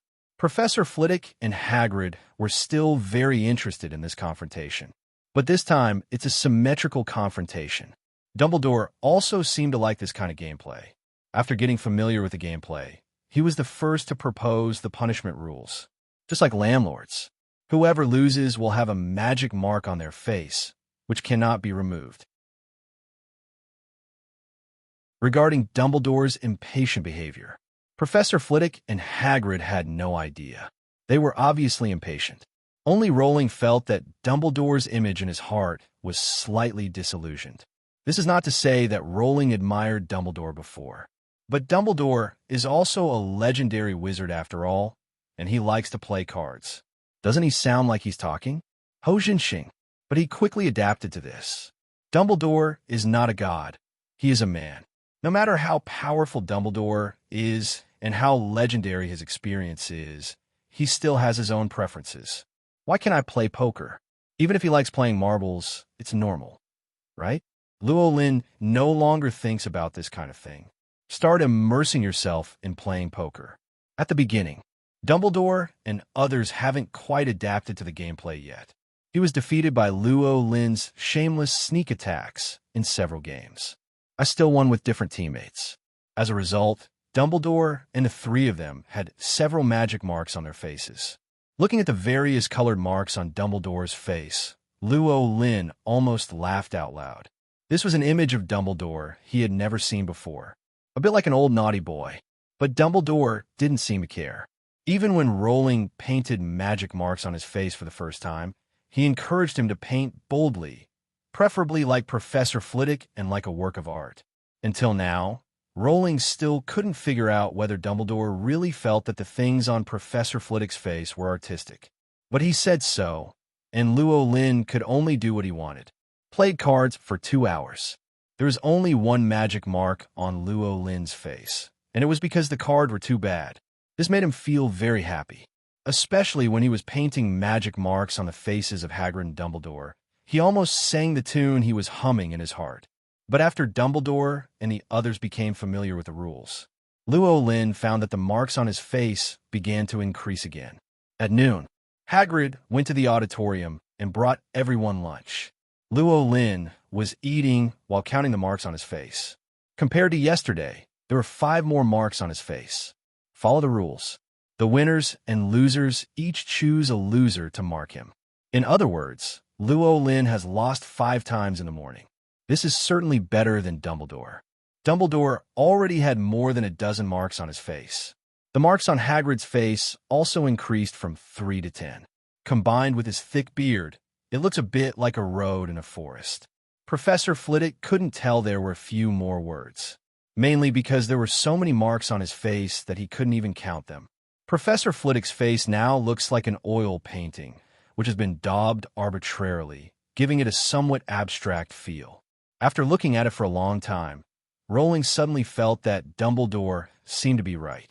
Professor Flitwick's face was indeed a bit artistic and abstract. After lunch, everyone then played cards. The fight lasted until evening. They just let it go. Lynn's face at this time can already be described as horrible. He is very uncomfortable now, because compared to the previous 2 days, there were actually more marks on his face today. Professor Flitwick was like a god after he became thoroughly familiar with the rules. Winning streaks. There aren't many marks on the face, but since there were too many before, it was not obvious whether there were too many. Hagrid is similar to Rowling. His luck or skills were not good at 4-player poker, and his face was painted a lot. The worst of all was Dumbledore.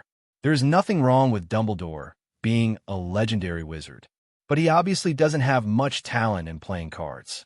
Just one day, the mark on his face was similar to that of Lynn, which belonged to the crisscrossing traffic arteries. Fortunately, today is not too long. There is still some skin on the face that is normal color. The day passed like this.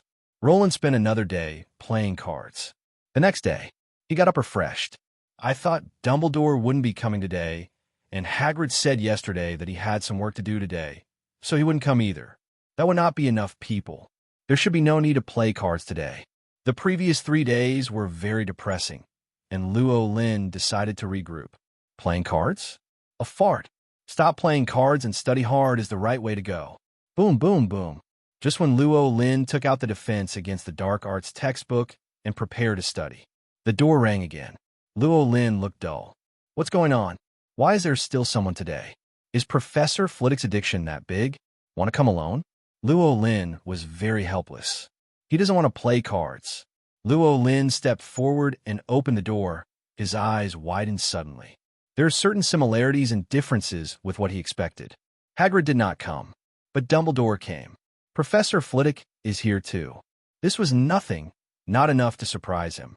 What surprised him the most was another person standing next to Professor Dumbledore, Professor Pomona Sprout. Professor Sprout, professor of herbology at Hogwarts, head of Hufflepuff House. A chubby witch who looks kind and friendly. According to Hagrid, Professor Sprout is a true Hufflepuff. She is kind and optimistic.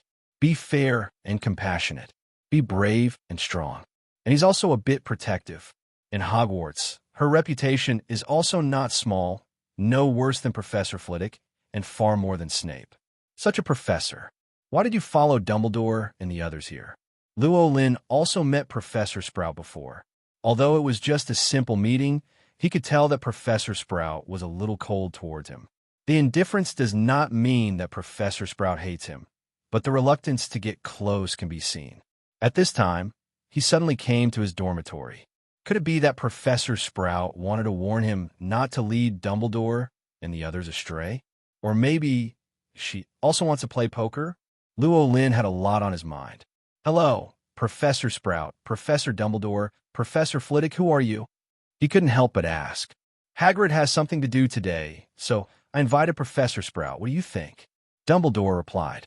Really here to play poker. What can Lynn say? He smiled and brought everyone into the house. Welcome, welcome. That's all. Professor Sprout replaced Hagrid and joined the poker game. Soon, Lynn became familiar with Professor Sprout. He wasted another day and had many marks on his face. Before going to bed, Lynn lamented again and again. Lynn, you are so degenerate. How can you play cards every day? The next day, Dumbledore was in trouble, and there was another unfamiliar person in the dormitory. Professor Aurora Sinister. Lynn once again wasted a day. The next few days, different people come to play cards in his dormitory every day. In the end, everyone except Snape, Quirrell, Professor Trelawney, and Filch came to his dormitory at least once. Play cards. Play cards. Also TMD is playing cards. Lynn found that he seemed to have done nothing serious these days, only playing cards. But those professors are here. He can't drive all these people away, or if others come to his house, he won't play cards with them, right? Lynn's face is very thin, and he can't do such a thing yet. Of course, it's also possible that playing cards is really fun, especially when the poker players are different every day. Speaking of which, playing cards is a bit good. Lynn felt that there were many marks on his face before, and he was embarrassed to go out for fear of being seen by others. At this time, there was no such concern at all, because in the entire school, apart from the students, there are also Snape and the others. All the professors' faces were painted with magical marks. Even Professor McGonagall. To Lynn's surprise, he also came. He originally thought that Professor McGonagall was very opposed to this kind of activity. It turns out that Professor McGonagall doesn't hate this kind of activity. She came with Professor Sprout. Rowling could see that the relationship between Professor McGonagall and Professor Sprout was quite good.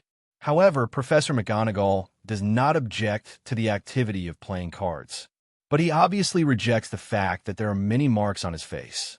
So Professor McGonagall only came once, never came again after that. She came the least. The other people's faces are basically painted to look like Professor Flitwick's. Professor Flitwick can be considered very proud these days. He was like a god when he was playing forehand poker.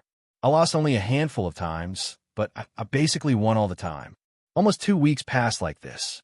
Professor Flitwick had the least mark on his face, because every day everyone is being marked with new marks.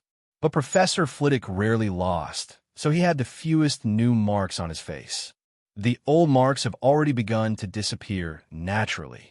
As a result, Professor Flitwick is now very proud. He was at almost every game. It made Lynn think that he didn't have any work to do. Found out after asking. Professor Flitwick used to go back to handle some work after playing cards every day. It's really a combination of fun and work. 2 weeks passed. The middle of August has arrived. There's only half a month left before the new semester starts. Rumors from professors are also circulating in Hogwarts. Anyway, it all revolves around why the professors suddenly have so many magic marks on their faces, and they don't take the initiative to remove them. Only Professor Snape and others had nothing on their faces. Some speculate that this is a group activity among professors. Professor Snape was not allowed to participate in such activities because he was ostracized. In a sense, this guess is correct. Snape was indeed ostracized by Rowling. In addition, Snape's popularity at Hogwarts was not very good.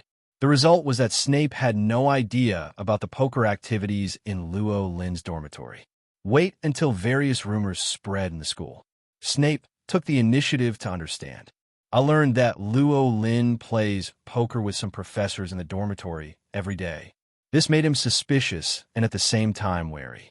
Naturally, he didn't understand why Lynn did this. What makes him wary is that he feels that Lynn must have an ulterior secret in doing so. Maybe he wanted to corrupt the professors in the school, dismantle Hogwarts from within.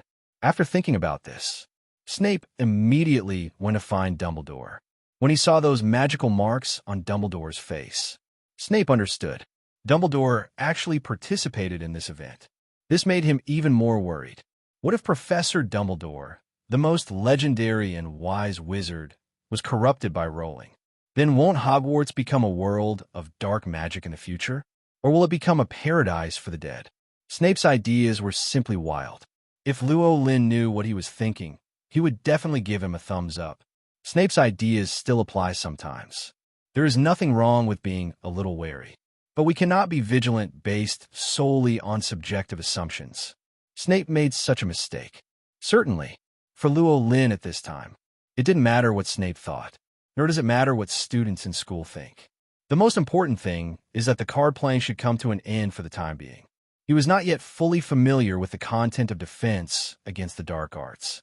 The bones needed to protect the magic stone were not obtained either. He must finish these things quickly. After all, these things are quite important to him. The more solid the content of the defense against the dark arts course is, the less likely it will be to embarrass yourself in front of the students. As for the bones, it also depends on who comes out for some air in the dark room. So Lynn announced his decision on August 16th. No more playing cards for a while. As soon as the news came out, many professors were disappointed. But after Lynn explained, everyone understood Lynn's thoughts. The professor's attitude towards Lynn was completely different from the beginning. The previous indifference has long since disappeared, and everyone has regarded Lynn as their colleague and friend. And most people think that Lynn's character is quite good, not as dark and annoying as the legend says. That's all. Lynn got along with most of the professors at Hogwarts and maintained a good friendship. When he announced that he would no longer play poker, the professors, whose faces had been painted in a crisscross pattern, suspended this activity. Lynn finally managed to end playing cards every day. Then he stayed in the dormitory for a day.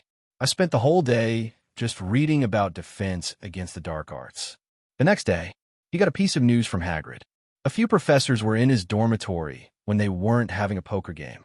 I actually organized a card game by myself and had a great time playing it. Thinking about it, there are only 10 days left before the start of school. Lynn suddenly felt worried, waiting for school to start. When Harry and the others arrive, what they see will not be a large group of professors with their faces painted on, right?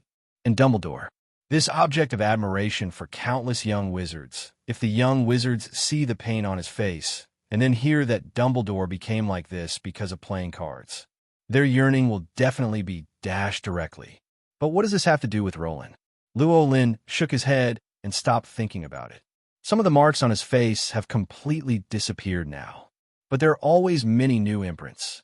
It wasn't until he actively refused to play cards that the marks on his face gradually became less numerous. So far, there are only dozens of marks from the past week. I originally wanted to wait a few more days for all the marks on my face to disappear before going to Dumbledore to get the skeleton. Unexpectedly, Dumbledore came over on his own initiative. Dumbledore is not here to play cards this time, but the marks on his face always made Lynn feel a little funny. "Professor, what's wrong?" Lynn asked subconsciously. I have to go out for something the next 2 days, and I won't be able to stay in school until school starts, so I thought I would give you the skeleton you need first." Dumbledore's explanation made Rowling realize. "So that's it." Lynn nodded. "Okay, Professor." Then he followed Dumbledore and headed to Hogsmeade. Walk on the road. He's been thinking about one thing. Dumbledore went out to do things with a lot of paint on his face and was discovered by others. Wouldn't he feel a little ashamed? On the surface, Dumbledore didn't seem to care at all about his appearance. When it comes to going out to do things, there is no emotion at all. If it were Lynn himself, he would definitely try his best to cover up his appearance. It's not that he cares about his appearance, but I don't want to be treated as a clown by others. No one dares to think of Dumbledore as a clown anyway. Others probably saw what Dumbledore looked like. I just feel that Dumbledore has some new hobby. Or maybe, like Dumbledore, he thought the things painted on his face were art. Lynn was thinking about things all the way. Soon we arrived at Hogsmeade. Dumbledore had a house here dedicated to storing his various collections. It's a house that's neither big nor small. When Dumbledore pushed the door open and entered, Lynn saw the scene inside. A very traditional storage room. There are various items related to magical animals or magical plants. There are also many different styles of clothes. There's even some food. Dumbledore was obviously familiar with this storage room. He took Lynn directly to the inner position. Lynn saw the 3 magical animal skeletons hanging on the wall at a glance. These are 3 very small animal skeletons. It doesn't look like there's much special about it. The most important thing was that Lynn didn't know anyone, so he could only look at Dumbledore for help. Dumbledore introduces the skeletons of these 3 magical creatures. The first magical creature was called a salamander. This is a small lizard that lives in fire and feeds on flames. However, this lizard's survival time is very short, and its general lifespan is only a few hours. It can prolong life in the flame of its birth. Dumbledore didn't know much about this magical animal. After all, he is not an expert on magical animals. He just has an understanding of basic things. This salamander was given to him by a certain class of students, and he's been keeping it here. Except for a salamander skeleton. The other 2 magical animal skeletons are the evil bird and the bird snake. The owl is an African bird. It had very colorful feathers in life. Its cry is very sweet, but it can gradually make people lose their minds. When the live evil bird is sold, it needs to cast a silent spell, and it must be consolidated every month. The bird snake is a snake-like creature with wings that can change its size at will and expand and contract at will to adapt to its environment. When it was alive, the most valuable thing was actually the eggs of birds and snakes. The shells of bird and snake eggs were made of the purest and softest silver.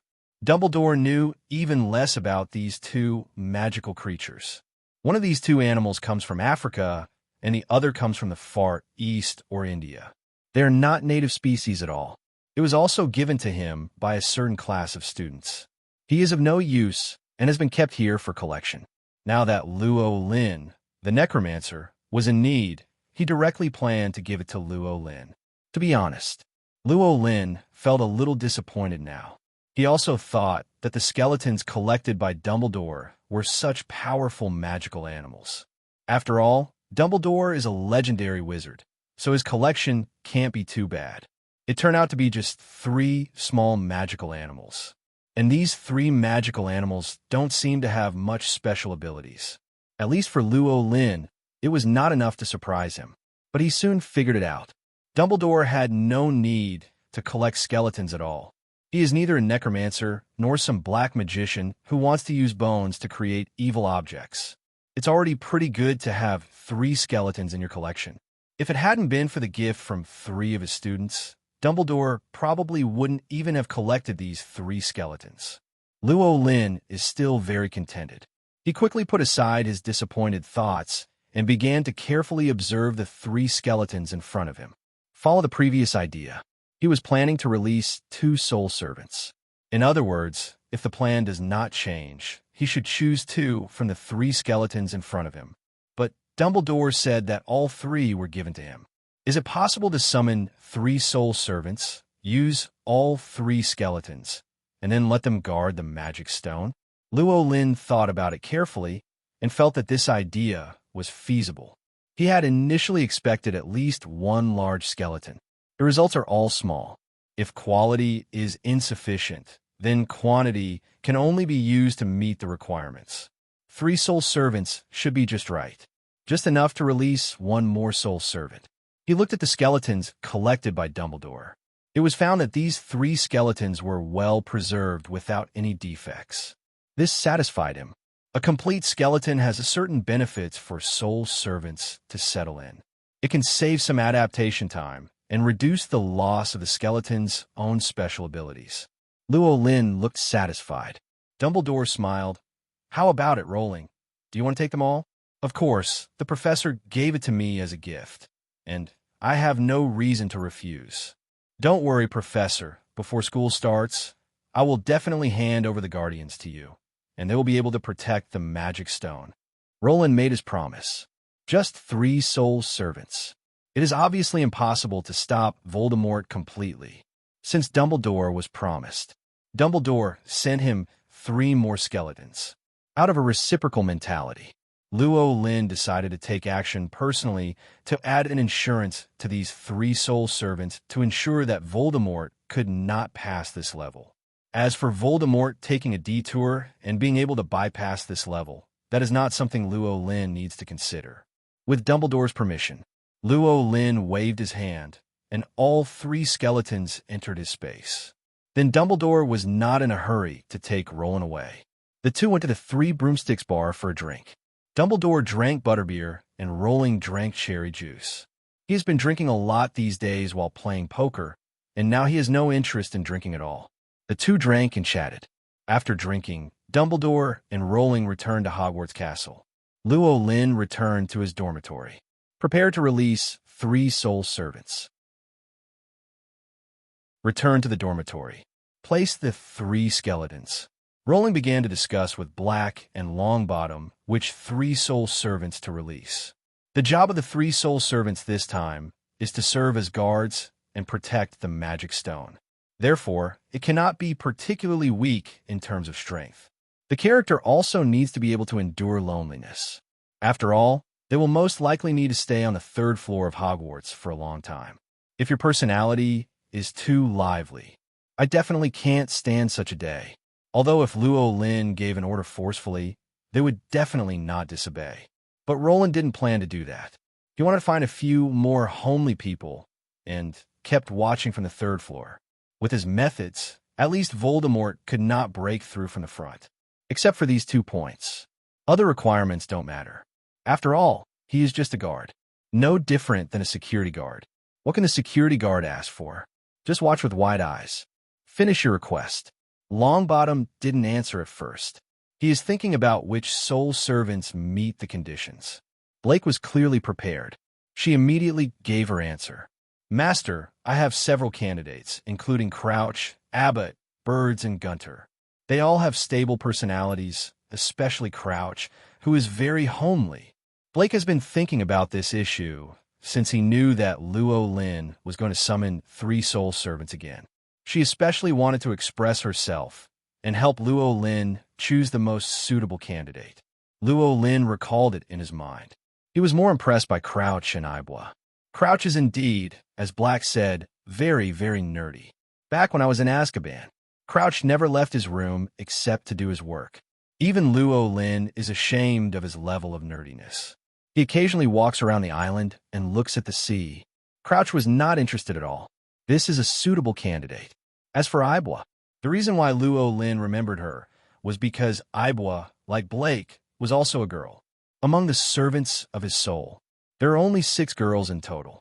Naturally, he will be more impressed. But Ibwa has no personality and is unremarkable. Even her soul power is similar to Blake's, so Luo Lin's impression of her is not as deep as Blake's. That leaves Birds and Gunner. Luo Lin didn't have much impression. Just remember these 2 people. They're similar to Longbottom. They are both honest types. Of course, they're not as honest as Longbottom. In terms of soul power, he is not as good as Longbottom. Luo Lin's impression of them was that they worked hard and without complaint. It sounds like Black's suggestions are quite appropriate. Lynn then looked at Longbottom. Longbottom, what do you think? Longbottom first shook his head, then nodded. Except for AI Bo, who is not very suitable, the others are quite suitable. Why isn't Ibwa suitable? Blake couldn't help but ask. Ibwa doesn't like the dark environment. She should be reluctant to ask her to guard the magic stone. Longbottom said slowly. Huh? How do you know she doesn't like dark environments? Blake heard this and raised his own doubts. After all, Ibwa is also her good Gmae. How could Longbottom know something that he didn't even know? I happen to know. That's all Longbottom said, and then he remained silent. Blake still wanted to ask, so Lynn spoke. Longbottom is right. When he said that, I remembered that Ibwa really doesn't like dark environments. He recalled when Abbott was in Azkaban. At that time, Ibwa always liked to stay under the light. Lynn also felt strange. Now that I think about it, I'm afraid that as Longbottom said, Ibwa is afraid of the dark. But now Lynn has another doubt. When did Longbottom, a man with thick eyebrows and big eyes, even notice such small details? Is he observing carefully? Or is it that he pays more attention to AI Bo? However, this was Longbottom's private matter, and Lynn had no intention of getting to the bottom of it. That's it, Gunter, Birds, and Crouch. It's good to let these three big men do their work. Let Ibwa come out again when there is a chance in the future. Lynn made a decision. Blake nodded. She recommended 4 people, and the master chose 3 of them. This was the master's trust in her. She was still quite happy. But think of AI Bo. Blake couldn't help but feel sorry for her secretly. It's so beautiful. I didn't expect that I couldn't come out because I don't like the dark. It's such a pity. Don't worry. When I have the opportunity in the future, I will be the first to recommend you. Black also didn't expect that Ibwa, a soul servant and undead creature, would be afraid of the dark. This was simply a strange thing. Logically speaking, all undead creatures like darkness. It can only be said that Ibwa is really special. After confirmation, Lynn didn't hesitate. Opened the system panel directly. After taking a glance, he found that his level of necromancer had been raised to level 68. But there were no new skills, so he didn't care much. Turn on the Soul Servant module. Choose borders, Gunter, Crouch. The next moment, 3 green spots of light appeared on his fingers. The green light spot kept getting bigger and finally turned into 3 balls of green fire.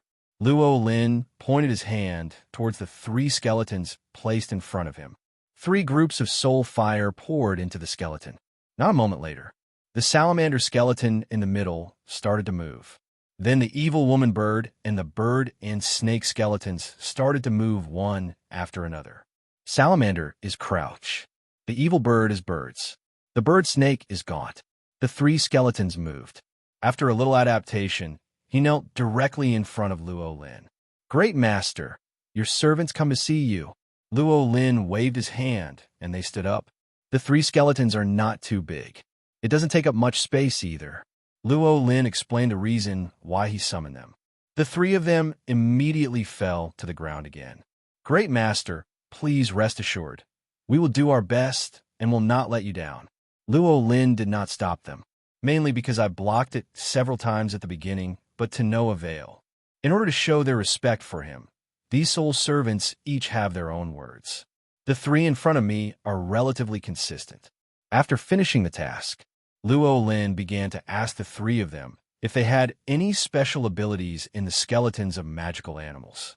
Crouch's salamander skeleton is nothing special, except that it is relatively fire-resistant and can survive in flames. Bird's bird skeleton has a special ability. He can make a cry that will make anyone who hears the cry lose their mind. It's a bit like a basic version of Banshee's wail, which isn't too bad. Gutter's bird snake is the most special. As an undead creature, he can actually lay. When I heard Gunner say that he could lay eggs, Lynn was completely confused. What the hell? Can an undead lay eggs? You will know after asking carefully. It turns out that the egg laid by Gunter is a derivative. It's not really laying eggs, it's just an act similar to laying eggs, and the thing produced is a special bomb. Lynn was a little confused after hearing this.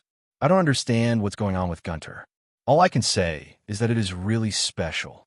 Birds and snakes do not have this magical ability. Birds and snakes just lay eggs. They're different from ordinary eggs, but not so different that it becomes a bomb. Lynn could only think that the soul servant entered the bird and snake skeleton, causing this ability to mutate. Either there is something special about this bird-snake skeleton, or there is something special about Gunter. But this can barely be considered a new attack method. Rowling asked Gunter to lay an egg, and then tested the power of the bomb. The power is not weak. The diameter of the explosion range is almost 3 meters. As long as ordinary people are hit by a bomb, they will definitely be shattered to pieces. If the wizard is accidentally bombed, the end will not be much better. Lynn found that the bird-snake skeleton was quite easy to use. At least there was no problem in guarding it. Just let Gunter lay a few more eggs. A minefield could be laid. If Voldemort had let Quirrell sneak in and not discovered these bombs, he would have been seriously injured. It seems like this. Gunter's bird-snake skeleton is probably the strongest among the 3 skeletons. Crouch has no special abilities, so Bird's voice may not be able to influence Voldemort too much. Certainly, the special abilities of the 3 are actually just additional abilities. The main thing to look at is their own soul power. Each soul servant has its own soul ability. They borrow soul power and can use various means.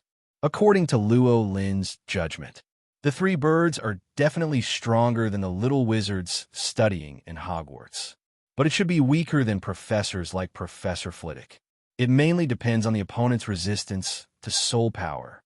Voldemort himself belongs to a special soul state. Rowling believed that it was not a big problem for the 3 birds to deal with Voldemort head-on, but he still needed to add a layer of insurance to the 3 of them. Think of this. Rowling took the 3 birds to Dumbledore's office. After Dumbledore saw the 3 skeletons, he immediately realized that Rowling had completed his preparations. He didn't expect Lynn to do it so quickly. I thought he would need to come back next time to get it done. Lynn, these 3. He found that he didn't know whether to call him sir or ma'am. Rowling quickly introduced him. This is Birds, this is Crouch, and this is Gunter. They are all men. Okay, are these 3 gentlemen the guardians you want to hand over to me? Dumbledore asked with a smile. Of course, they are all my very capable assistants. Professor, you can rest assured that with them around, it will be very difficult for anyone to break into the place they protect.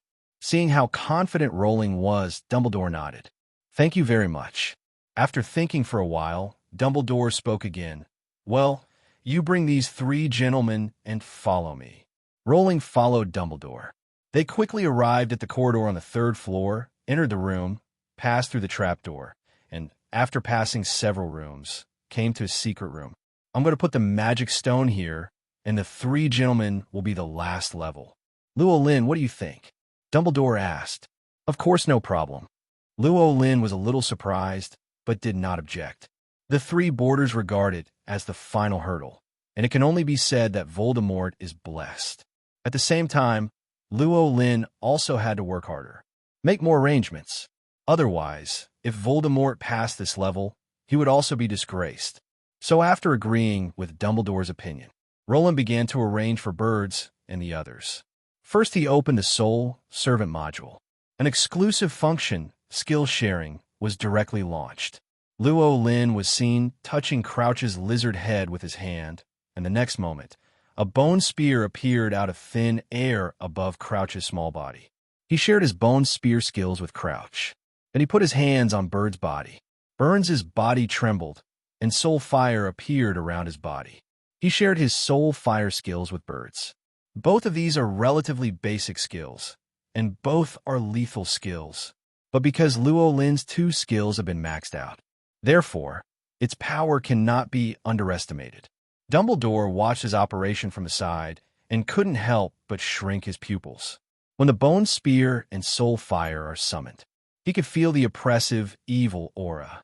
If this scene is seen by others, you will definitely think of Lynn as a black magician. He really doesn't look like a good person, although Dumbledore could barely accept it. He also felt that Lynn was worthy of being a necromancer, and his methods were completely different from ordinary wizards. And being able to share his own methods with his undead was really an eye-opener for him. And that wasn't what surprised Dumbledore the most. Luo Lin's next move made him feel quite threatened. Luo Lin came to Gunter's side, but this time he did not share his skills with Gunter. Instead, he started casting spells himself. He pointed to the ground casually. Claystone Demon. A huge stone demon rose from the ground. The huge body of the stone demon almost touched the ceiling, and the entire body seemed to fill the entire room. Dumbledore didn't feel threatened by a giant stone mill, mainly because Luo Lin also used other means. Command Stone Demon. The stone demon's power and speed have been strengthened in all aspects, and its body has shrunk slightly, but it looks more dangerous. This is not over yet. Luo Lin stretched out his hand again, and a green flame fell on the stone demon's body.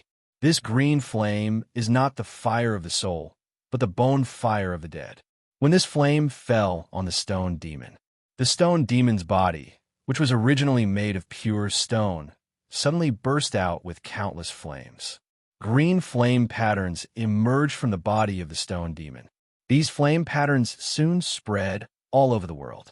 If you look closely, they look like the blood vessels of the stone demon, and the flow inside them also looks like green magma. This is the highest form of the stone demon, the flame stone demon. Do it all. Luo Lin stopped, and then he tapped Gunter lightly with his finger, and a special rune appeared between the eyebrows of Gunter's bird snake skeleton. This is the rune for controlling the stone demon. Normally, you don't have to operate it, and you don't have to waste your soul power. When someone breaks in, you won't be able to stop him from using the stone demon. This is the insurance that Rowling added to the last line of defense for birds and the others. There is a stone demon here. Luo Lin felt that even if Voldemort himself came, he would be blocked for a while. At that time, he will also receive feedback from the stone demon at the same time, and he will decide whether to take action depending on the situation. Hello, everyone. As we wrap up this video, I want to share a quick note. I have a Patreon account. If you'd like to support me and enjoy on-demand audiobooks, you can become a Patreon member. Alternatively, you can check out my Google Drive link, which has 500+ novel audiobooks available through my Ko-fi or Patreon shop. I appreciate your support.